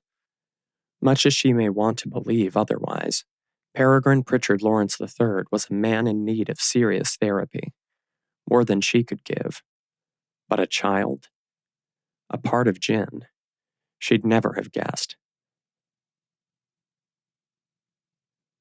Perry let Caro sit beside him and pat his shoulder. He'd seen denial, up close as countless village residents swore that their parents were coming back, that there'd been a mistake, that their stay was only temporary. He felt sorry for Caro, a deep soul-searing grief that he could barely understand because his life had been so blessed. Some said it was magical, but Julia was suffering too. She may still. He'd blown it. He'd rushed in just like in Monaco. Only this time he had more than his own wants to consider. As the snow fell, Caro maintained a brave facade, nodding as if to reinforce her offer of help, but looking more like she wanted to run. Her pale face said everything, screwed up and soaked with emotion as she blinked back a cocktail of confusion. "Can I use your laptop?" he asked. "What for?" A quick check of his phone told him the time was right. "I need you to see something." "Someone, you mean?" "You'll be glad, trust me." "Okay, show me," she said. Her brows rose despite her words.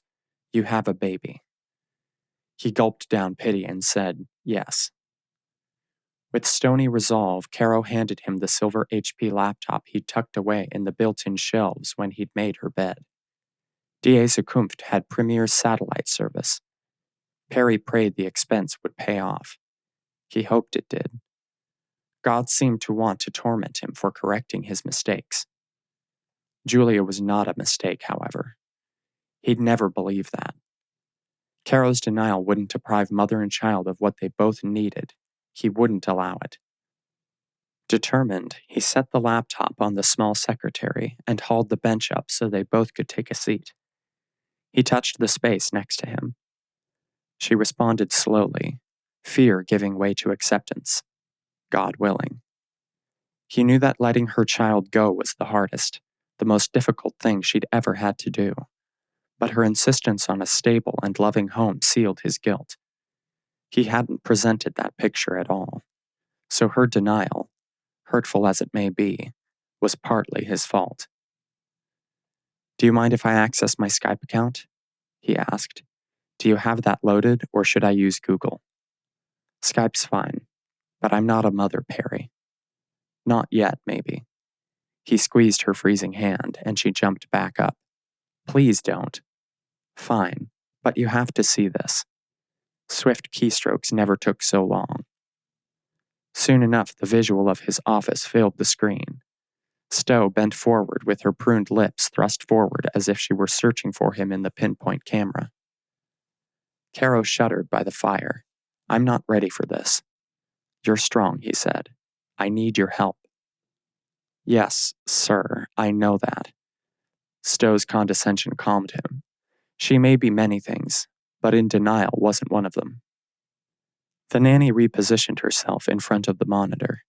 "There's no need for assurances. What is it? Is everything all right?"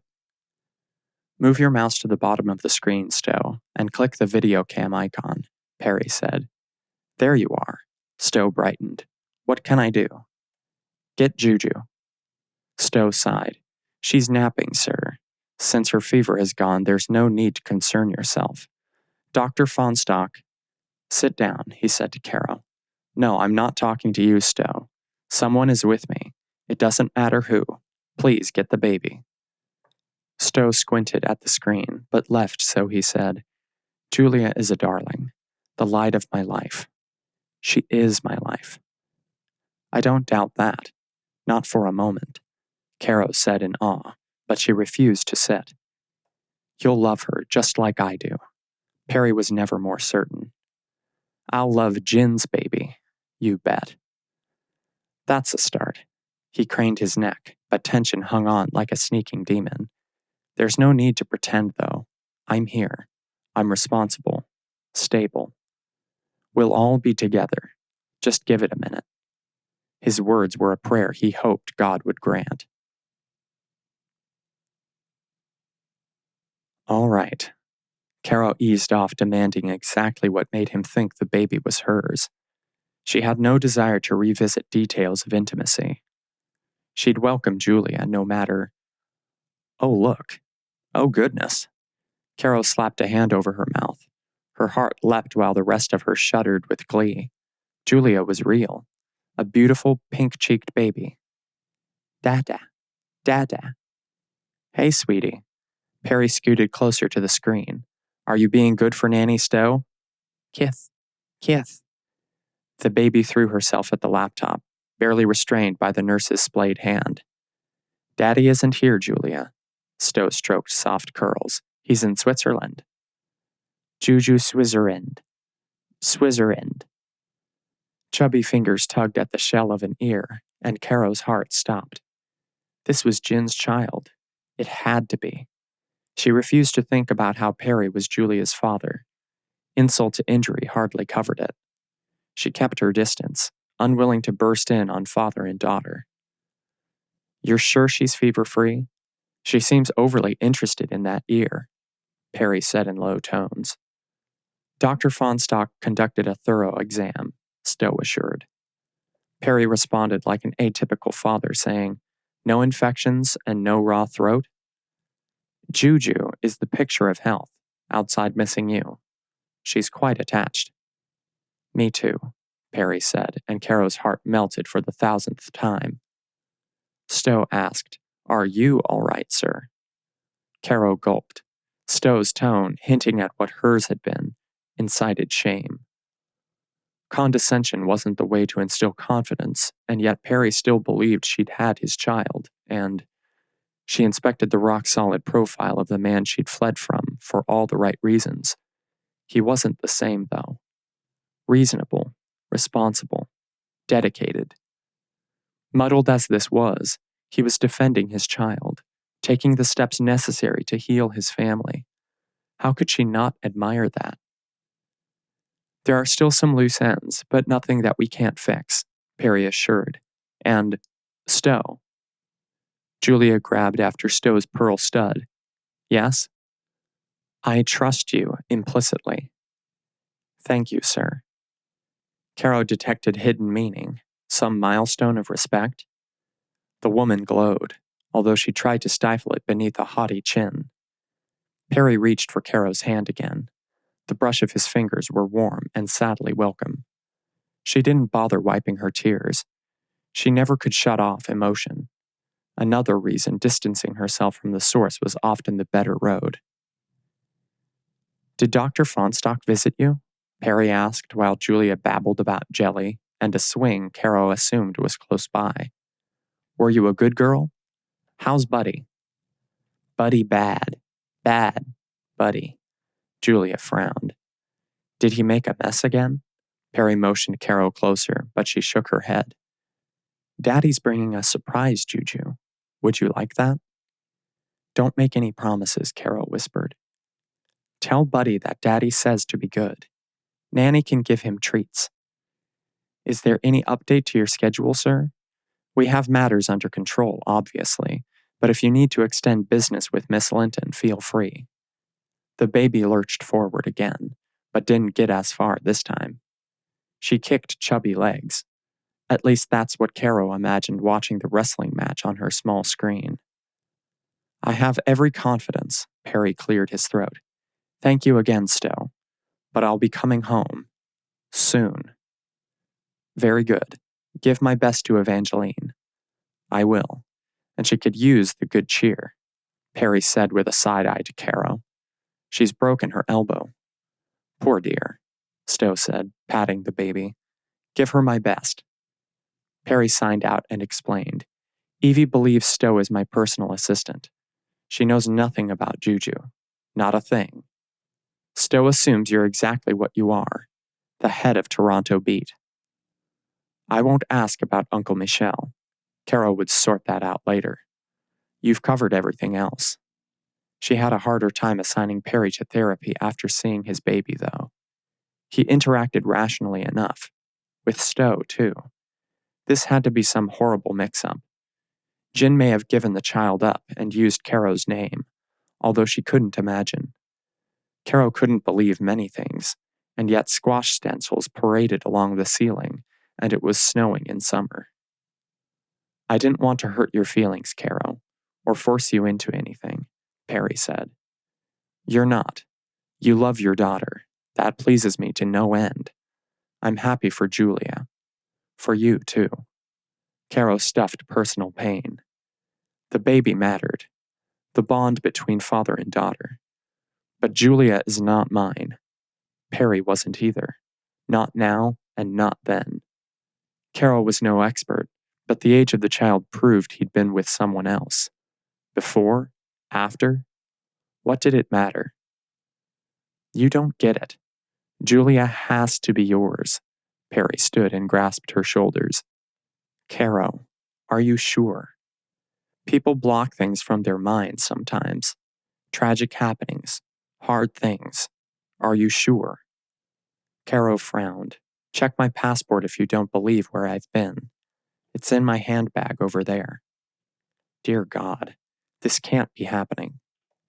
She lifted a hand and brushed back the hair from his forehead. It'll be all right. No, it won't. Chapter 10. Our Child. Perry squeezed Caro's shoulders.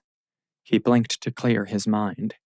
If Julia isn't yours, that means she can't be mine. The possibility tore at him like fishhooks. It's impossible. Impossible how? Guess. With all that's good inside you, ask yourself how. Perry sought answers in her soul, but more than glasses shielded her eyes. Her confusion was real. Caro believed what she was saying. I haven't been with anyone else, he said. Your name is on Julia's birth certificate. Mine too. No. Caro spoke with gentleness. Her brows peaked in a thoroughly believable muddle. Perry's forehead crinkled much the same. Was Caro suffering from repressed memories? He'd seen that in abuse cases. Horror stories were best forgotten, and for a compassionate woman like Caro to have a child and then part with her, that must be it. Her childhood may have been far worse than he imagined, but she shook her head, her gritted teeth shattering his hopes. It's all right. You did what you had to, he continued. I wasn't the model father material. You were unprepared. There had to be some explanation. I signed nothing, Perry. I'm sorry, she said with unmitigated compassion. Tears trailed down her cheeks. No birth certificate, no adoption papers. I've never been pregnant. Her bland admission forced him back to the impossible. This can't be happening. My passport is in my bag, like I said. It's stamped and dated. Do you want to see? No, I can't bear it. If Julia isn't your baby, she's not mine. Oh, God. Perry stared past Caro to the fire. His knees shook. Caro slipped her arms around him, but he could hardly feel them. He sensed her sweet assurances more than hearing. How could this be, he moaned. Julia was his baby. She had to be. I'm at a complete loss, but we'll find out, she whispered. Together. You mean that? He wasn't asking because he knew. Absolutely. You're good, Caro. Too good. Her warmth flooded into his skin, far more potent than the fire. I'm sorry. I thought... Caro pulled back. That I was heartless enough to abandon my child? Our child? It was wrong of me. She swiped the wet off her face, and his too. I don't blame you. You dared because you cared. Jen must have too. She has to be Julia's mom. She never came out and said you were pregnant, but she led me to believe you'd visited here before. He dredged up the memory, feeling foolish for having believed the lie. That hospital, you mean? Yes, and a home for pregnant women. He hated what he'd thought. Jen knew I was looking for you.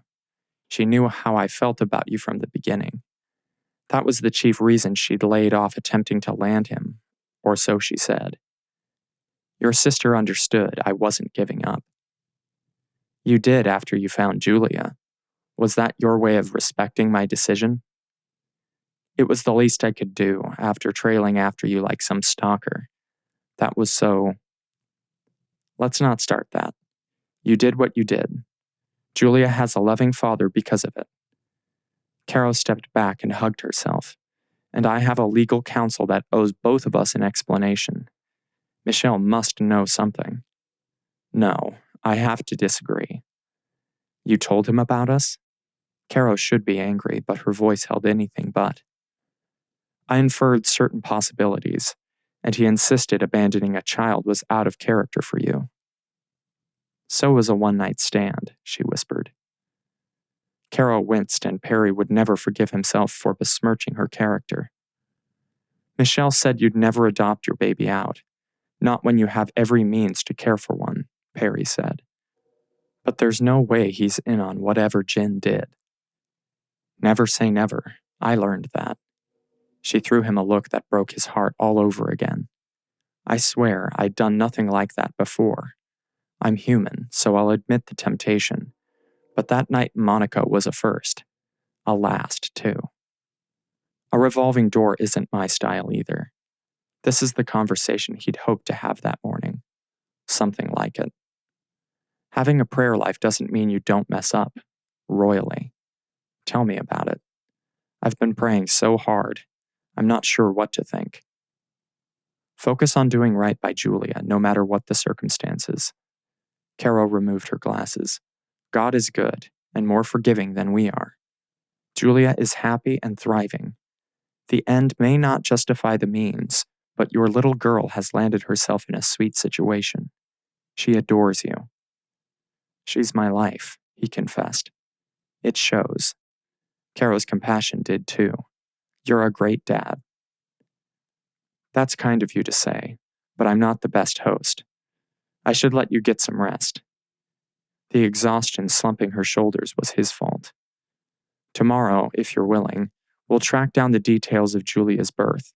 It may help for Caro to see Julia's birth certificate so she wouldn't believe his claims had been so off the mark. Thank you for inviting me into your little girl's life. She's beautiful.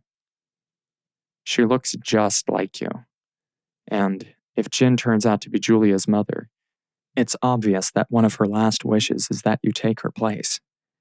It's a lot to ask, but whatever you decide after we leave here, I'd benefit from your help. Prayers, advice, whatever you'd be willing to give. He slipped on his coat and gloves. Perry? Julia needs a mom, the right kind. Good night. He kissed her cheek, breathing deep and giving thanks before walking out into the snow. God was good. He had to believe that. How is Switzerland? Beating you up? James asked when Caro used the excellent Wi-Fi to touch base with her own reality. Instant families with a ready-made baby and a cockatoo named Buddy were not everyday stuff. I'm fine, just tired and checking in. The aftermath of adrenaline and jet lag must show big time. Well, your timing is perfect. How so? She almost prayed for a problem to distract her. James clicked buttons and a split screen appeared on her laptop. We're in the black. If that's too small for you to read, don't bother. Take my word.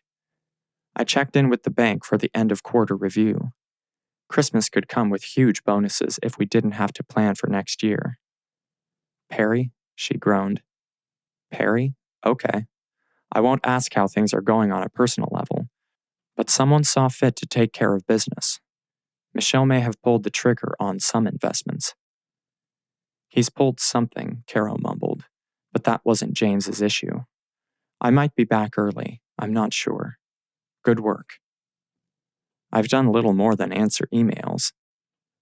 Predictability can be a godsend, James. Good night. Thanks for picking up. Meanwhile, she'd have to pick up what threads of normal God allowed. She wasn't angry at him. Caro was angry with Jin. Angry at herself.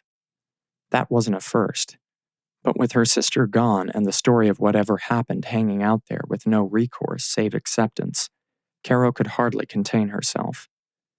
The influx of cash could be Michelle's doing.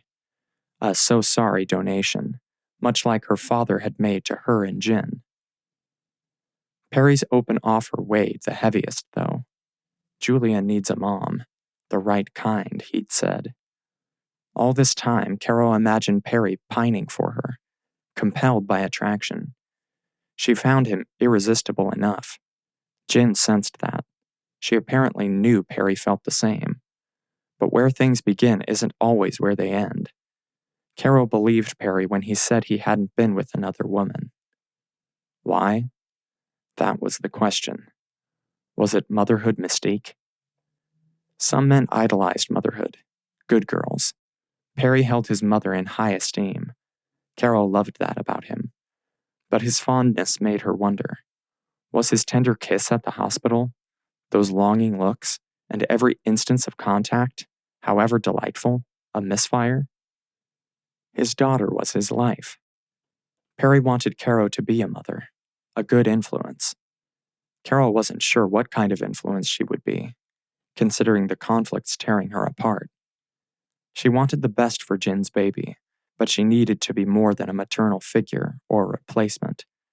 Those fantasies melted faster than looks. Caro didn't need a classic movie to explain that. She dressed for bed, suppressing those warm reactions Perry spurred through every inch of her. What did you do, Jin?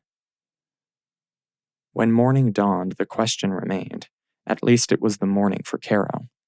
She had no idea how long she slept, but her muscles weren't complaining. She wiped sleep from her eyes, washed, dressed, and gave more thanks that Perry hadn't shown up with another loaded breakfast tray. Last night's fire had gone out. The embers glowed, however. In the hearth, too. She forwarded what notes she'd scribbled on the plane to James, then added a faux fur cowl to her white-on-white ensemble, and headed outside.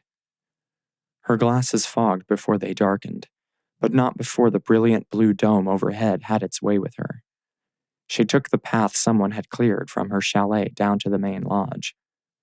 Perry the Perfect strikes again, if not directly, then by proxy.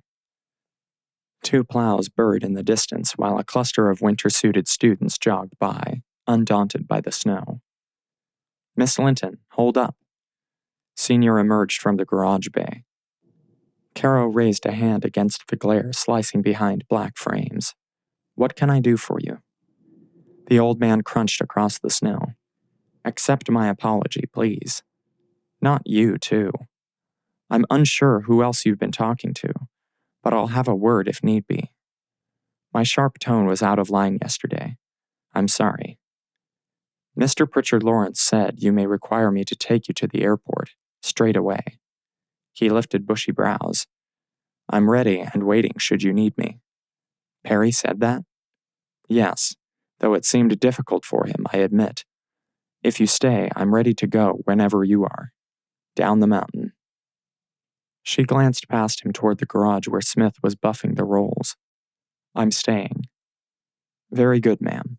I'm sure PL will be pleased. Call me Caro. Caro, then. I appreciate you breaking that up in the lodge, too. My son takes after me more than he realizes. Senior rubbed the back of his neck. It could have come to blows.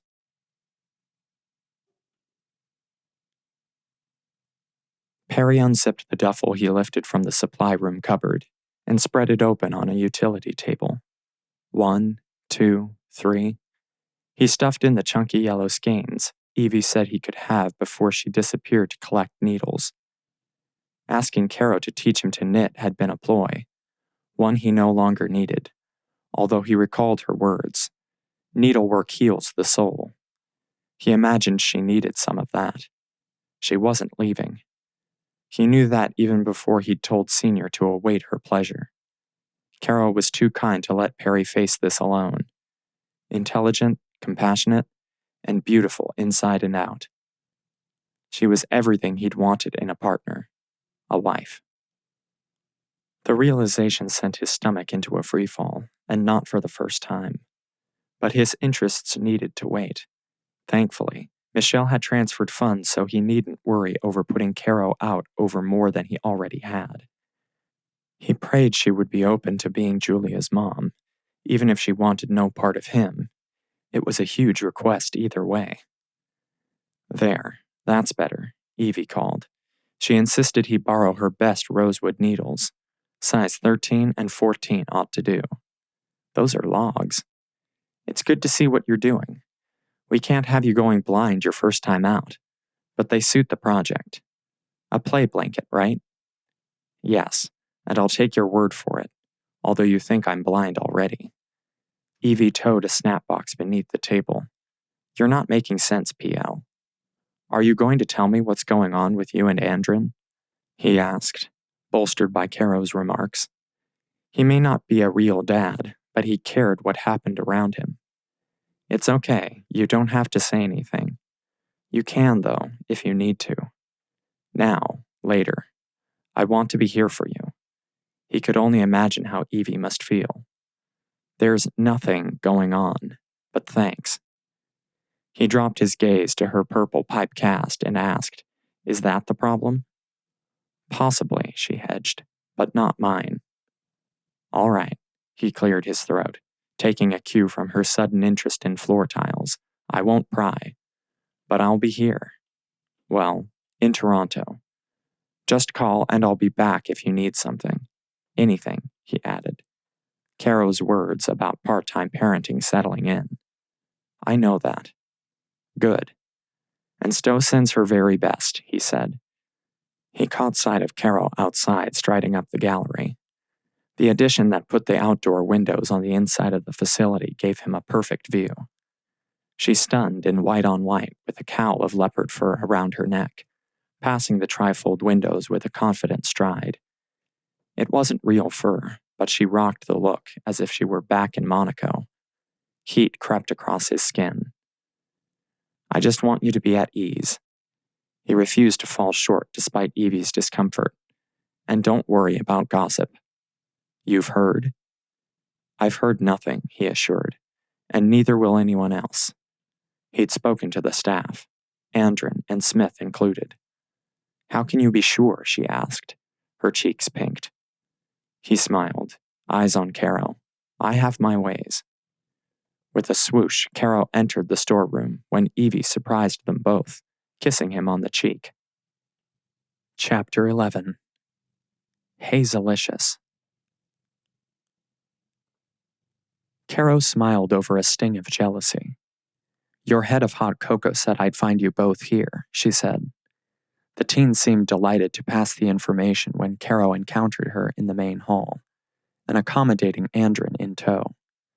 A fainting spell, apparently. Senior confirmed that Smith and Andren were competing for Evie's attention, and a certain rumor put Smith in a bad light. Whether Evie cared one way or the other, he wouldn't say. So what's the plan?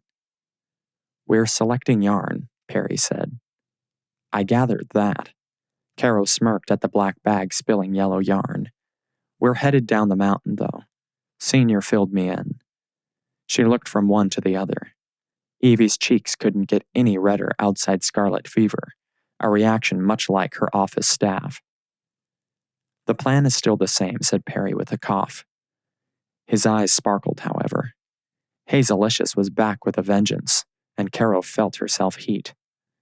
She had to be the adult, so she prayed to waylay a hot response. Despite everything, Perry's romantic interests weren't her concern. They shouldn't be. She would address Evie's effervescence at a later date. It was likely nothing, but gossip would flame through staff and students alike if someone else witnessed the tender exchange. The community, too. Evie may not realize it, but casual displays may be what caused her so much trouble. They could lead to dangerous places, too.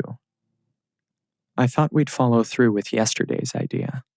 Perry zipped the black bag and leveled her a challenge, with Senior behind the wheel. You want to knit? She appreciated his keeping details of their tour private.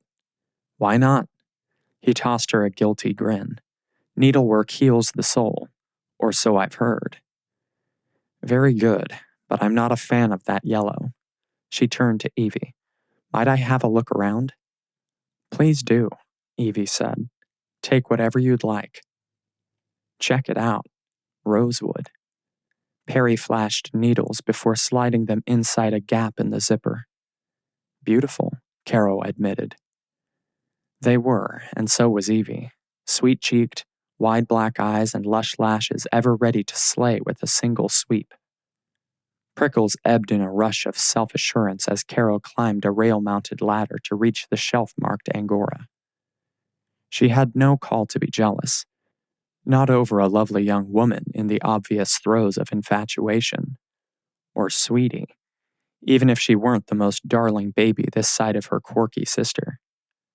Caro's heart ached with genuine emotion. Jealousy was out of place. Caro always believed that. Honesty, openness, a solid relationship, equality. That's what she wanted.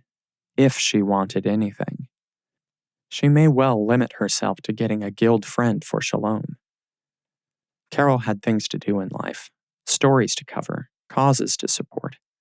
Evie's display, continuing below as she extracted excess from the black bag, provided a timely reminder of the admiration men like Perry engendered, and Caro was about to add knitting to his arsenal, as if the Toronto Tycoon didn't have enough going for him.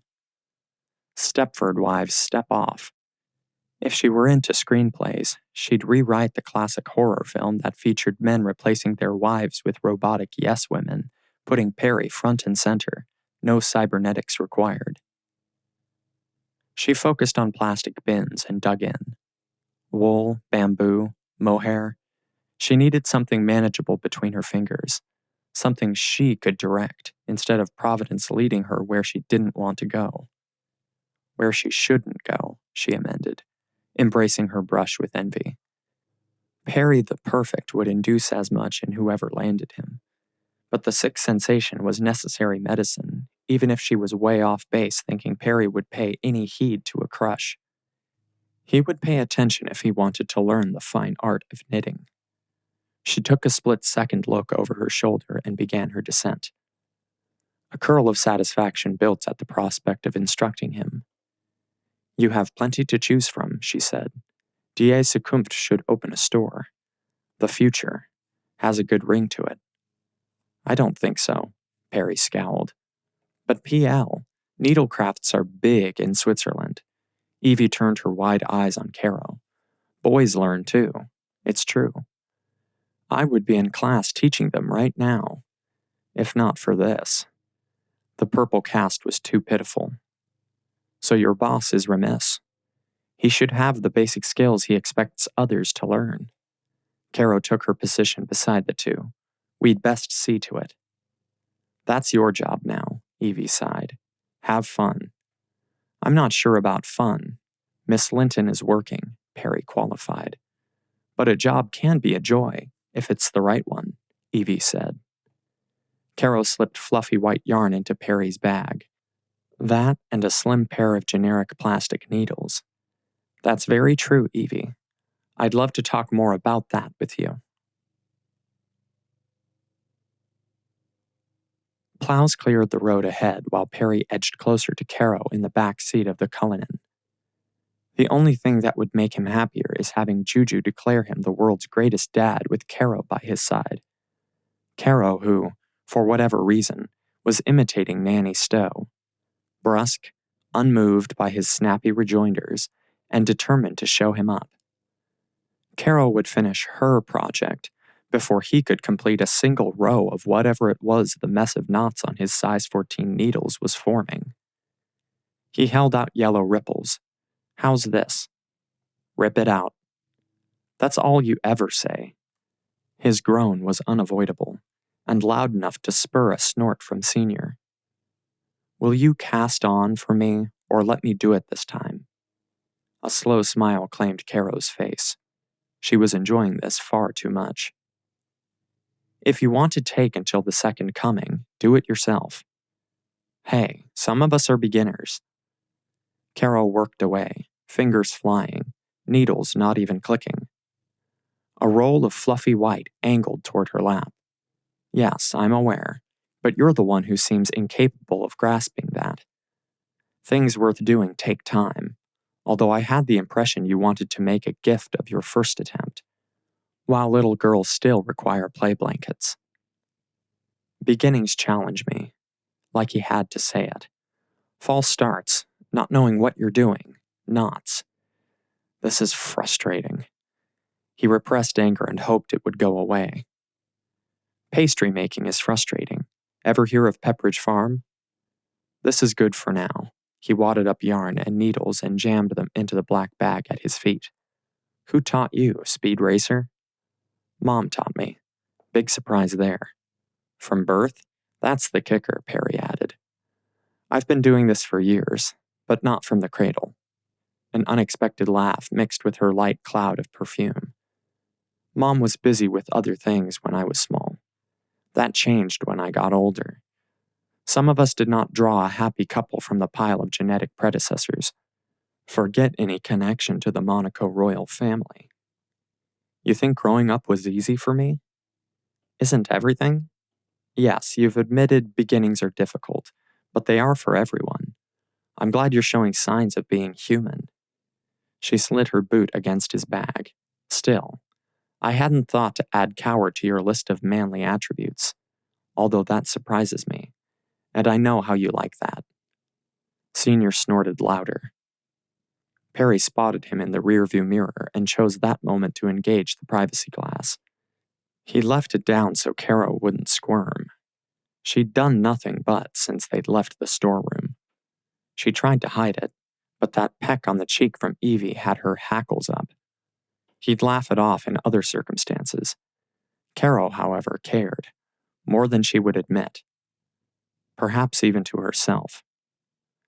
Whether her interest lay in courting him was something he refused to consider. He doubted seriously, though, no matter what he said or did, that she could steer clear of her niece. Perry would have time, all the time required to prove himself, unless Caro fought him for custody. Are you excited? He asked. Me? We're getting the scoop on your niece. That doesn't happen every day. A gift from beyond the grave. Her pensive lift of brows set a new tone. I had no idea, but, again, I can't thank you enough for what you've done. Jen would be so pleased. Julia is right where her mother wanted. I'm glad you see it that way. Your sister was a special woman. Monaco was, well, Jen called me, and I was all too eager to comply. The interview was another ploy? Yes. Perry shuttered his eyes halfway. The interview would have been timely. They always are. But I wanted to meet you. I needed to. Her pouty mouth and gentle ways captivated him. I wanted to get to know you. To have you get to know me. The real me. The words flowed, an avalanche. What warmth lingered between them evaporated in a whoosh, however, the vacuum leaving both of them floating with nowhere to brace their feet, and the silence. Caro's brain worked at top speed, though, he could tell. She blinked behind chunky glasses. Fluffy white flitted and formed, adding to the growing rectangle. What was she thinking? Say something. Anything. He swallowed the dryness choking him. I'm sorry. You'll forgive me, please. Privacy glass lowered at her command. She avoided looking at Perry, the slight telling him how displeased she was. Yes, Miss Linton? Caro? Senior asked. Do we have water or something back here? There's water, yes. In the compartment to your left. Senior met Perry's inspection in the rearview mirror, and something stronger on the right. Water is fine, thank you. Caro sent the glass back up with a stiff index finger. She reached for the left compartment, yarn and needles tumbling to the floor. Perry picked them up, and she let him, although she shunned his attempt to resituate them on her lap. He put the project, soft and pliant, in the bag and waited while she popped open a water bottle and drank. What do you think this is, Caro? A child with our names? That was a setup. Leave Julia out of it. If you'd like. I'd like very much. You weren't referencing our current situation a moment ago. Our hookup was a setup, let's be honest. Now I'd prefer we never speak of Monaco again. As far as you and I go, is that agreeable? She spoke in a slow and measured way that promised far more danger than the triangle avalanche signs up ahead. Some of us are mere mortals and, beginnings or not, find certain subjects impossible to tackle. I'm sorry I brought it up. I won't do it again. Thank you. Her exaggerated politeness set his teeth on edge. Are you all right? She sat back, affecting a serene expression, despite a rippling tension clenching her jaw. Never better. I'm about to find out about my niece. Yes, you are. And I will say this. Juju needs her mother, now. She needs a female influence, and Stowe isn't quite it. While you may not be precisely what I'd believed, he reached for the right thing to say. You're the closest thing Juju has to blood. If that meant a lawsuit, so be it. They'd work out a custody arrangement. Caro would never cut him out of Juju's life. Caro turned him a dead-eyed glance. Outside whoever her father may be. Ouch. I'm sorry, I didn't mean it like that. She reached out, but fell short of putting hands on him again. Good thing. A pat on the shoulder might send him over the cliff. Angry, frustrated, and utterly confused. Perry was all those things, and plenty more that he'd better not label. He took the time needed to overcome steam and said, "Whoever sired Julia isn't the type who'd want to take her in."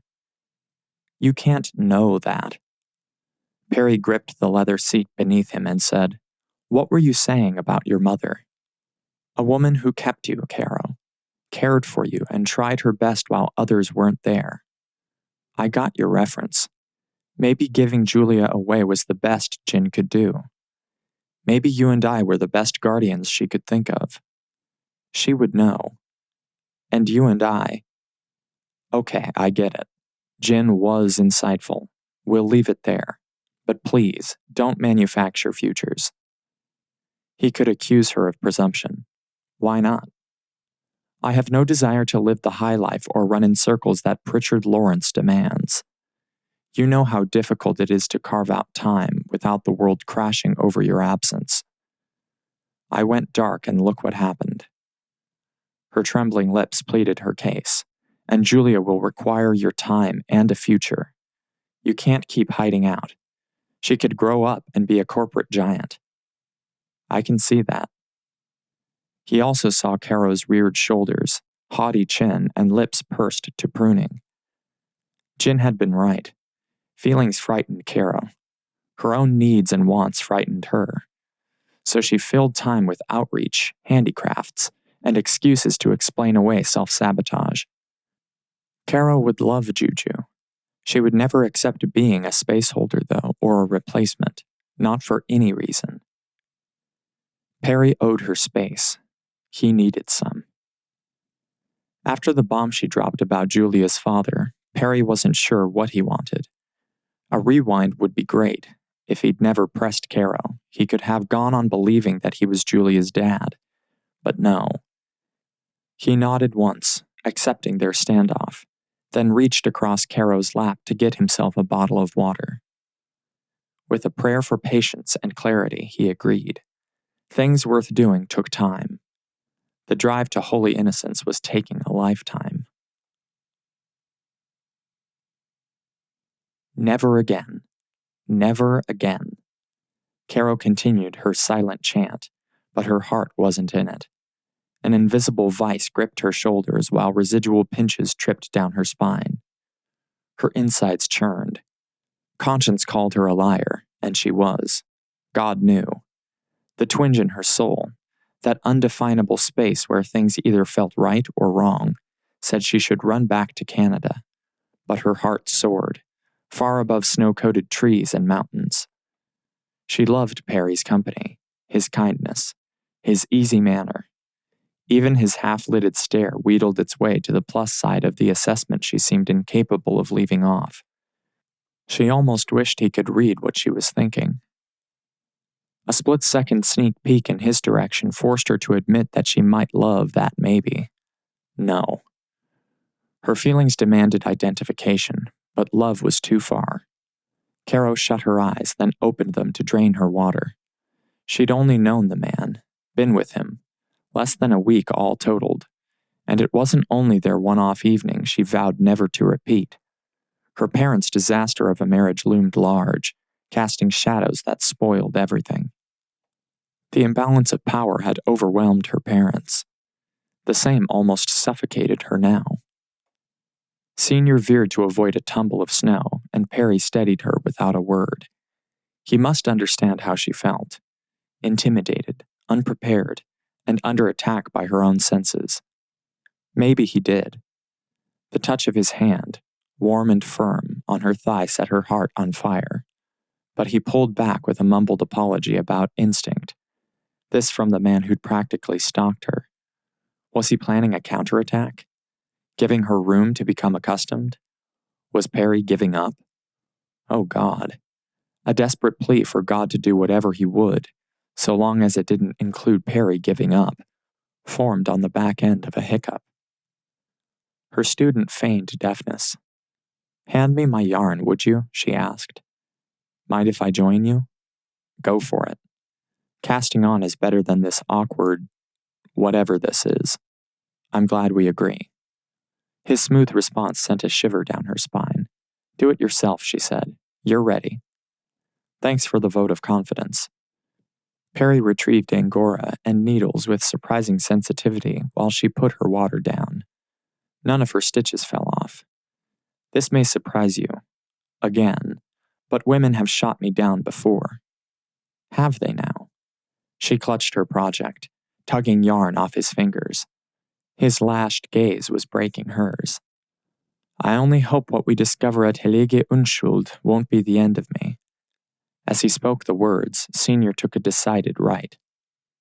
Chapter 12. Holy Innocence. Mother Ursula, the prioress of Holy Innocence, Heilige Unschuld, rose from behind a massive pine desk. She straightened black skirts, and Caro trembled when she sat beside Perry. It wasn't fear moving her, but admiration. The habited order of women religious dedicated themselves to the service of others, expectant mothers and babies. The convent hideaway was nothing of the austere stereotype she expected. What looked like a hijab kept Mother Ursula's hair and neck from view, but framed sympathetic features in a round of glowing white beneath an opaque black veil. Caro could well imagine anxious, young women finding comfort here. Support to do what their conscience demanded, instead of compounding mistakes with irreversible choices. "I apologize. I'm not the one to provide you with context, Mr. Prichard Lawrence. I've only just come to Holy Innocence, as I've said. What I can tell you is that Julia's mother requested a modification of the confidential birth process. She allowed for disclosure upon the claiming of her child, but there's nothing else. A cursory search confirms your initial assumption," she said. "Julia is your child, and yours, Miss Linton." "But that's incorrect," Caro insisted. "I mean, I understand, truly, and I don't doubt either of you, but I can only speak to the facts as they're presented. Anything more would be conjecture." The prioress replaced a file in her cabinet. "And I doubt that's what you've traveled all this way to discover." Perry said softly, "No." Tension poured off him, and Caro couldn't help soaking it up. "There's DNA testing. That wouldn't provide you with definitive answers about Julia's parentage," the prioress continued. "It would show that neither you nor Mr. Prichard Lawrence are viable candidates." "Thank you for the suggestion," Caro said, "but I don't believe that's necessary." "No DNA test," said Perry, retreating further into halting responses. "Very good. But before you go," Mother Ursula cast caring eyes on Perry, "I have something for you." The woman excused herself, a smile touching her lips as she passed beside a gold-framed oil of the Holy Family, and left them alone. A sputtering fire bore testimony to resourcefulness as a thick stand of trees surrounded the property. An army of soldiers by Caro's way of thinking. Wafts of incense and beeswax scented the air. They'd passed a battery of hives tucked up against the snow when they'd arrived. Squat candles in the niche outside the office diffused warmth and light when they'd entered. "We'll come back." Caro reached across the short space between chairs and clasped Perry's hand. "That other sister Mother Ursula mentioned will recall something. She'll remember Jen. Can you imagine her not leaving an impression? We can locate the doctor who delivered her." "No." Perry shook his head, then stared at the ceiling. "No, we won't return? Or no, you don't want to locate Jen's OBGYN?" The distant crunch of snow beyond the drawn curtains was her only response. Perry had been a rock, but she recognized the pain that must consume him. He wasn't Julia's father. He'd based his claim on a lie. Who knew where the truth would lead? Dario, the speed freak who'd made Jin cry, would not make a good father. That may be a horrible judgment, but faced with Perry's devastation, Caro couldn't help it. She could kick herself for mentioning blood ties. I'll never forgive myself that Jin had to come here, alone, Caro said. Perry withdrew his hand from hers. Stop, please. I'm sorry. Caro hung her head. I need to get out of here, that's all, Perry said. You're fine. She wasn't, though. Caro should have seen beyond wounded pride long ago. Yes, she'd crossed her moral lines. Sound lines. But part of her couldn't help feeling that she'd used religious sentiments as a shield. The past, too. Was it pride that made her believe she could hide away from her own actions? Did she believe herself above getting hurt? Above what her mother suffered? When she thought about it, everything her mother and she had shared was precious, thorns and all. If everything had been the rosy picture Caro dreamed it should be, what else might have been missing? Perry touched her shoulder and said, I only came here to prove to you that the birth records I have were real. If your sister wants to keep the rest to herself, so be it. I'll respect that. I have to. It'll be all right, she said, praying God would forgive her, and that Perry would too. Whatever you decide, I'll support you. She hoped she could. I can't guarantee Mother Margaret will have any more details for you, the prioress said upon return. The Swiss provide a haven for women. Some call it cruel, as children have an inherent right to know who they are and where they're from. I can't stress that enough. With the work that you do, Mr. Prichard Lawrence, you understand exactly what I mean. Yes, he admitted. Caro resisted the urge to stroke Perry's brow. I'm still not clear. You don't require the mothers who come here to show identification? If we did, many wouldn't come, so no. Life is our aim, far more important considering the push in the opposite direction. The clock on the mantelpiece struck. Forgive me, I have to go, but you're both welcome to remain. I take it you will wish to speak with Mother Margaret? You're more than welcome to lunch in the refectory. It's simple fare, but hearty. Thank you, but no. I have no desire to discomfit any of your residents, Perry said. The nun sighed. Very considerate. Caro squirmed. He is, Mother. We'll come back, Perry growled under his breath. Do that. The religious tucked her chin. We look forward to it. I'll ask the sisters to pray that you receive the answers you seek. Meanwhile, know that we have been supporting you and your efforts. I understand Die Zukunft isn't widely advertised, but we have been pulling for you. What is that? Caro couldn't quite make out the card Perry took from Mother Ursula. He clasped it to his chest and nodded. I'll explain later. Perry glanced up and stood. Mother? Take heart. What you do will not go unrewarded. Your quest to find Julia's truth is noble, and great graces come with great sacrifice. Joy will find you. Joy of a sort found Perry in the depths of pain. Impossible. And yet he'd felt Caro's touch, on his heart more than his hand, as they waited for a table inside a bustling fondue hut. Homey scents of cheese and fresh bread filled the air, and Perry squeezed her fingers. Caro had barely let go during their short trip to a nearby canton, one with shops enough to fill the time until Mother Margaret was due back. But what did he have to be sorrowful about outside Jin's death? She'd chosen to give birth to the light of his life. She'd set him up with the most wonderful, compassionate woman, one who cared enough to navigate this tricky situation with dignity, consideration, and the utmost charity. Caro smiled lightly and nodded at the waitress leading them forward. To question Jin's means would be fruitless. Without Julia, Caro wouldn't be in his life. Prayers of gratitude Perry barely recognized swelled inside him. Any information Mother Margaret supplied would free him. Caro too. He was almost ashamed of his desire to shy away.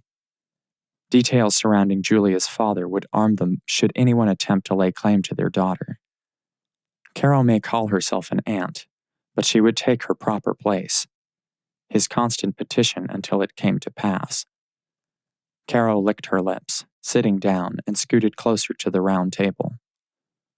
We could have stayed at Holy Innocents, she suggested. And Senior, is he really okay eating in the car? I almost feel guilty. The elder Smith stood at the counter, adding a pastry to the brown bag filling up with his lunch. Say something. Nope. Please, no more one-word answers.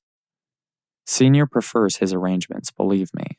My father lost out wrangling with that man too many times, and I'm sure we relieved Mother Ursula. It's enough to make the gesture without having to endure further entertaining. Caro flipped blonde bangs, but he continued. She's a busy woman. How about you? What are you? How are you doing? Me?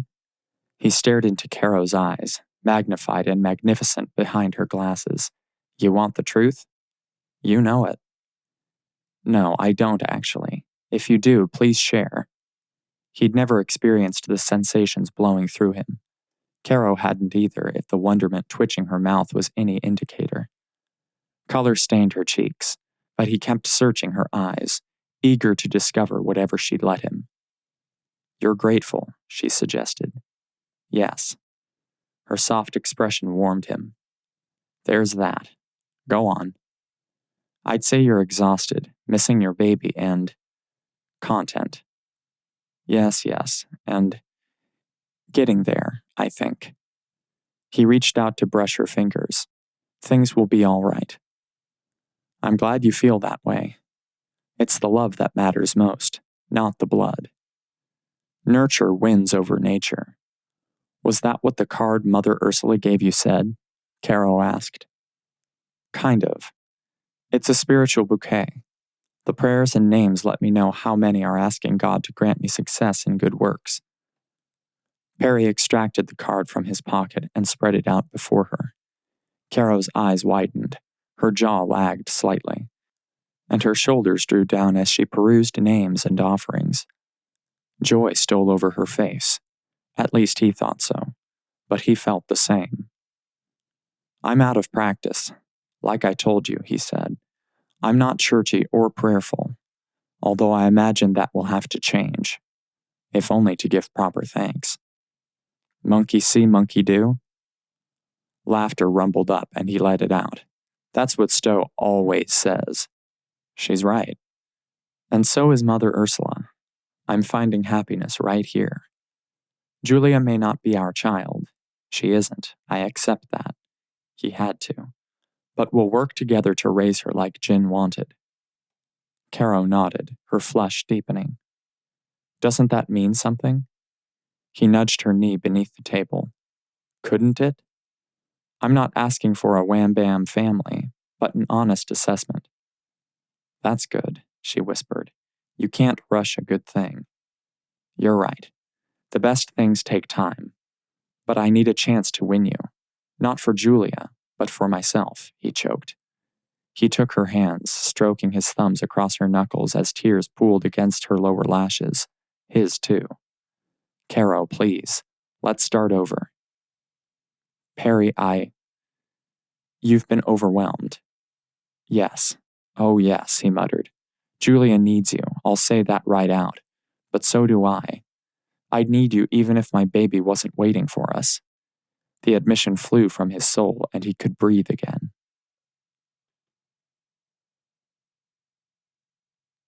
Gingerbread houses, or so they seemed, lined the 2 lanes outside the fondue hut. Deliciously sated, locals clogging a quaint main street, Caro threaded her arm around Perry's. She gave thanks for the glorious blue sky making the snow-dusted cars and rooftops glow all the brighter. Silent, self-assured, and sporting that half-lidded look that put a grin on her lips, Perry headed toward the toy shop. "A must before we head anywhere," he'd said when they finished eating. She'd said never again, but Caro prayed this time that she would resist self-righteousness and fear. Now that the pressure was off, she realized how foolish she'd been for denying what God offered. They'd go slow, a delightful process, but she had little doubt where things would end. She glanced ahead, catching sight of a wooden duck in the frosty storefront. Yellow may not be her favorite color, but the duck matched Perry's project. Carved and lacquered with wide plastic wheels and turquoise waves painted on either side, the pull toy would encourage her niece to learn to lead the way. The bright orange bill reminded Caro of hazard cones, again, but the time for caution was past. Grace would be her guide, and a new urgency that would include messing up. And hurting. Both were inevitable when forming a family, something she always wanted. She looked at Perry and her heart squeezed. She wished her joy hadn't come at the loss of her sister. There's nothing she wouldn't give to have Jin back. But God's ways were not Caro's. Wherever Jin was now, she knew Caro repented of judgment and wanted her happiness. That sisterly bond would never die. "Do you think Juju would like that?" She lifted a lazy hand toward the storefront. "The fire truck? If it makes a noise, she'll love it." Caro beamed. "I was thinking about the duck." "It's cute. Let's get both." She found him delightfully sober-faced when they stopped outside the shop to stomp the snow off their boots. "Do you always get Juju something when you travel?" she asked. "I try. My dad did too." She resolved to think better of her father. "Let's hurry. I know it's too soon for Mother Margaret to be back from her rounds, but I'm anxious. You and me both. But whatever we learn, we'll tuck away. I'll tuck away." Caro appreciated his correction, but the gleam in his eyes was anything but cautious as he turned toward her. He slipped both his arms, warm and strong, around her waist. When his lips found hers, she melted. Memories flooded her body and soul. Strength surrounded her. Passion and promises communicated with every stroke of his hand against her hair. She prayed for strength. "I am so happy, Caro. I need you to know that," he growled against her mouth. "Easy, we're only beginning," she said. Perry responded with a bear hug she never wanted to escape when Peter and the wolf sounded. She pulled back, relieved. "Better get that," she said. Perry turned Hazelicious eyes her way. "Maybe you should." "Me?" "Beginnings, Caro." Filled with confidence, Perry ushered Caro back inside Holy Innocent's main foyer. Candles guttered until the double doors shut. The click echoed behind them. Hushed voices sounding up ahead in the rooms beyond. "We'll finish up here, get what information we can, and then head back," he said. "So soon?" Her plea stole straight to his heart. "We'll visit the canton again. It's time for a sit-down with Evie," he said. Dusk lay hours away, but the weight of responsibility pressed him to move ahead. He had so much to do, so much to catch up on. "No pressure, Caro, but something's up. I need details or else I won't be able to help when we're back home." His motives for seeing Mother Margaret were the same. "You mean when we're back in Toronto?" Caro corrected with a smile. "We don't share a home. Yet." He lifted a brow, then kissed her again, despite hollowed halls. "You're teasing, right?" "I think I've earned it." Caro pressed a hand against his chest, clearing her throat. A trio of whispering sisters, arms tucked up in their bell sleeves, appeared up ahead. A fourth entered the corridor and stopped short. Recognition? Remorse? Whatever crossed her formerly prayerful features, the sister disappeared. Not out of courtesy, Perry thought, but like someone with a guilty conscience. Dread stole up his spine as he took Caro's elbow. "We're getting information, Caro. Whatever it is someone doesn't want us to have." Chapter 13. You don't make a good Scrooge. Minutes later, moments that seemed like forever to Perry, the prioress lifted her gaze from the elderly nun she'd settled into a fireside chair and sought his sympathy. Speak freely, mother. Whatever it is, the truth will out. It's always for the best when it does. Perry wasn't certain about that, although he wished he were. Caro smoothed his back where she stood beside him. Unburden yourself, the prioress urged. She squeezed Mother Margaret's hand. Julia's parents have come such a long way. Oh, I know, Mother Ursula, but... The aging woman turned an anxious frown in Perry's direction. We had such hopes. You must believe me, she begged in heavily accented English. We never intended to deceive. Not forever. Perry, moved by the confusion forcing tears from her blinking eyes, knelt before her. There's no need to justify yourself, Mother. We're on the same team. We work for the good. He'd never needed Caro by his side more. Holy Innocence was behind him 100%. The whole community had been praying this entire time. He'd never stopped since Caro had agreed to come to Switzerland. Please, tell us everything, Caro encouraged. Genevieve Surratt. She's the woman who came here, Perry prompted. She's the one who insisted I fathered her child and... The image of the Holy Family, smiling down on them all, caught his attention. Yes, the nun admitted. The confession seemed to upset her more. More tears squeaked out the corners of her crinkled eyes. Perry reached immediately for a pocket square. No crying, unless it's a happy one. He refused to assign any more heartache to what could go down as one of the most shockingly best days of his life. Caro chuckled lightly, stroking the back of his head. We both loved Genevieve, she said. Anything you could say will only fill our hearts. You can still say that? The woman asked. She can, Perry responded, praying all the while. Tell him. This has gone on long enough, Mother Ursula commanded. The twist of her lip unsettled him. But what could go wrong? Jen was Julia's mother. She'd chosen the parents she wished to rear her baby. If Genevieve were alive, I'd insist she be part of Julia's life. I'd try anyway. A child needs her mother. It's a natural drive. Every child has a right to know his or her lineage. Something of where they come from. He missed his parents more than he could say. Tell us what you know. With Jen gone, that's all we have to give her child.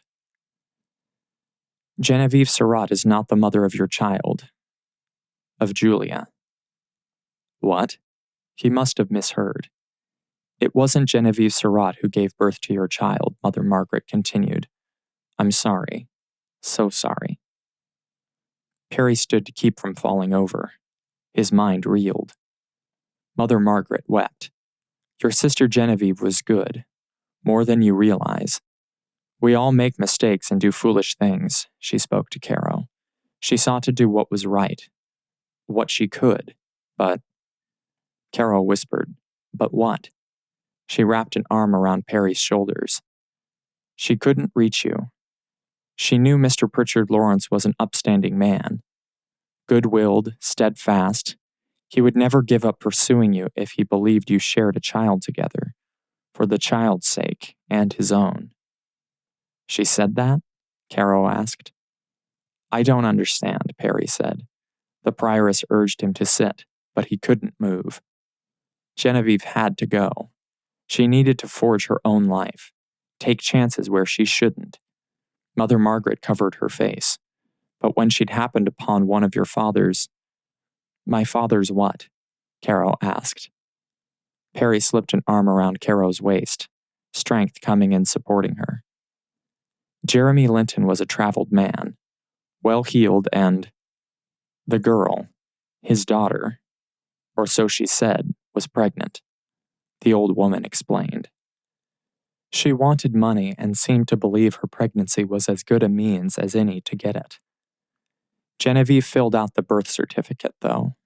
She took the child from here to place in the baby box. And the mother? She took what Genevieve offered. Desperate for money and... Mother Prioress bent and hugged her subordinate, taking the handkerchief to wipe the wet from her plump cheeks. We hear the same story so often. At least she chose life for her child. I apologize, however, on behalf of holy innocence, Mr. Prichard Lawrence. Miss Linton, she stood. This entire incident is so woefully misguided, I cannot express my sentiments, except to say that Julia has brightened your life. She's found a home and someone to love her, and I know you do. Do you know where this mother is? Perry hated asking. They don't, Perry. Caro whipped off her glasses and rubbed her temples. But you have to find her. We have to. Julia's mom is my sister. You don't know that, not for sure. The sudden pain in her eyes stabbed him, but he said, that kind of search could produce lawsuits, money grabs, and a media circus. Not what I want for my child. Whoever kept Julia for 9 long months could want more out of the arrangement Jin concocted. Not a home for her child. I hate saying it. Then don't, Caro ground out. Her fierce stance shocked him, but not really. You can't even be sure this woman is your sister. She had blonde hair and light eyes, I'm assuming, but that's no proof. He didn't want proof. It's the love that matters most, not the blood. Nurture wins over nature. Caro flushed, her brows a thundercloud above hard blue eyes. If you believe in nurturing, don't assume the worst. You have no way of knowing my sister is some evil seed. You don't understand what it's like to be unwanted, or considered an inconvenient complication when something younger comes along. Your parents were perfect. Your life. Perfect. She spat the word as if disgusted. I'm not looking any further, Caro. Julia is my child. Mine. He'd never give her up. She's my niece, Caro insisted. She slipped her glasses back in place. What are you saying? Perry's question, despite Caro's returning to Toronto beat, rattled around her brain for months. Torturous months, as she learned she was Julia's aunt. The DNA test she'd insisted upon proved as much. Talk about Father Christmas. Perry's return gave her what she'd wanted. Family. What a mixed blessing, though. An unknown sister. A darling niece. Caro said she'd give anything to have Jin back. But this windfall challenged her like nothing had. But Julia's happiness was top priority. That much Caro knew, instinctively. She studied the winking Christmas lights and festive garlands outside her office window. Her heart squeezed so hard it had nearly gone numb. There may be no blood ties, but Perry was Julia's father. Juju, she corrected. It was the love that mattered most, not the blood. Nurture was winning over nature. Huge blobs of snow pelted the glass as Caro recalled the cherub child, a squawking buddy, and the decision she'd made to leave well enough alone, as long as she could anyway. Julia had a right to know her own mother, her own blood. But the strained visitation that had Caro appearing like a stranger out of nowhere only made her doubt.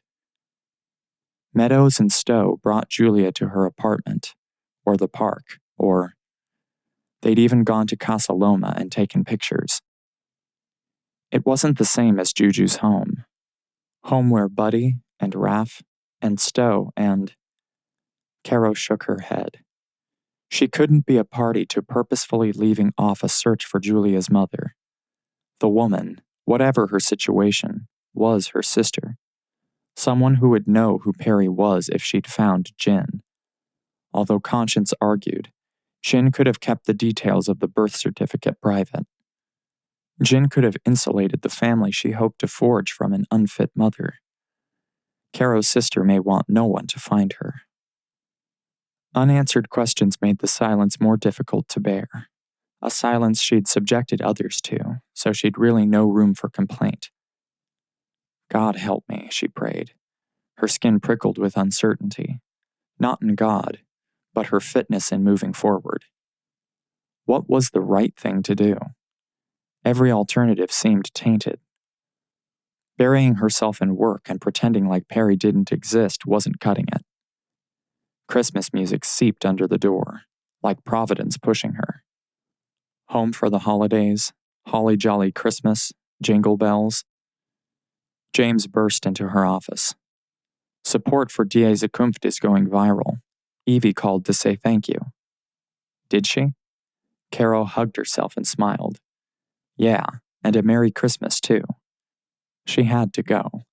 It's Christmas there already. Her shop has already sold out too. Who'd have thought? James deposited a hot cocoa on her desk, the cinnamon stick taking her back to Switzerland. He hadn't given off being her assistant altogether. The individual has given his okay to expand into spinning and dyeing on the premises, apparently. I'm glad Die Zukunft graduates will have more options to stay if they want. Evie's reticence to mention her business plan was understandable. Gossip would have been the least of Perry's worries. If anyone associated a twisted tale of child labor with her idea. Smith, portrayed as some free-flying Lothario, had taken enough heat after a single kiss, but romance was not on Evie's mind, despite Andren and Smith being in favor. Caro should follow suit. Speak her piece and make peace. She may not have the same romantic notion she'd entertained in that magical Swiss canton. Perry's hard line at Holy Innocents wouldn't allow it. But baby Julia's fractured family needed repair. So did her heart. Caro would nurture however much she could. She'd take her usual visitation come the weekend. But she would spend Christmas with her family. Celebrations with Shalom and her new fantail friend could happen later. Perry's open invitation waited. I'm out of here, James. With Christmas tomorrow, she had one night to prepare. Don't get down on yourself. You've done a good thing here. James set a poo-poo paper Christmas card on her desk. Yes, I know you're happy to have the story. Everything Prichard Lawrence related. She didn't give him details about Julia, but she suspected he put something together. His placing Perry's Christmas card on her desk was no accident. You're doing fine work. You'd be a better fit, James said.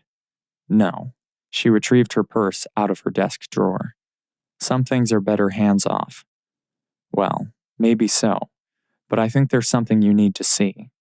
You're still the boss around here, unless you're intending to disappear. But this is critical. Can't it wait? No. James cracked his knuckles and slid a look at her open laptop. You mind? Christmas. Not quite Juju, but we'll get there. Perry hoped. He folded the Afghan Caro sent, a soft but sturdy one that withstood Julia's wrestling. The white Angora headband Julia refused to take off was still on her head. He lifted Julia from her crib. With a smile, he cuddled her close, his gaze resting on the bright yellow duck in the corner. It wasn't Juju's favorite toy, but she loved it. He loved it. The doorbell rang. Can you get that? He threw over his shoulder. Stowe was somewhere around. We're in the nursery. In the nursery. Buddy's staccato imitation made him smile despite the turn of his heart. He'd hoped Caro would get over her insistence that they track down her sister.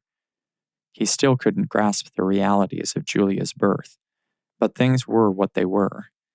He donated a new wing to Holy Innocents, if only to overcome the guilt of making Mother Margaret weep.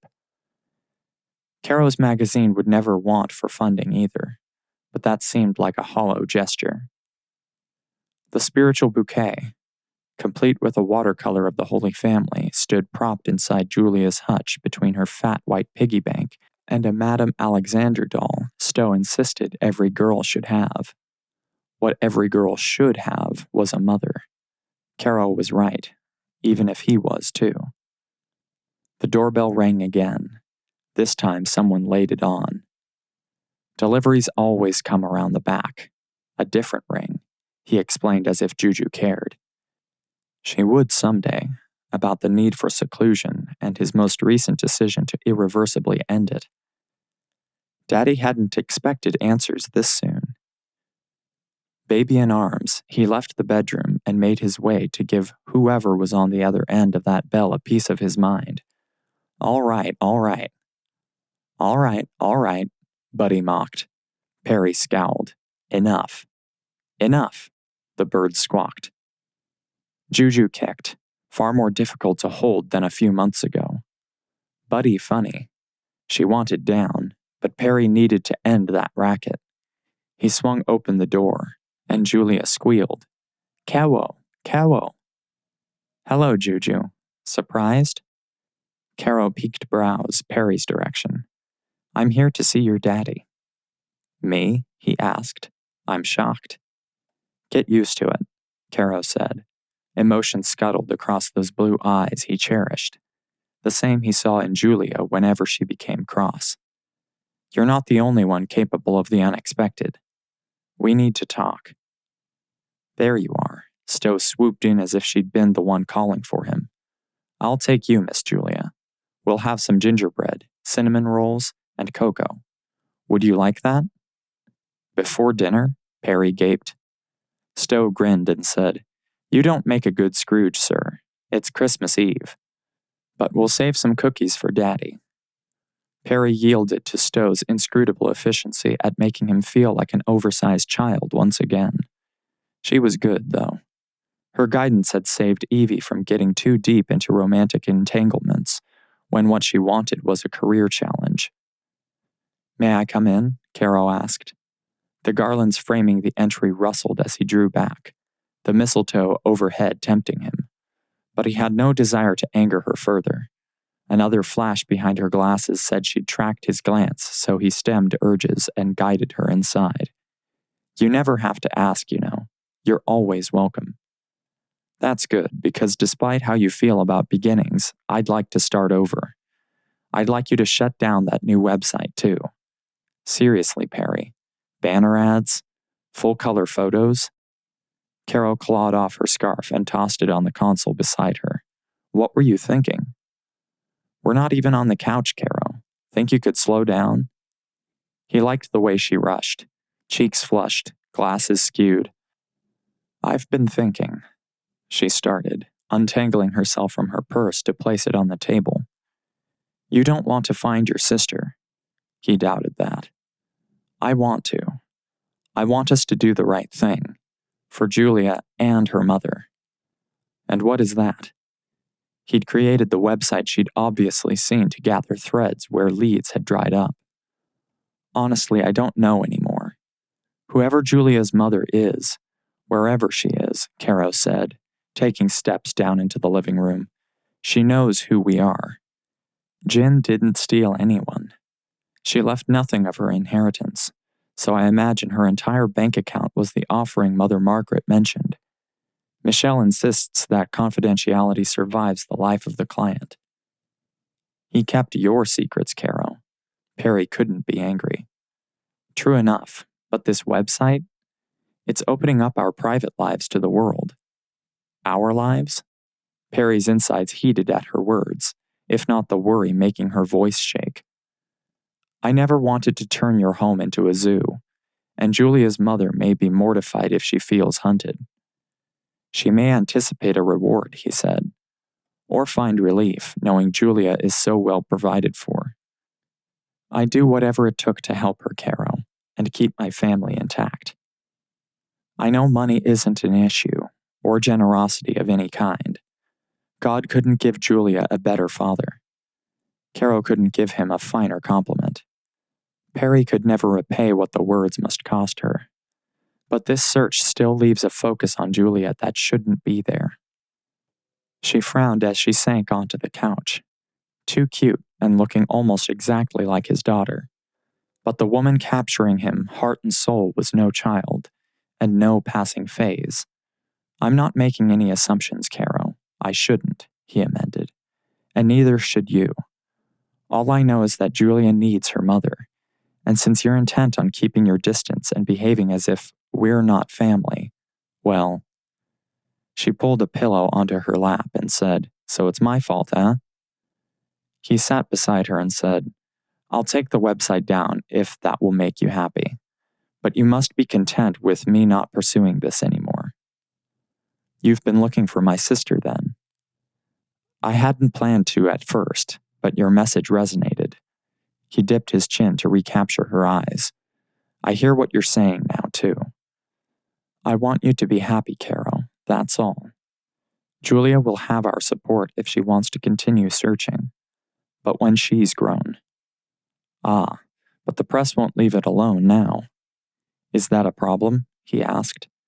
He prayed she'd catch on to his proposal.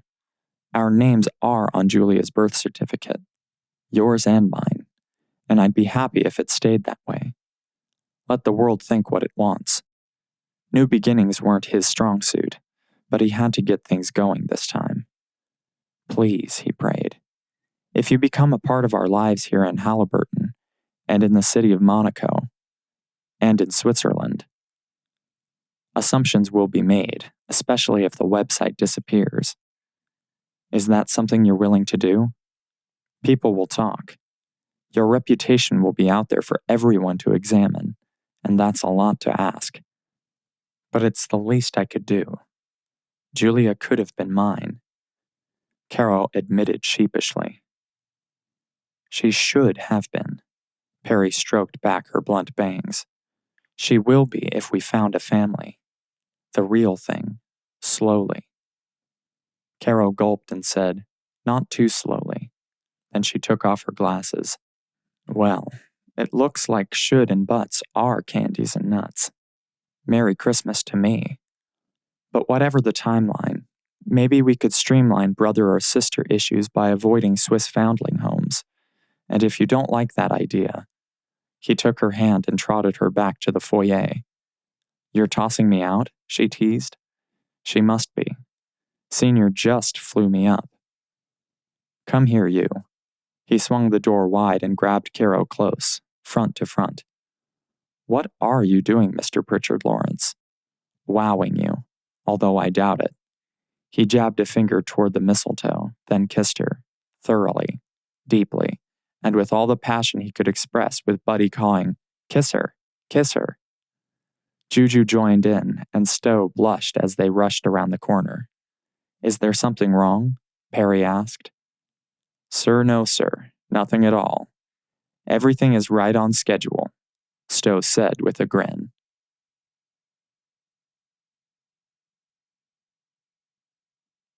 This has been Her Toronto Tycoon, clean and wholesome billionaire, secret baby romance. Written by Anne Malley. Narrated by nikkifranklyn. Copyright 2021 by Anne Malley. Production copyright by Anne Malley. This has been Her Toronto Tycoon, clean and wholesome billionaire, secret baby romance. Written by Anne Malley. Narrated by nikkifranklyn. Copyright 2021 by Anne Malley. Production copyright by Anne Malley.